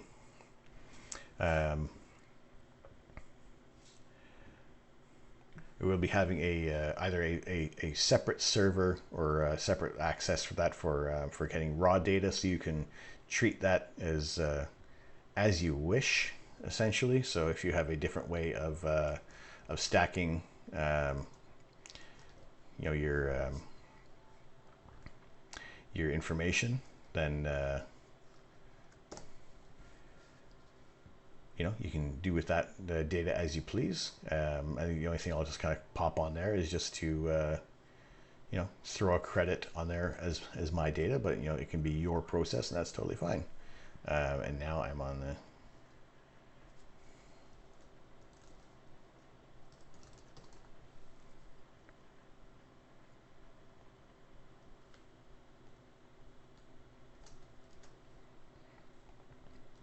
sorry, there we go. That is Alpha Unity. There we go. That's his SoundCloud, which I think you can reach him through there. So yeah, those are kind of like the little things that I want to do for the channel, for the Discord, and for those who have subscribed. So just in ways that I can try to you have graciously subscribed to the channel. You've separated with some of your hard-earned money, and it's just my way of what I want to try and repay is by providing better images overall in the future and being able to image longer, but also just offering a space with some data sets that just deflects your processing muscles in a different way. Like I said, good data, bad data, not so great data, but just to just as an exercise for rainy day astronomy, when you want to have a quick 10-minute process of an image that is taken 3.5 hours to get 12 steps in. You know, and like I said before, it's not really a clinic that I'm putting on here. It's I don't want to say that tonight is a wash on the image processing. However, I don't know. I mean, there's plenty more that's going to be that can be done with this image. But I mean, just the way how it's looking right now. I mean, I'm so happy with this camera, and I got to give a shout out to Razine, who had reviewed this camera, and Astrophotography there in the chat. He has a tremendous YouTube page, and he just has some outstanding content. Great images that have come out from his work there, and yeah, I've learned a lot of stuff from him as well. So you know, Astrophotography knows his shit. So check him out if you can on YouTube, and you know, it's the quality of this camera is better than I thought it was actually going to be. I knew it was going to be good, but also coming from a DSLR, it's a massive step up. Some of my biggest leaps in processing has come from bad data, and I learned I should have held on to that camera for myself. I mean,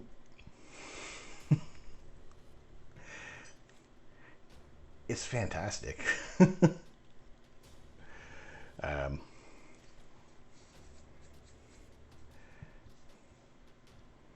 you go.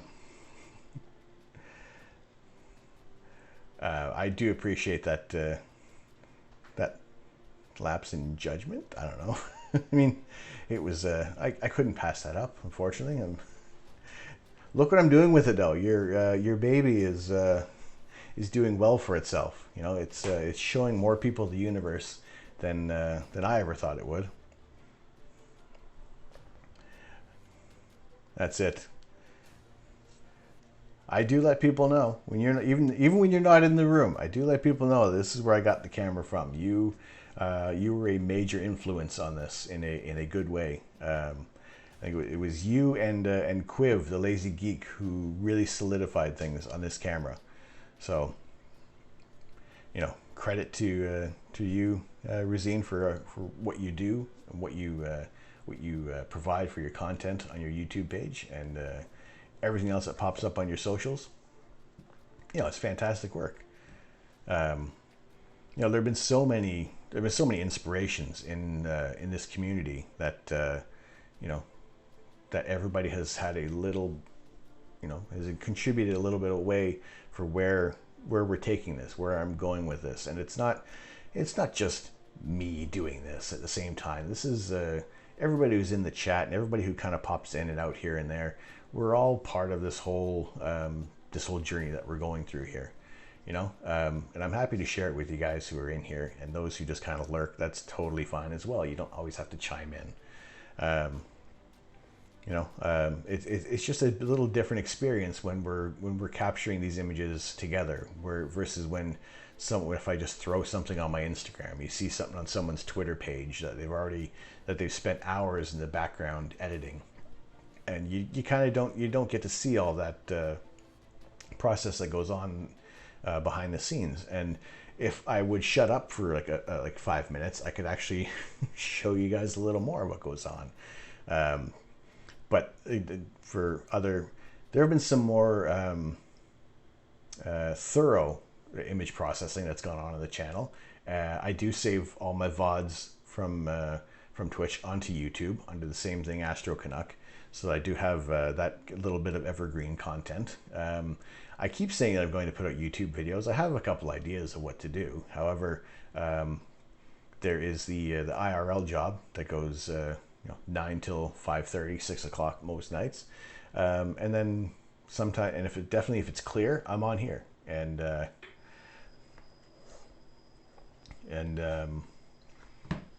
just trying to, if it's a clear sky, yes, I'm here, I'm doing this. So there isn't all that time to step back and make a video. So and again, it's on my list, and I guess it's not the highest on the list there for priorities. I'm only lurking now because I'm playing Ark with the wife on her day off. No worries, Third Rock. I appreciate the lurk. And was that the game you were downloading, Ark? You said you were getting a game there.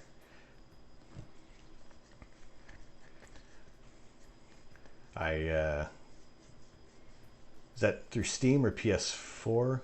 That's just a PlayStation game, isn't it? Or is that Xbox?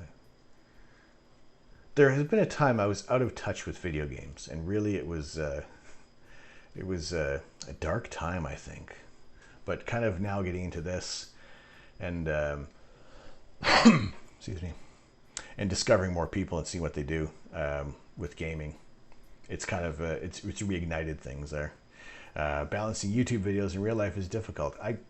Even doing like this and kind of trying to get the setups together. There's been a lot of little refinements that have gone on with the channel. I'm not saying it's like oh, woe is me. However, I can see how in a way this can be a full-time job that people do. Like all the stuff that the know where I'm pointing, or wherever your chat is. I don't know if it's up here, down there. The Astro bot. I got to write all that stuff too. It's not like I'm making all these commands, so trying to think about what those are. There's a lot to do behind the scenes with this stuff, and it can feel like it's another part-time job almost. I can see how people make this a full-time job. However, definitely have to be a lot more creative on what's going on. So, to kind of gain those, the more fringe people to kind of be a little more interested in astronomy. And I do feel that yes, the live astrophotography does comes off a little more popular than this. However, I do like the way how this is a little more easygoing, where I'm not all the time trying to look up some information. And where the heck is Stellarium pointing? And like I said, this has been one of the more enjoyable nights, and it's been some wonderful conversation that's kind of come on through the chat here. So, like I said, I thank you guys incredibly for all the contributions that you've made, for those who have subbed to the channel, those who have donated bits. It means a lot that people are taking an interest in what I have to ramble on about. At the same time, I'll shoehorn astronomy and astrophotography into any conversation as much as I can, just to see who may be remotely interested in it, who has like a just that the fringe knowledge of space, and who they've heard this random fact and they kind of want a little bit of confirmation on it. And time to time there have been a few flat earthers who have come in, and generally they quickly bail, or sometimes there have been a couple who seem to stick around for a little more information, and it was maybe just a quick little grab for attention. I don't know. But yeah, it's been a really interesting time doing this. So I just want to say thank you. Appreciate it so much. Now it is I got it right. It is about 20 to 1 in the morning. I am not really tired at all, so maybe we'll do a little more work on the Pac-Man to try and bring out some details there. my whole life revolves around Astro, and I get it. I totally get it. I mean, I would love, like I said before, I'd love to be encapsulated in this as much as possible, more than what's going on right now.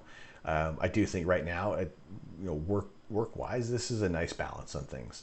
I did start to feel a little drained the past couple of nights when I was up till 3 in the morning and then up again at 7, getting ready for work, despite having no commute time, or at least a walk down the stairs.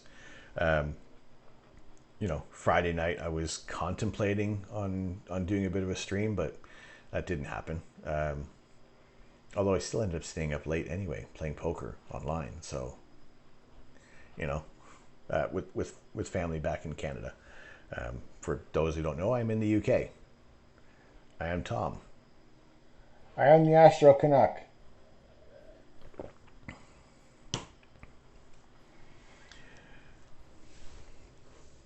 And it's a different experience doing this. So, and I'm happy for the new friends that we've made here on Twitch. The new friends that have come into the observatory, and I look forward to seeing what the future holds for all of this. Because as some of you have heard earlier, the tour inside my brain, it can be a little off the walls a bit. A bit of a, if I had no budget limits, what we could try to accomplish with this here. I've really had to learn to rebalance through. I can read. Seriously, I can. Same here.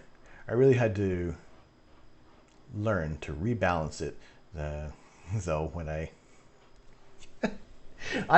words are hard. I swear, this hasn't been opened yet. I haven't opened it tonight. That was like that when I got here.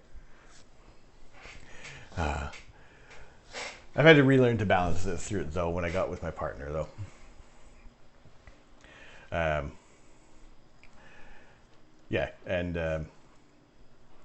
I get it. There's, astronomer's widow. I've heard the term scope widow as well.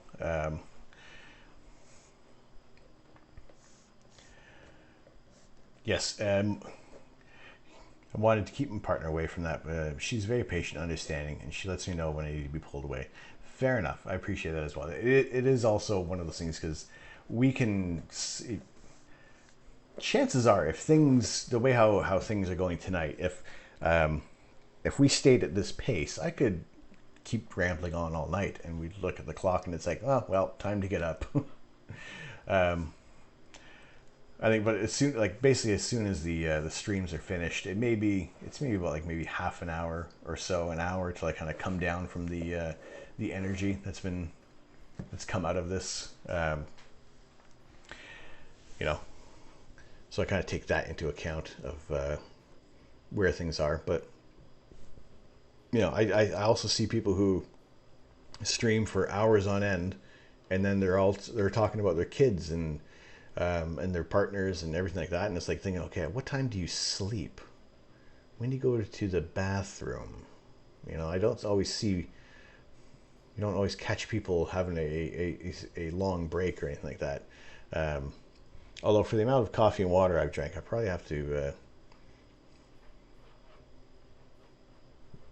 No, we're good.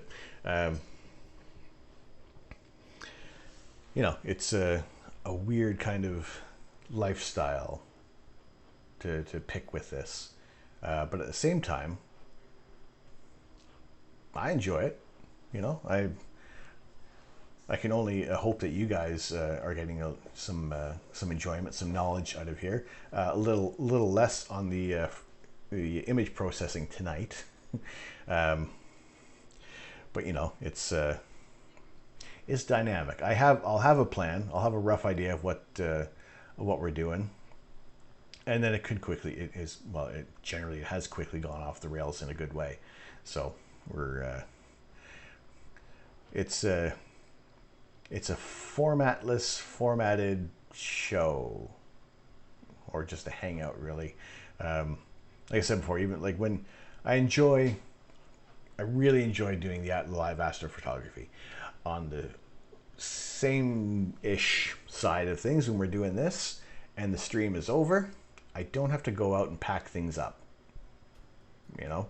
And if I had like just a giant plastic dome, like a over top of things, and that's it, one swift motion, cover up all my cables and everything like that, make sure that the things are as watertight as possible, or at least protected, then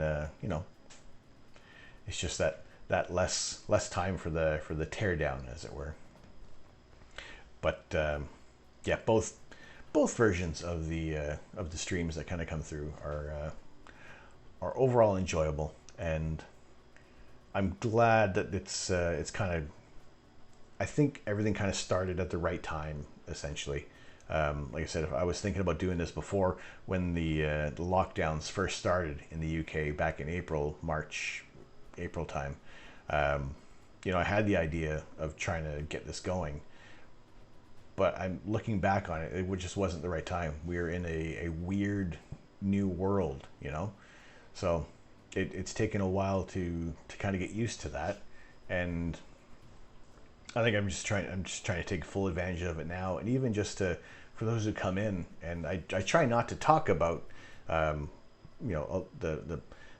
big problems in the world, because I don't want to really snap back to that all the time, because I think I want to be able to make this a place that you can escape from all that and just relax for a bit, just be chilled on things, and we're looking beyond any problems that are going on right now. We're looking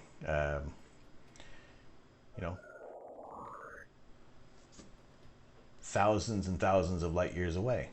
We're no longer on Earth. We are here in the Pac-Man Nebula, as loosely processed as this is. This is seriously the longest I've gone without actually processing an image, and I think I might need to make that a channel reward point thing on here as well. Remember to take a screenshot when we're doing the live imaging, and also get back to your bloody processing. Although if you're also happy to just shit about things, and I've got a really large tarp when I finish, and then do the pack up in the morning. Fair enough. There's only the Telegizmos cover only goes down so far, and I do have that pier extension that also adds a bit of height. So if it was actually if I was able to, if the mount was right on top of the tripod, then this would come down a little lower, and I could actually really cover up everything else underneath there, and just a quick, and then that's it. However, there's been nights when it's really windy, and I definitely need to secure things down out there.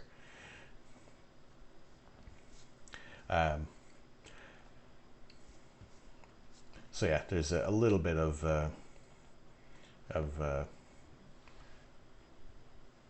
work that has to go into kind of shutting things down for the night.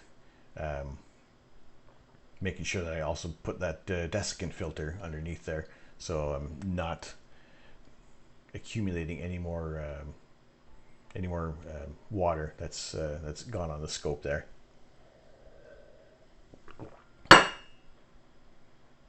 Nothing.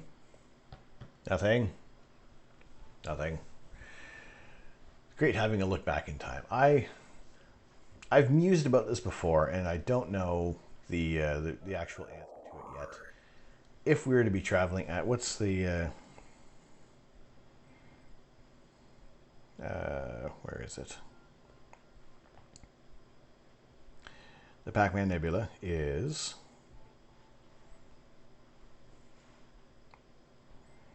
1,300 light years away.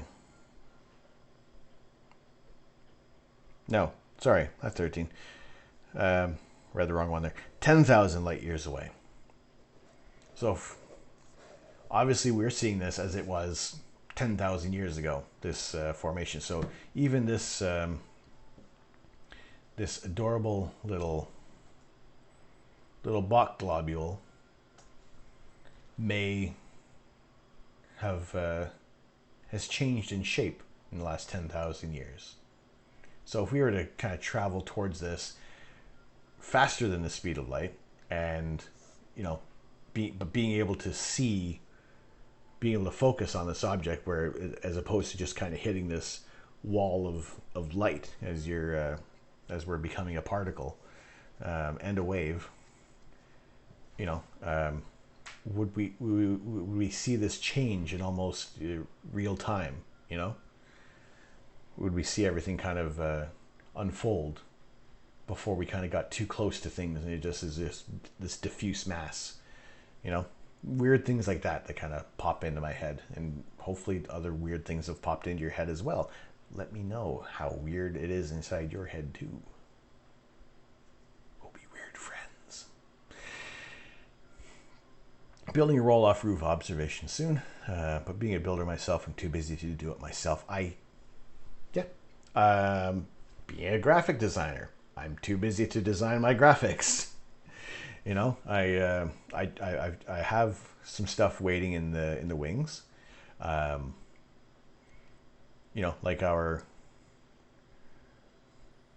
what I've done for our channel points. I've designed those. I'm going to change for the tier 3 emote for Uranus, where we're looking at the core. I'm going to change that to Earth, because I have discovered that not until you reach partner can you have more tier 2 and 3 options. So, the Earth's core, if that's worth anyone for a tier 3 subscription, then that's coming. It's not necessary. It's really not. Being a car mechanic, I'm too lazy to fix my own car. Yes, I have friends who are mechanics back in Canada, and they have so many cars or so much stuff to be fixed in their own garage or their own driveway. It's a weird thing. It's like, I also get people asking me to do graphic design work, and it's like, I have a full-time job right now, and it's not that I don't want to do it, but it's just like I'm staring at a screen all day, only to come and stare at a screen.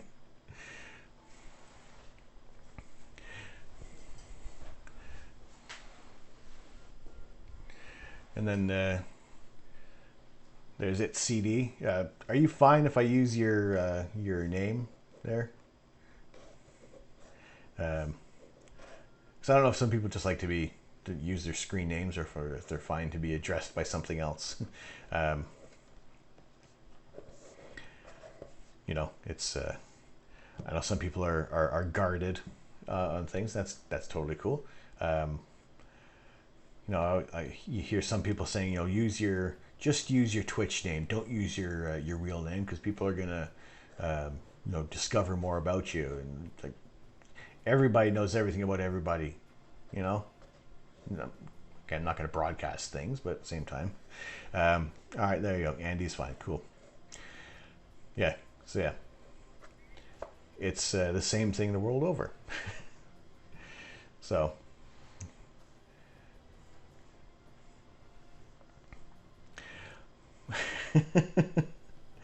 But on the internet, nobody knows you're a supermassive black hole.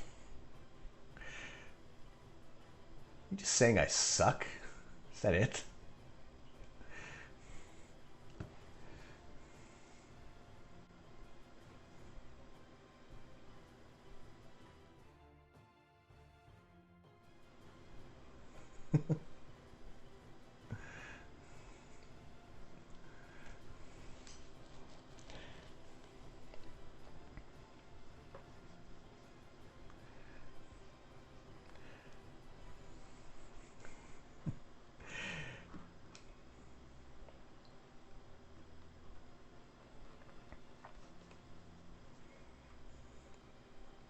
Yeah, it's we pick these. You pick these professions, and it's a time for everyone else but yourself.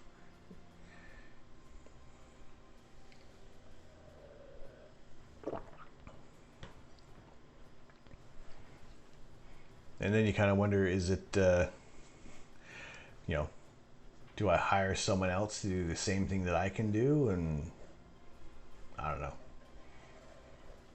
I keep fiddling with this. I gotta find a new spot for this.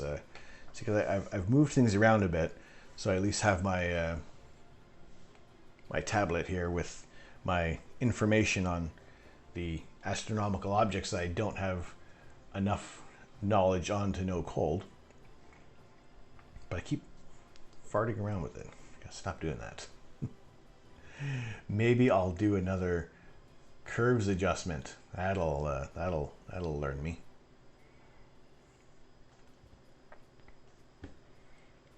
God, what was the last thing I did on this? I deleted a layer.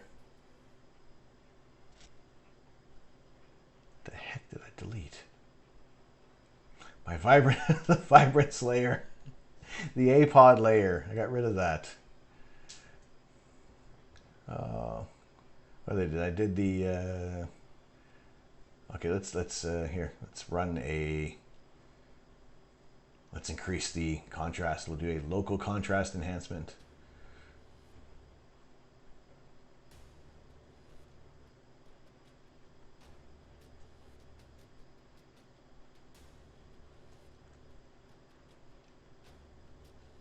Boom.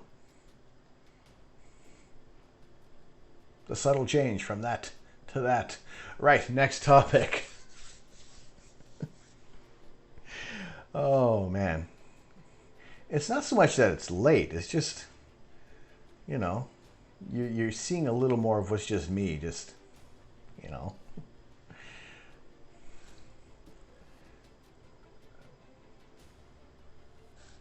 Just as long as the internet doesn't cut out.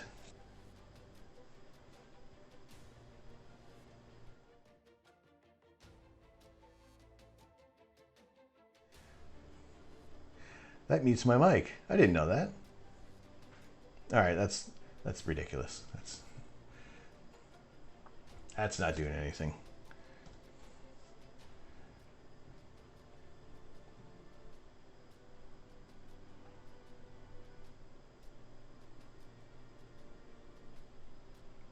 Oof, no, that's not what I want.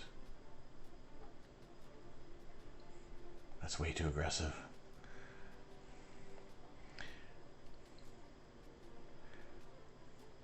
I'm glad I'm not an astrophotographer for a job. I'd probably not do any imaging at home. Probably not. We probably wouldn't. And it's just it's one of those things. BRB, gotta let the Astro pop out, use the facilities, and lament on the cloudy skies. Fair enough. We'll see you in a second there. We'll be right here with probably no more further progress on the Pac-Man Nebula. Quick, let's finish the Pac-Man Nebula. Right. Do I have enough? How's this red?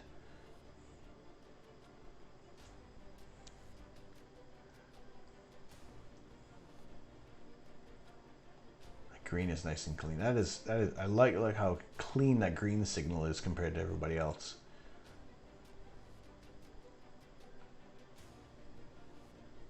I was like, overall, you know, I'm looking at the stars and they're not too bad across the board. They're relatively about the same size. So, all right, I think I'm gonna do one more adjustment. Then I'm going to do a little bit with the grayscale images, do the per channel editing, which can get a little too involved-ish. All right, so actually let's close that. Let's do do the curves. However, I'm just going to kind of pick this dark area to stay, and then we'll see how it goes. Oh, let's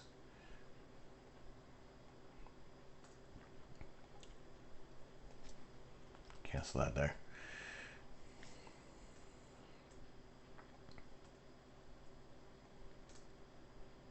All right. Oh, I mucked it up. So I just want to make the those lighter areas, bring those up, but leave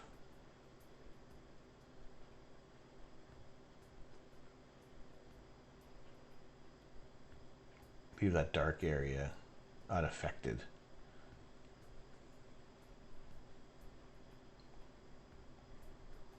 That does really start to blow things out even more. It's a little too. That's it. It's all. This is also just an hour, just over an hour's worth of imaging. You know, so it's again we're amplifying. Here, let's just be a little more gentle on there. So we'll use that. See how those channels look. And there is some overall, looks like some vignetting. So the investment into the program that I forgot the name of, Gradient Exterminator, could come in handy on this one there. So I'm going to do that grayscale.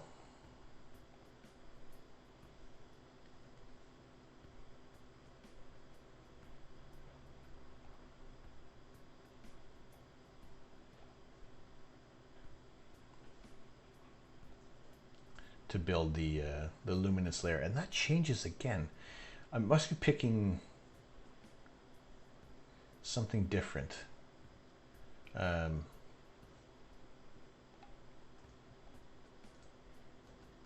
Because that's coming out way darker in here.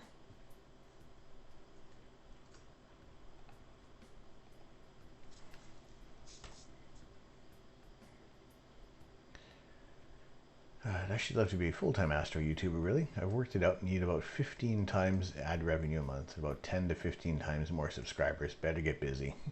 I'd probably be the same until I ran out of cash. Being a professional Astro, anything would be good, and I don't think I would like to be... I don't think it would be like most jobs. I'd never get bored. I don't... I agree. I think there's something about this that it feels different than even if this was like my full-time job, and you know I was doing, let's say, 8-hour streams every day to some degree, like doing some content creation or any other bits related to astrophotography. There's just something that feels more enjoyable about this, and also in the way of, you know, just having a better grasp of the subject. You know, it's it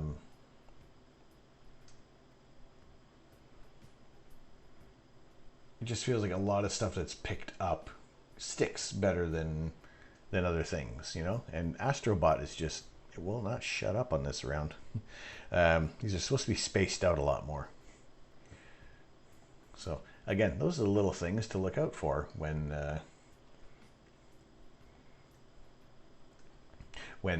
setting up a channel, and all the other little bits that have to go around with it there.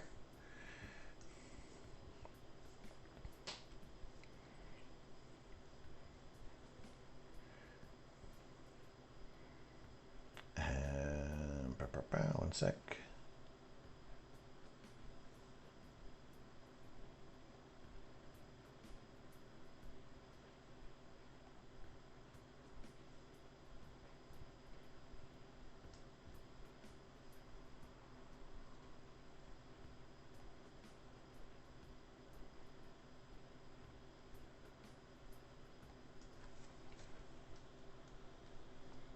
This is not the name of my stream.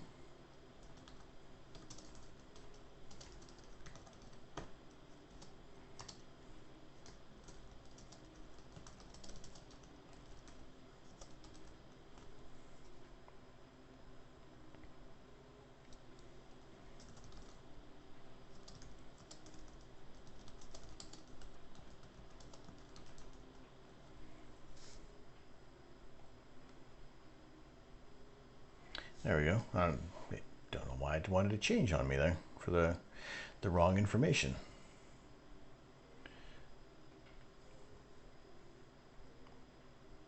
There we go. So we're trying to finish to get a little something out of this Pac-Man Nebula. So I'm just trying to create a bit of a luminance layer on here. And that's not what I wanted to do. I wanted to cancel that. That's not the idea there. Jazzwiz! How you doing, man? Thank you very much for the tier 1 subscription. I appreciate that so much.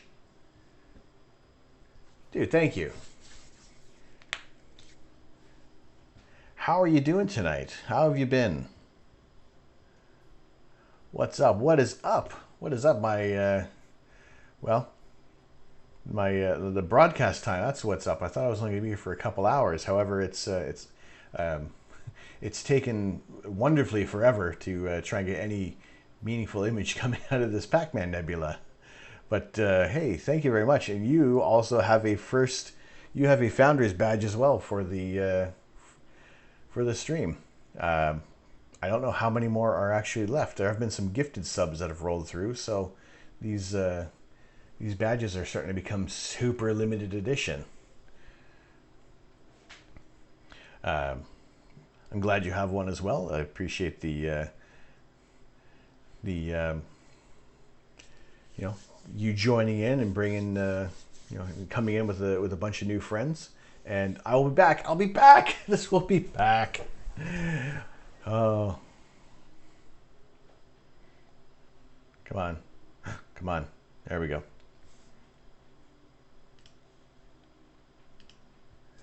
Oh boy. Right. As I was saying, are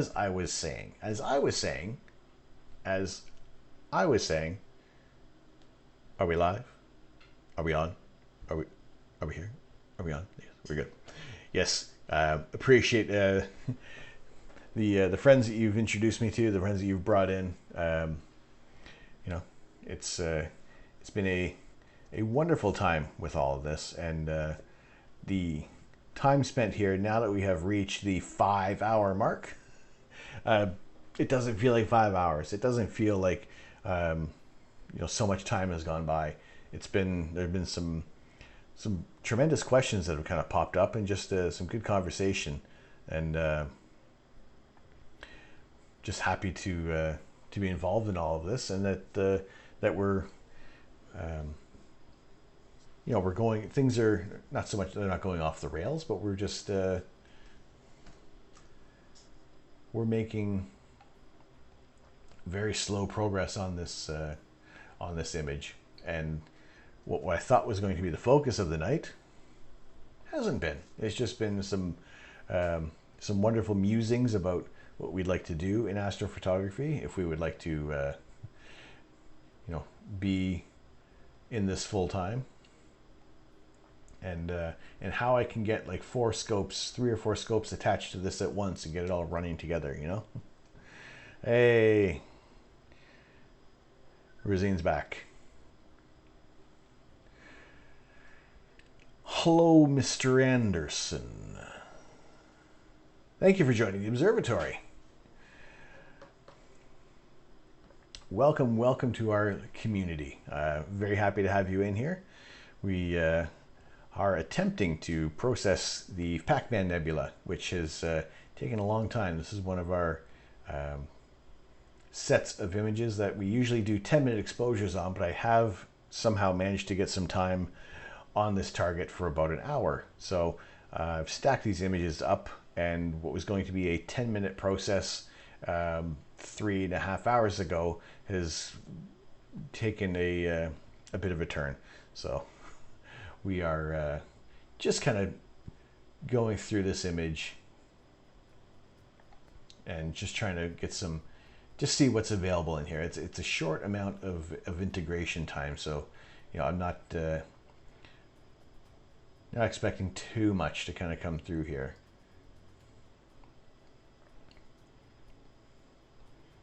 But just to start seeing some detail, in some way, because I know that there's definitely going to have to be, there should be more time on this target. However, it's kind of a bit of a test of seeing what the equipment can do, you know? So generally we will do some live images, and at the same time that too can easily go off the rails with some conversation. So happy to have everybody in tonight, and yeah, like I said, this has kind of gone on, you know, in a positive way, longer than expected. I was kind of thinking there have been a couple other nights where I've almost kind of felt I've wrapped things up a little too soon as well. But at the same time, things have progressed nicely along. So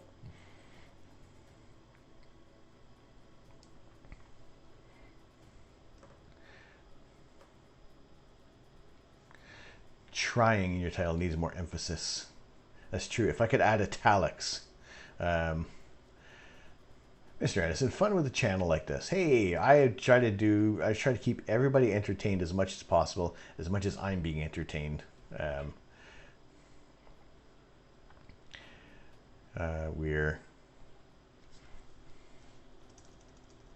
go.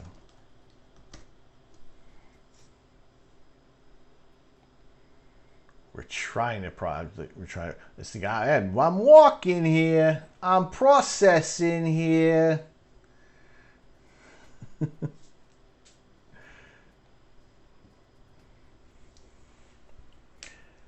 Can I put italics in a title? I don't know.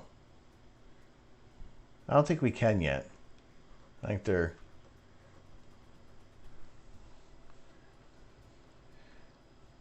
I don't know. I don't think I've ever seen italics in a title. Could try. Let's give it a go. Oop.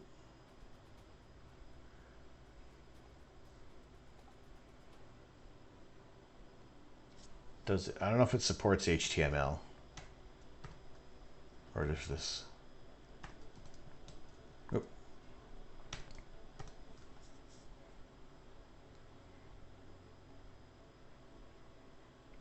Nope, that doesn't work.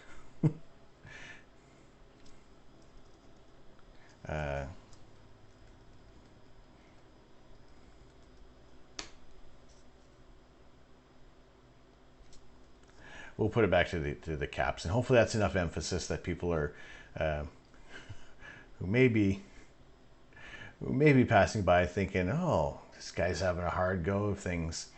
Oh, bless. Let's give him a hand. Please give me a hand.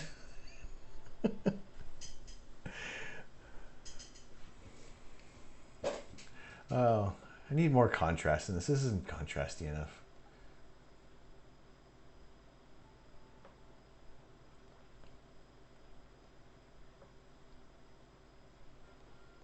That's fine. Let's see what it does. Let's copy that.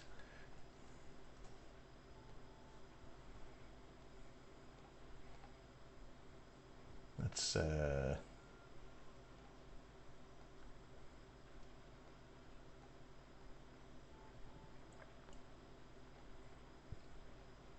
because it's going to need it. Actually, before no, we'll do it afterwards. I'll run a star reduction afterwards. Syntax error. I've been thinking about buying a telescope. Well, Mr. Anderson, what questions do you have? Because it's not just me in here who is versed in telescopes. We have a few other astrophotographers as well. So if I can't answer it, maybe someone else has some recommendations. What do you want to do? What is your, I guess, what's your first step into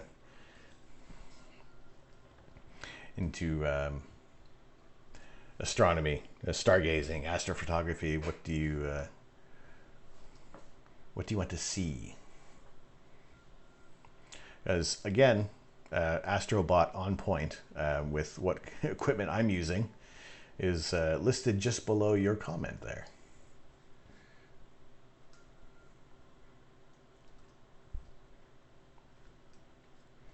Try and clip the black point in one of the layers, maybe. Well, we'll see how this because sometimes I'll use that as a luminance, put it to luminosity, but at the same time, sometimes something cool comes out of the different blending layers.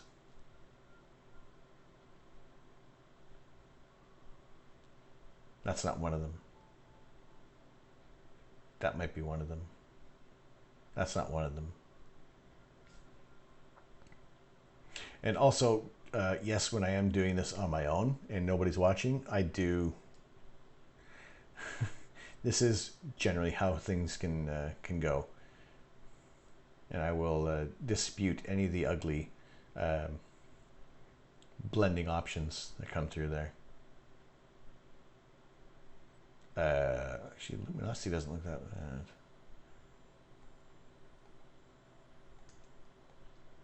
That's a very slight change. However,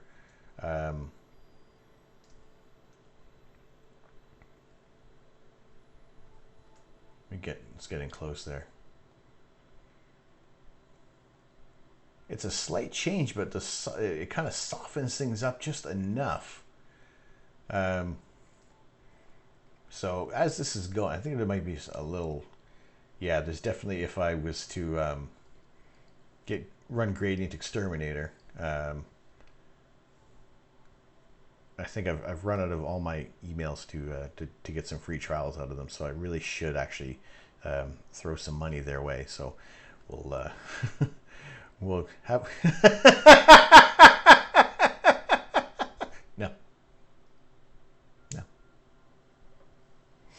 I have not used flats. I don't have clear skies in the morning. I do not have an iPad big enough now to cover the front of the scope. No flats. No flats.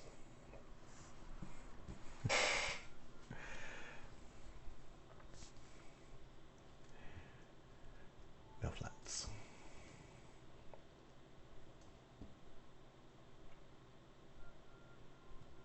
Flats, there's none of them.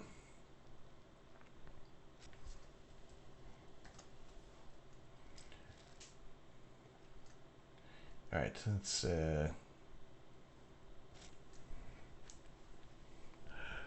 drop the stars a bit.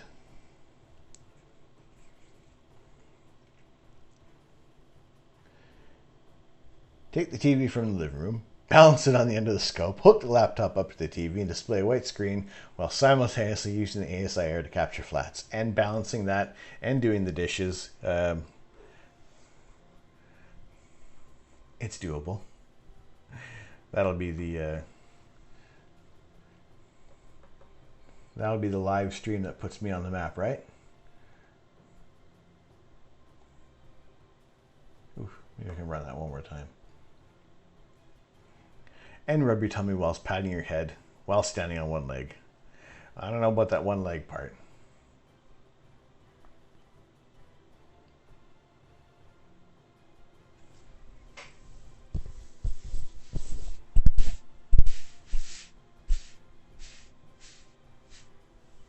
That works.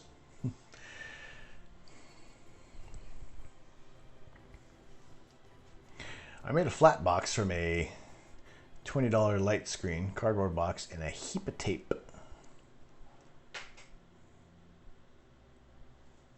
Do you have any photos of this light box that you've constructed? I'd be interested in seeing this jiggery pokery. Easy way to do flats: white t-shirt, embroidery ring in the morning since you leave your scope out. I have to find a large embroidery ring. I think Mrs. Canuck has all those on lock, so I have to buy my own. Are you posting your photos somewhere? Yes, I have the an Instagram page, which usually pops up up in the corner over there as Astro Canuck. The Twitter account is the Astro Canuck. YouTube, Astro Canuck. Oh, they're coming up. There they are. There they are. Catch them. There they are.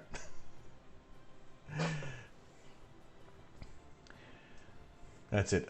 These photos that we're working on now will be using these on throwing them in our Discord, which has just been set up today. So what we'll be doing is I'll be throwing some images up there that we've processed, images that we've captured. And for those who have subscribed to the channel, I'll be putting some of my more favorable data up in there so that you can, those of you who are maybe new to astrophotography or just want to try your hand at processing an image to see what it's like. Because astro images don't always come out looking nice and pretty, or don't come out looking like this. Things do start off a lot more dim and unremarkable. So it takes a while to kind of get to this point there. So we'll be using the Discord for a few other options as well there. So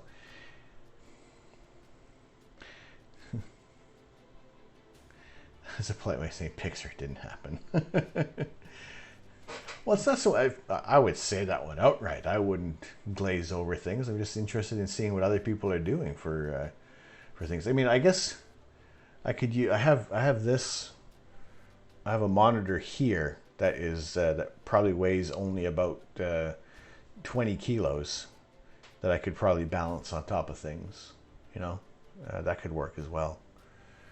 Which I'm using as my light box, or as my key light. Actually, how's that look? Do I look all right? I don't know if it looks blown out or not.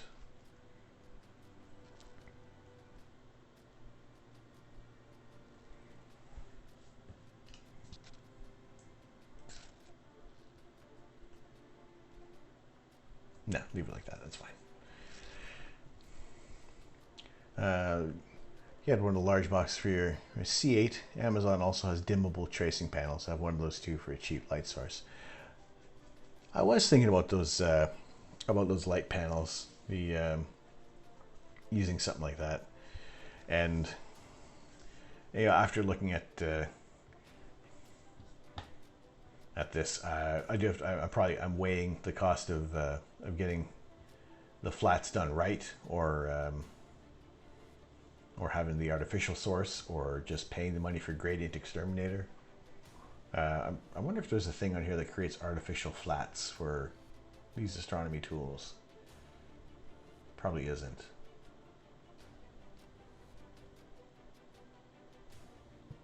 Maybe it was enhanced flatten. Oh, let's give this one a go. Just got myself another tracing panel. Sure, I only need to cover an 80 millimeter scope, but it makes life easier. Any little bit of kit that we can get that makes life that much easier, and we can justify these purchases, then I'm all for it. I think there have been a few bits of equipment that I am completely happy with, and I would buy the world over again. And there are other bits of equipment that are working better as dust collectors. So, which I thought I would use more, but I haven't. So we'll weigh the good with the bad, and hopefully the bad isn't discovered by our partners, and they realize exactly how much money we paid for things, and try to worm our way out of that.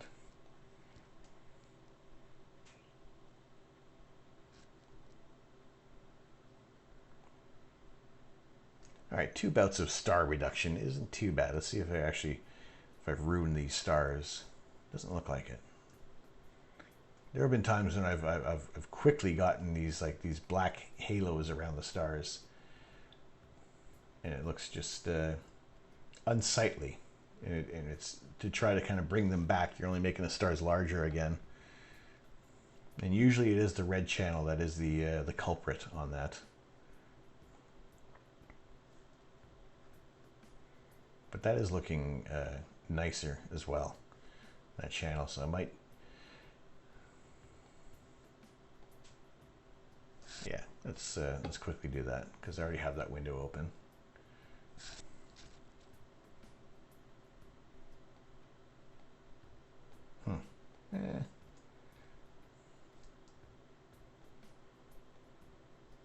Stars are a little smaller. That's not that much better. That's all right. Let's throw that over top of this one. Oh, that is not what I wanted.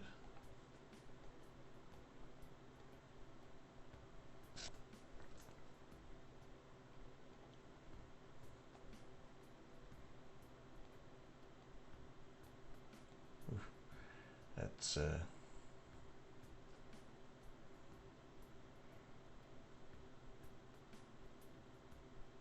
pin light. Does nothing. All right. There are times when things work out well, and there's other times when I've probably picked maybe the wrong bit depth for the image. I think I might have.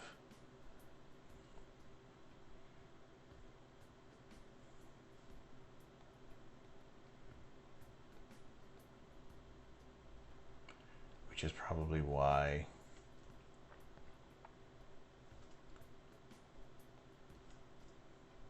Which is probably why these things aren't working out as well as I hoped they would. So it really just becomes a just playing around with the data at most points there. Star reduction definitely is a balancing act. It really is, and for the most part, these stars are actually holding up fairly well. The other night I did a star reduction once, and that was the threshold. That was it. I tried it again, and there was those black halos came around, and there is no more reduction on those stars.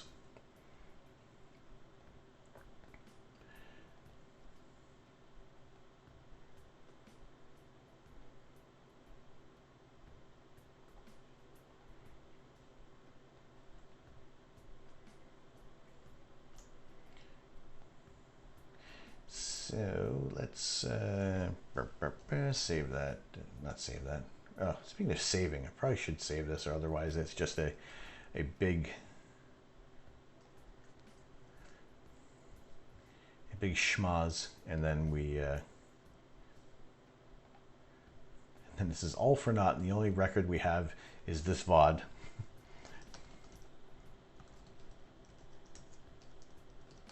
Just make sure that's there. So it's it's saved down. We have that here.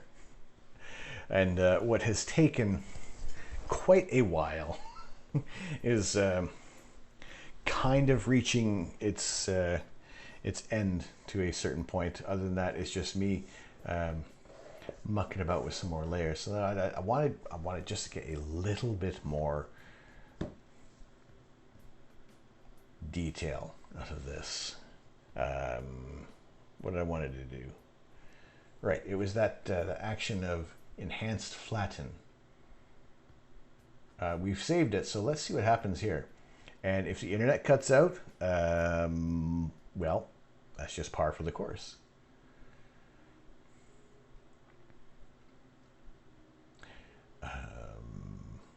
Oh, all right. This seems to be their default. I'm going to stick with the default on here. Yeah, that's fine.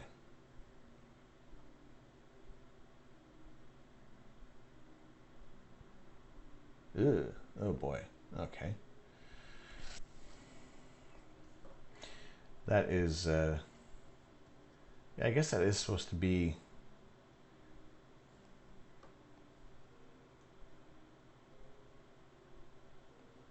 supposed to have created a flat.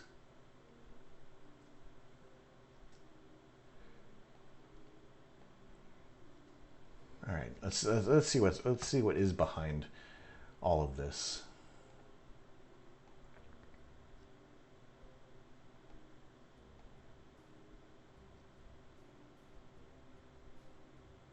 Oh, let's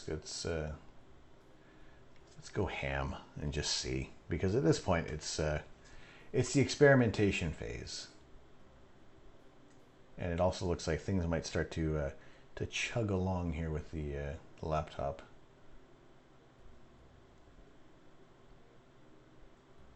All right, I'm really only losing that that corner, which I would probably end up cropping into anyway.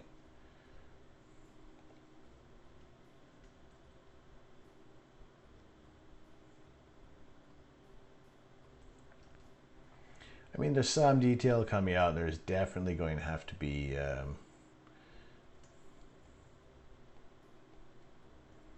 some more adjustments. And I would just kind of be playing with the data a little more at this point. However, overall, what I've attempted to do, and what has actually happened tonight, has been a much better experience than I could have anticipated.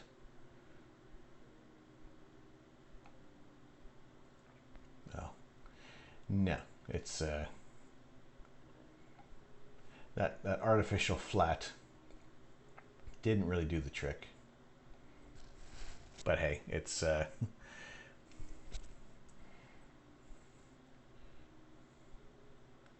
is the nature of all of this that we always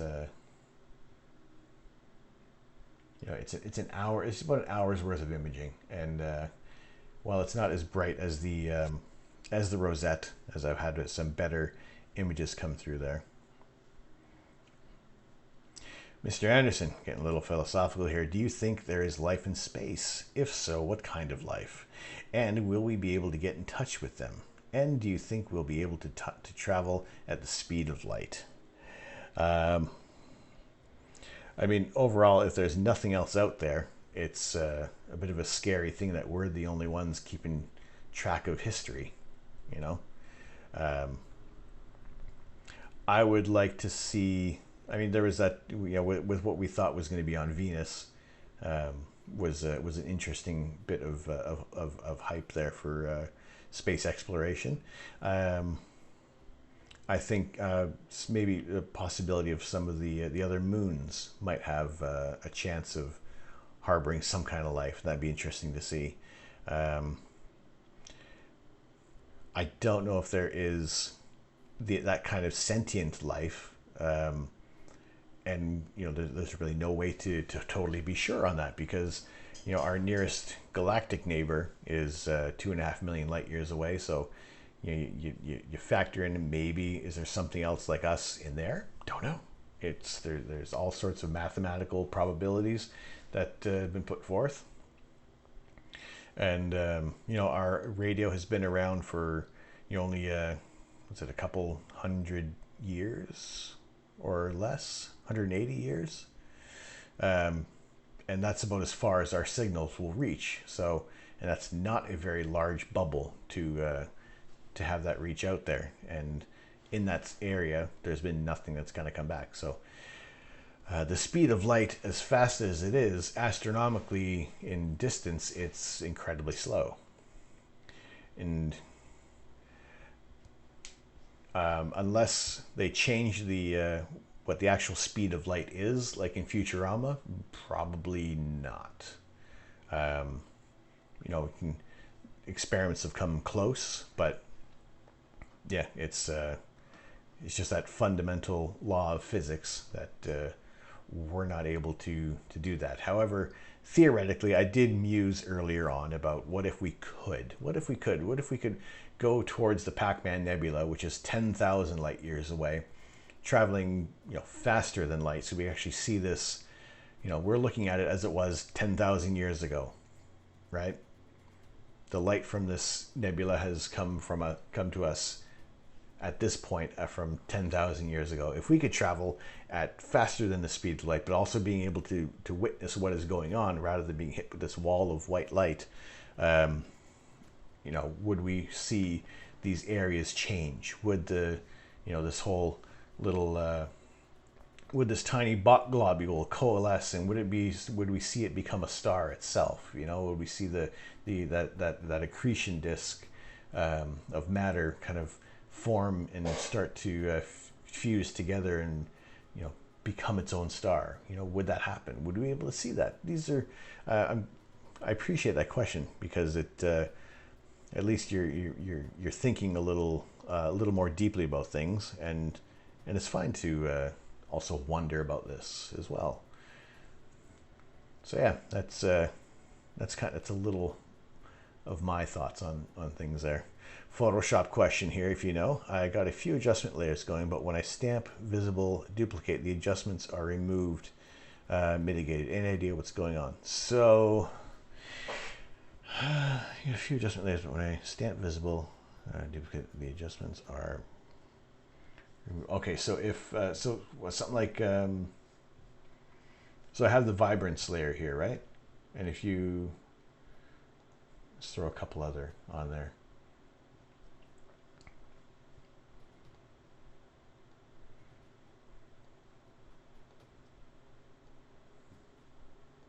Why does that one keep popping out there? Anyway, so you have something like this, and then if you when you merge it down, everything, those go away. Is that what you're saying? That's what happens?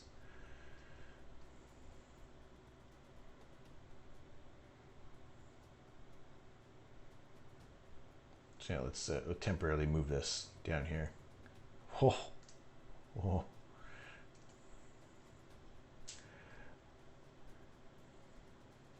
Other effects are lessened. Okay.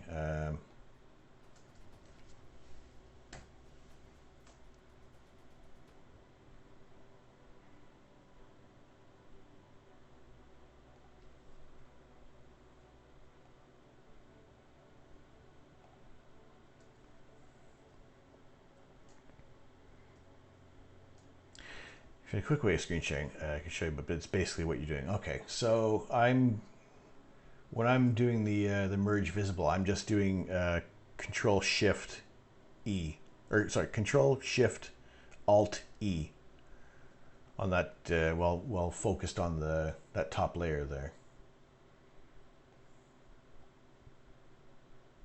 Oh, it's only getting worse. We're just totally breaking this image apart. Yeah, same short, and it's getting rid of them, eh?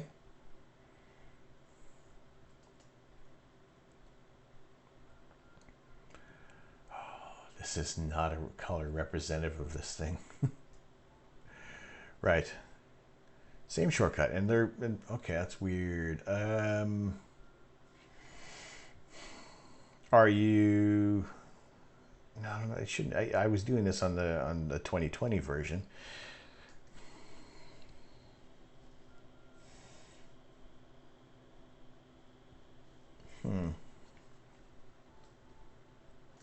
No, I guess I'm not sure then, because it should all stay. It should stay put there.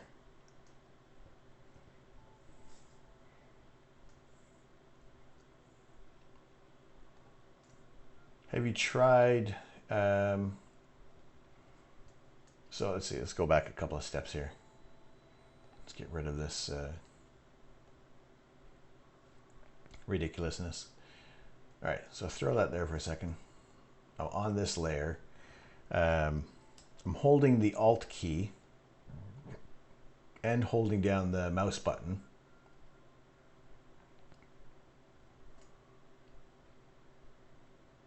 And then letting go. Did that... So we're focused on the top layer, holding Alt, and then clicking down on Merge Visible, or just letting go on Merge Visible. Does that work at all? Because unfortunately, other than that, I'm not sure. I've never had that happen on Photoshop before.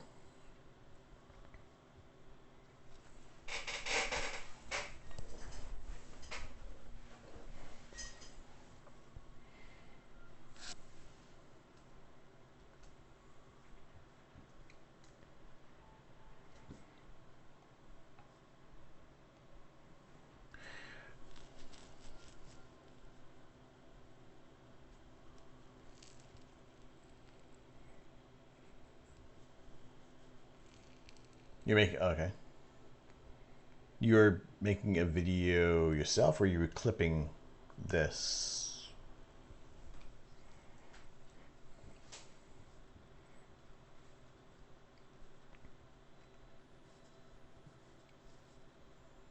I wonder if,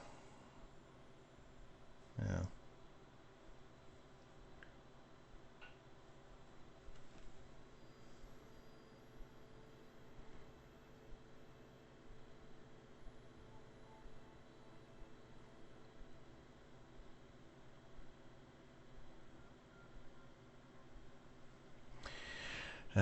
Even flattening image causes it to lose its vibrance. And is it you're in 16-bit mode as well?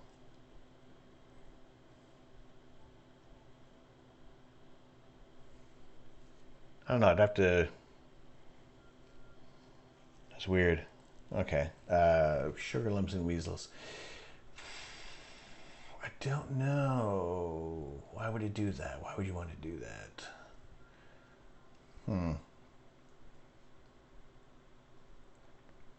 I unless I could actually replicate that in here. That doesn't sound right.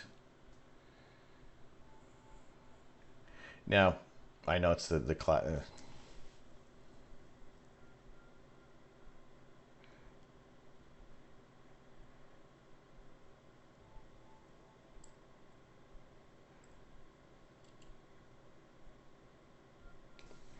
Don't know. You're on your curves.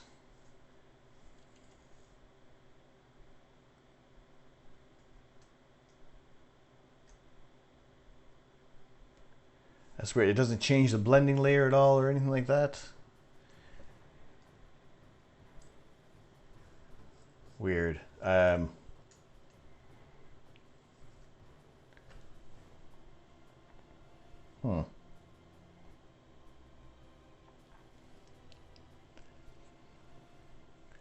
I don't know. I don't know. I'm very sorry. I've never had that happen. So aside from kind of those quick little bits there, not quite sure. I do apologize. Wish I could have been a little more help on that there. I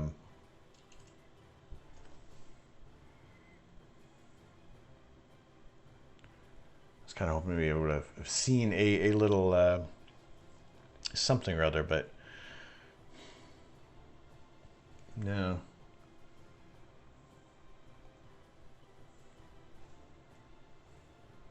Yeah, it's not like it's getting rid of those layers or anything like that.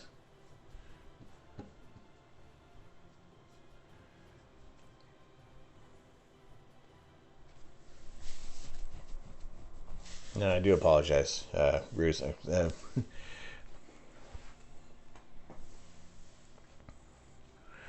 We'll see. Hopefully that works. I mean, fair enough. I mean, oh, did my mouse just die? No, there we go. Maybe turning it off. I don't know, off and on. Which you've probably done that already. Standard thing.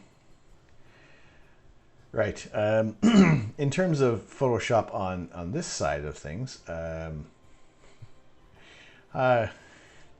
probably going to say, for the most part, how the night's gone. I'm going to call this one maybe at about this point. We'll see. I see there's like maybe like one little bit of information that I can pick out here. For those of you who may have just joined in on the stream, thank you very much for coming in here. I am Tom. I am the Astro Canuck, and if you wanted to save 15% or more on your car insurance, you're in the wrong channel.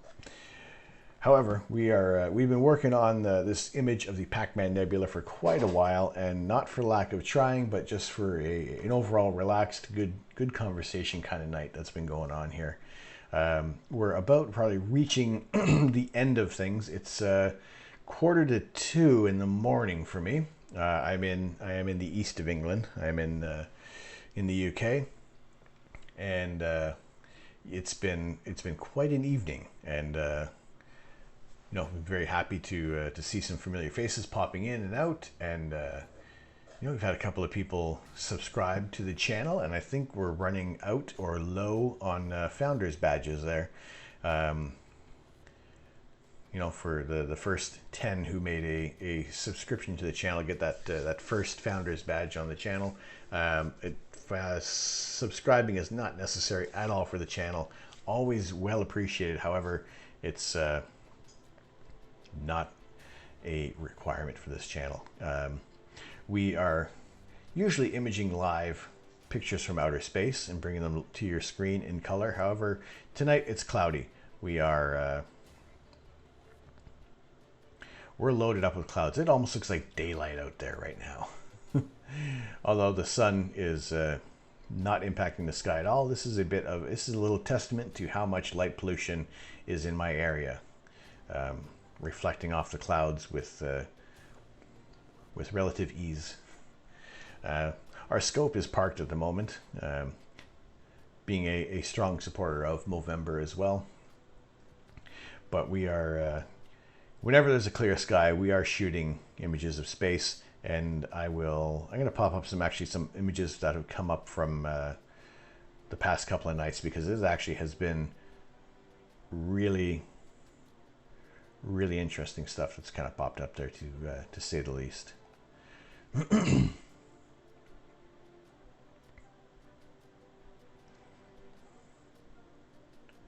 And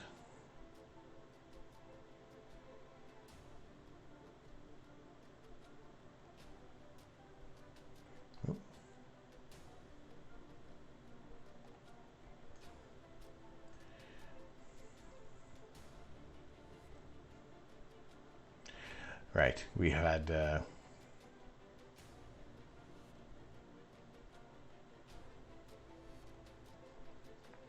we've had some images come through. Some of them have been running for longer than our usual 10-minute exposure time, and we did some 16-minute exposures, like on the we had the Bubble Nebula, which was a 16-minute exposure there, and that was from the other night when we, just before kind of starting things out, we did like I said, we did 60 minutes on that. And we also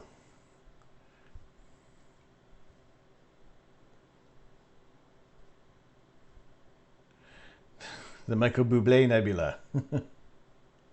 I love that one. I love that nebula. It's I'm going to jump back to that for a second, because the guiding went a little wonky. However, it does look like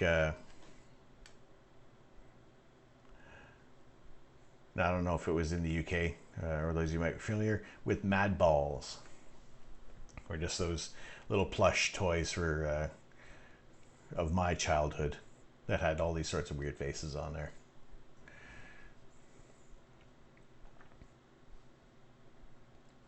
And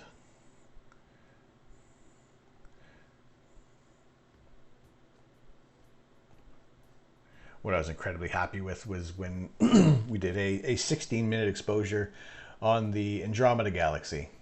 So that turned out incredibly well, alongside the Bubble Nebula. I would say even better. With the Andromeda Galaxy being 2.5 million light years away, it is our nearest galactic neighbor on a collision course with our galaxy. And we use the word collision very loosely, because there is so much space between all of the stars that there is pretty much a 0% chance that there's going to be any stellar collisions in about 5 billion years. So mark that in your Google calendars for that event. That's 16 minutes and the core isn't obliterated. It is not. It is not at all. This is the... maybe granted that I was using a narrowband filter that we weren't getting so much light coming, because usually we're not going to be using a narrowband filter on a galaxy, unless maybe we're using it to kind of capture any nebulae. But you'd also probably just throw on a hydrogen alpha filter and job done. You pull out those details afterwards. And I can hear my voice going, so I'm probably going to be wrapping things up shortly. However, what got me that night was a ridiculously incredible image. Now that Orion is much higher in the sky, and we're able to get some more images coming through. That this one is this was the highlight of the night, probably the highlight of the season, and that was the center of the Rosette Nebula. And that was also a 16-minute exposure. That kind of ended the night because I had a couple other targets lined up that I wanted to shoot. However, there wasn't anything else that was going to compare to this image. I was blown away by this image. It made me swear, and not that it's generally a clean kind of stream anyway. But however, I try to be mildly reserved on the language a bit there. But 16 minutes on the Rosette Nebula, like, so amazed with this image. Just so much detail in this area of the night sky, and this isn't even the whole nebulous complex either. You know, we were it's a much larger area of the night sky, but we have a long focal length with this scope and camera, and the camera is a square sensor, so we have a limited view of what kind of comes out on the other end there. And it was just one of those images. I had more lined up for the night, but there was nothing that was going to outshine this target. So, you know, that ended up being our a bit of a showstopper, and it's quickly become my favorite image. And there's just so many details in this area that you know, I love everything about this area of the night sky. You know, even in here we have these tiny little Bach globules in that area on the left, and just these other areas of molecular dust that are kind of being blown away, being formed by this whole central region that's you know, which is in itself is about 30 light years across. You know, so this is a massive complex in space, and I really couldn't be happier to have to captured this and seeing all these all the little filaments that you know, these cooler areas that are being left behind and just formed by this star forming region. You know, and you can practically kind of, you feel like you can dive into this, and I'm happy, like incredibly happy with this scope and camera and filter combination.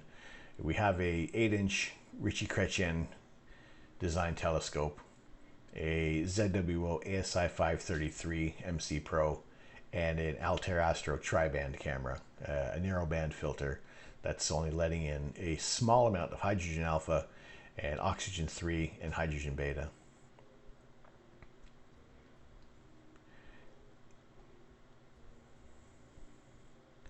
And yeah, it's one of those targets that there's so much to offer and so many areas that you could what we've done, we've gone deep field on this. It works very well as a wide field target because it is such a large complex near Orion. So this is kind of the first area of the night sky signifying, for me at least, for my viewpoint, my vantage point in my back garden, of what we're able to see and what's coming up. All right, by the sounds that I'm going to shoot off, mate. By the sounds of you, so are you. I hope you have a nice evening and a good sleep, my man. Nice stream, and catch you about the next time. All right, Rosine, thank you very much for coming in there. I'm kind of sorry I couldn't get that Photoshop kind of sorted out there.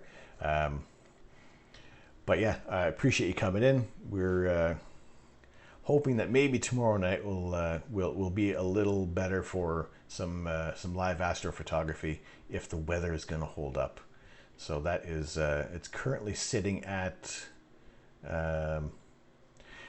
possibly from 8 o'clock until 11, maybe midnight. It's kind of changing. It's a dynamic thing. So those of you who are on our Discord, those who are following me on Twitter, those are where the kind of the quick announcements are going to come out that we're going live, because the weather can change at any time. I do have the planned times of for our rainy day astronomy sessions like this, and then there are other times when I can go live at kind of a moment's notice because the weather has suddenly cleared up and we're able to get some more imaging time with the telescope.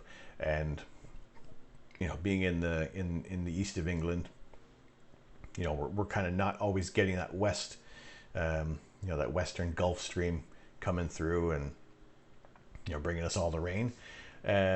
Sometimes we get a lot of cloud from the north. But when it is clear, I'm always trying to do what I can to be able to bring you images of the night sky, sharing these live as they come through the camera, and they're in color and they're really pretty to look at, much like the Rosette Nebula, which is it's kind of been my showstopper inadvertently. So we that is the main goal of things, is to bring you guys live images of outer space and just talk about astronomy in general, astrophotography, and any kind of other question that might pop into your head about things. I'm very happy to try to answer them. We do have other astrophotographers who pop in here as well, and if I don't have the answer, maybe one of them might. So I'm going to kind of wrap things up because this has gone on about 3.5 hours longer than I thought it was going to, in a good way, in a very good way. It's been an incredible evening, and I'm very happy to see you guys come in, and totally cool with the lurkers. I appreciate that as well. And never be, if any question pops in your head, never be afraid to ask it. Those of you who are kind of new to astrophotography, always be proud of your work. You're first and foremost, you're here to do it for yourself. This is for me, visual astronomy is a little selfish, and what I want to do is share these images with you guys as much as possible, as quickly as possible, and kind of give you a little more connection with the cosmos. We're taking these images together when we're doing this. You're going through about just as much effort as I am, and taking as much time as me to wait for these images to come through the camera. We're anticipating this all together, and most of the time we're going to get a really nice image coming through the camera. Other times it can all go to pot, and that's okay. It's the nature of astrophotography. Things can change fairly quickly. So that's what we want to do. That's the goal. This is the community we want to build. Those of you who are into astrophotography, let us know. Those of you who are streamers as well, let me know, because I'm just happy to share this information out, because you're going to meet some new people, meet some new friends online. And right now, this is like the main way that we're going to be able to connect right now. So we do our virtual star party. I want to try to see if we can bring in some more people sometimes and actually get some more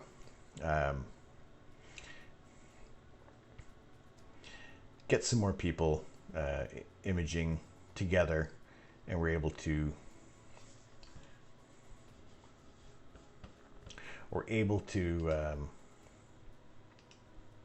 get these images out and just see more of space and just the wonder that's out there. And I love it so much, and I could bang on about this for hours, and I kind of have today. This has been one of the longer streams without astro imaging. So thank you guys very much for tuning in. I appreciate you guys who have joined the observatory, those who have subscribed and become observatory assistants, and those of you who can use your channel points.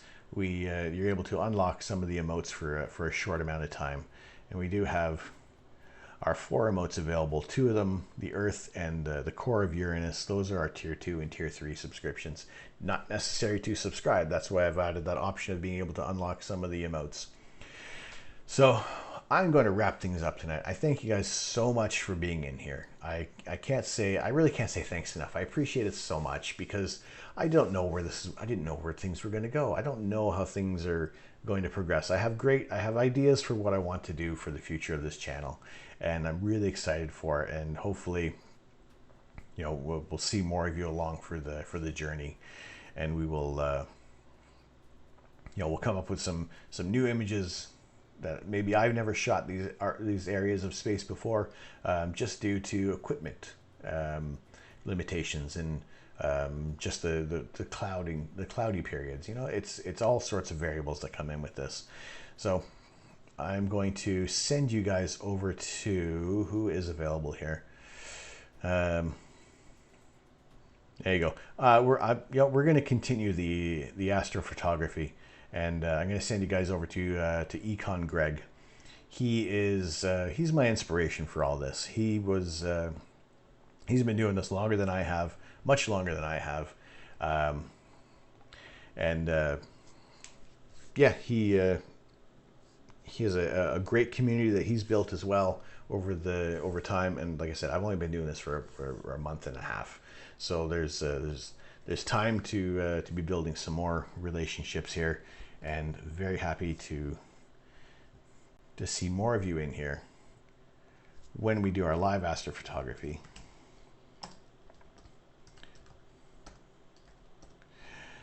And there we go. We're going to send you guys over to Econ Greg. He does some incredible solar imaging during the day. He does some wonderful images during the night. So those of you who are subscribed to the channel, who are subscribers, exclamation RAID will pop up this little message. We're going to send you guys over to Greg. Like I said, some of you in here may already be part of the congregation, and you know, we're just going to join in together, and we'll see what Greg is up to as well. I'm looking forward to seeing his channel. So I will wish you very well. And thank you guys again. I am Tom. I am the Astro Canuck, and I'm not here to change the world. I'm here to share the universe. Thank you very much, and have a great evening, great morning, great afternoon, wherever you are.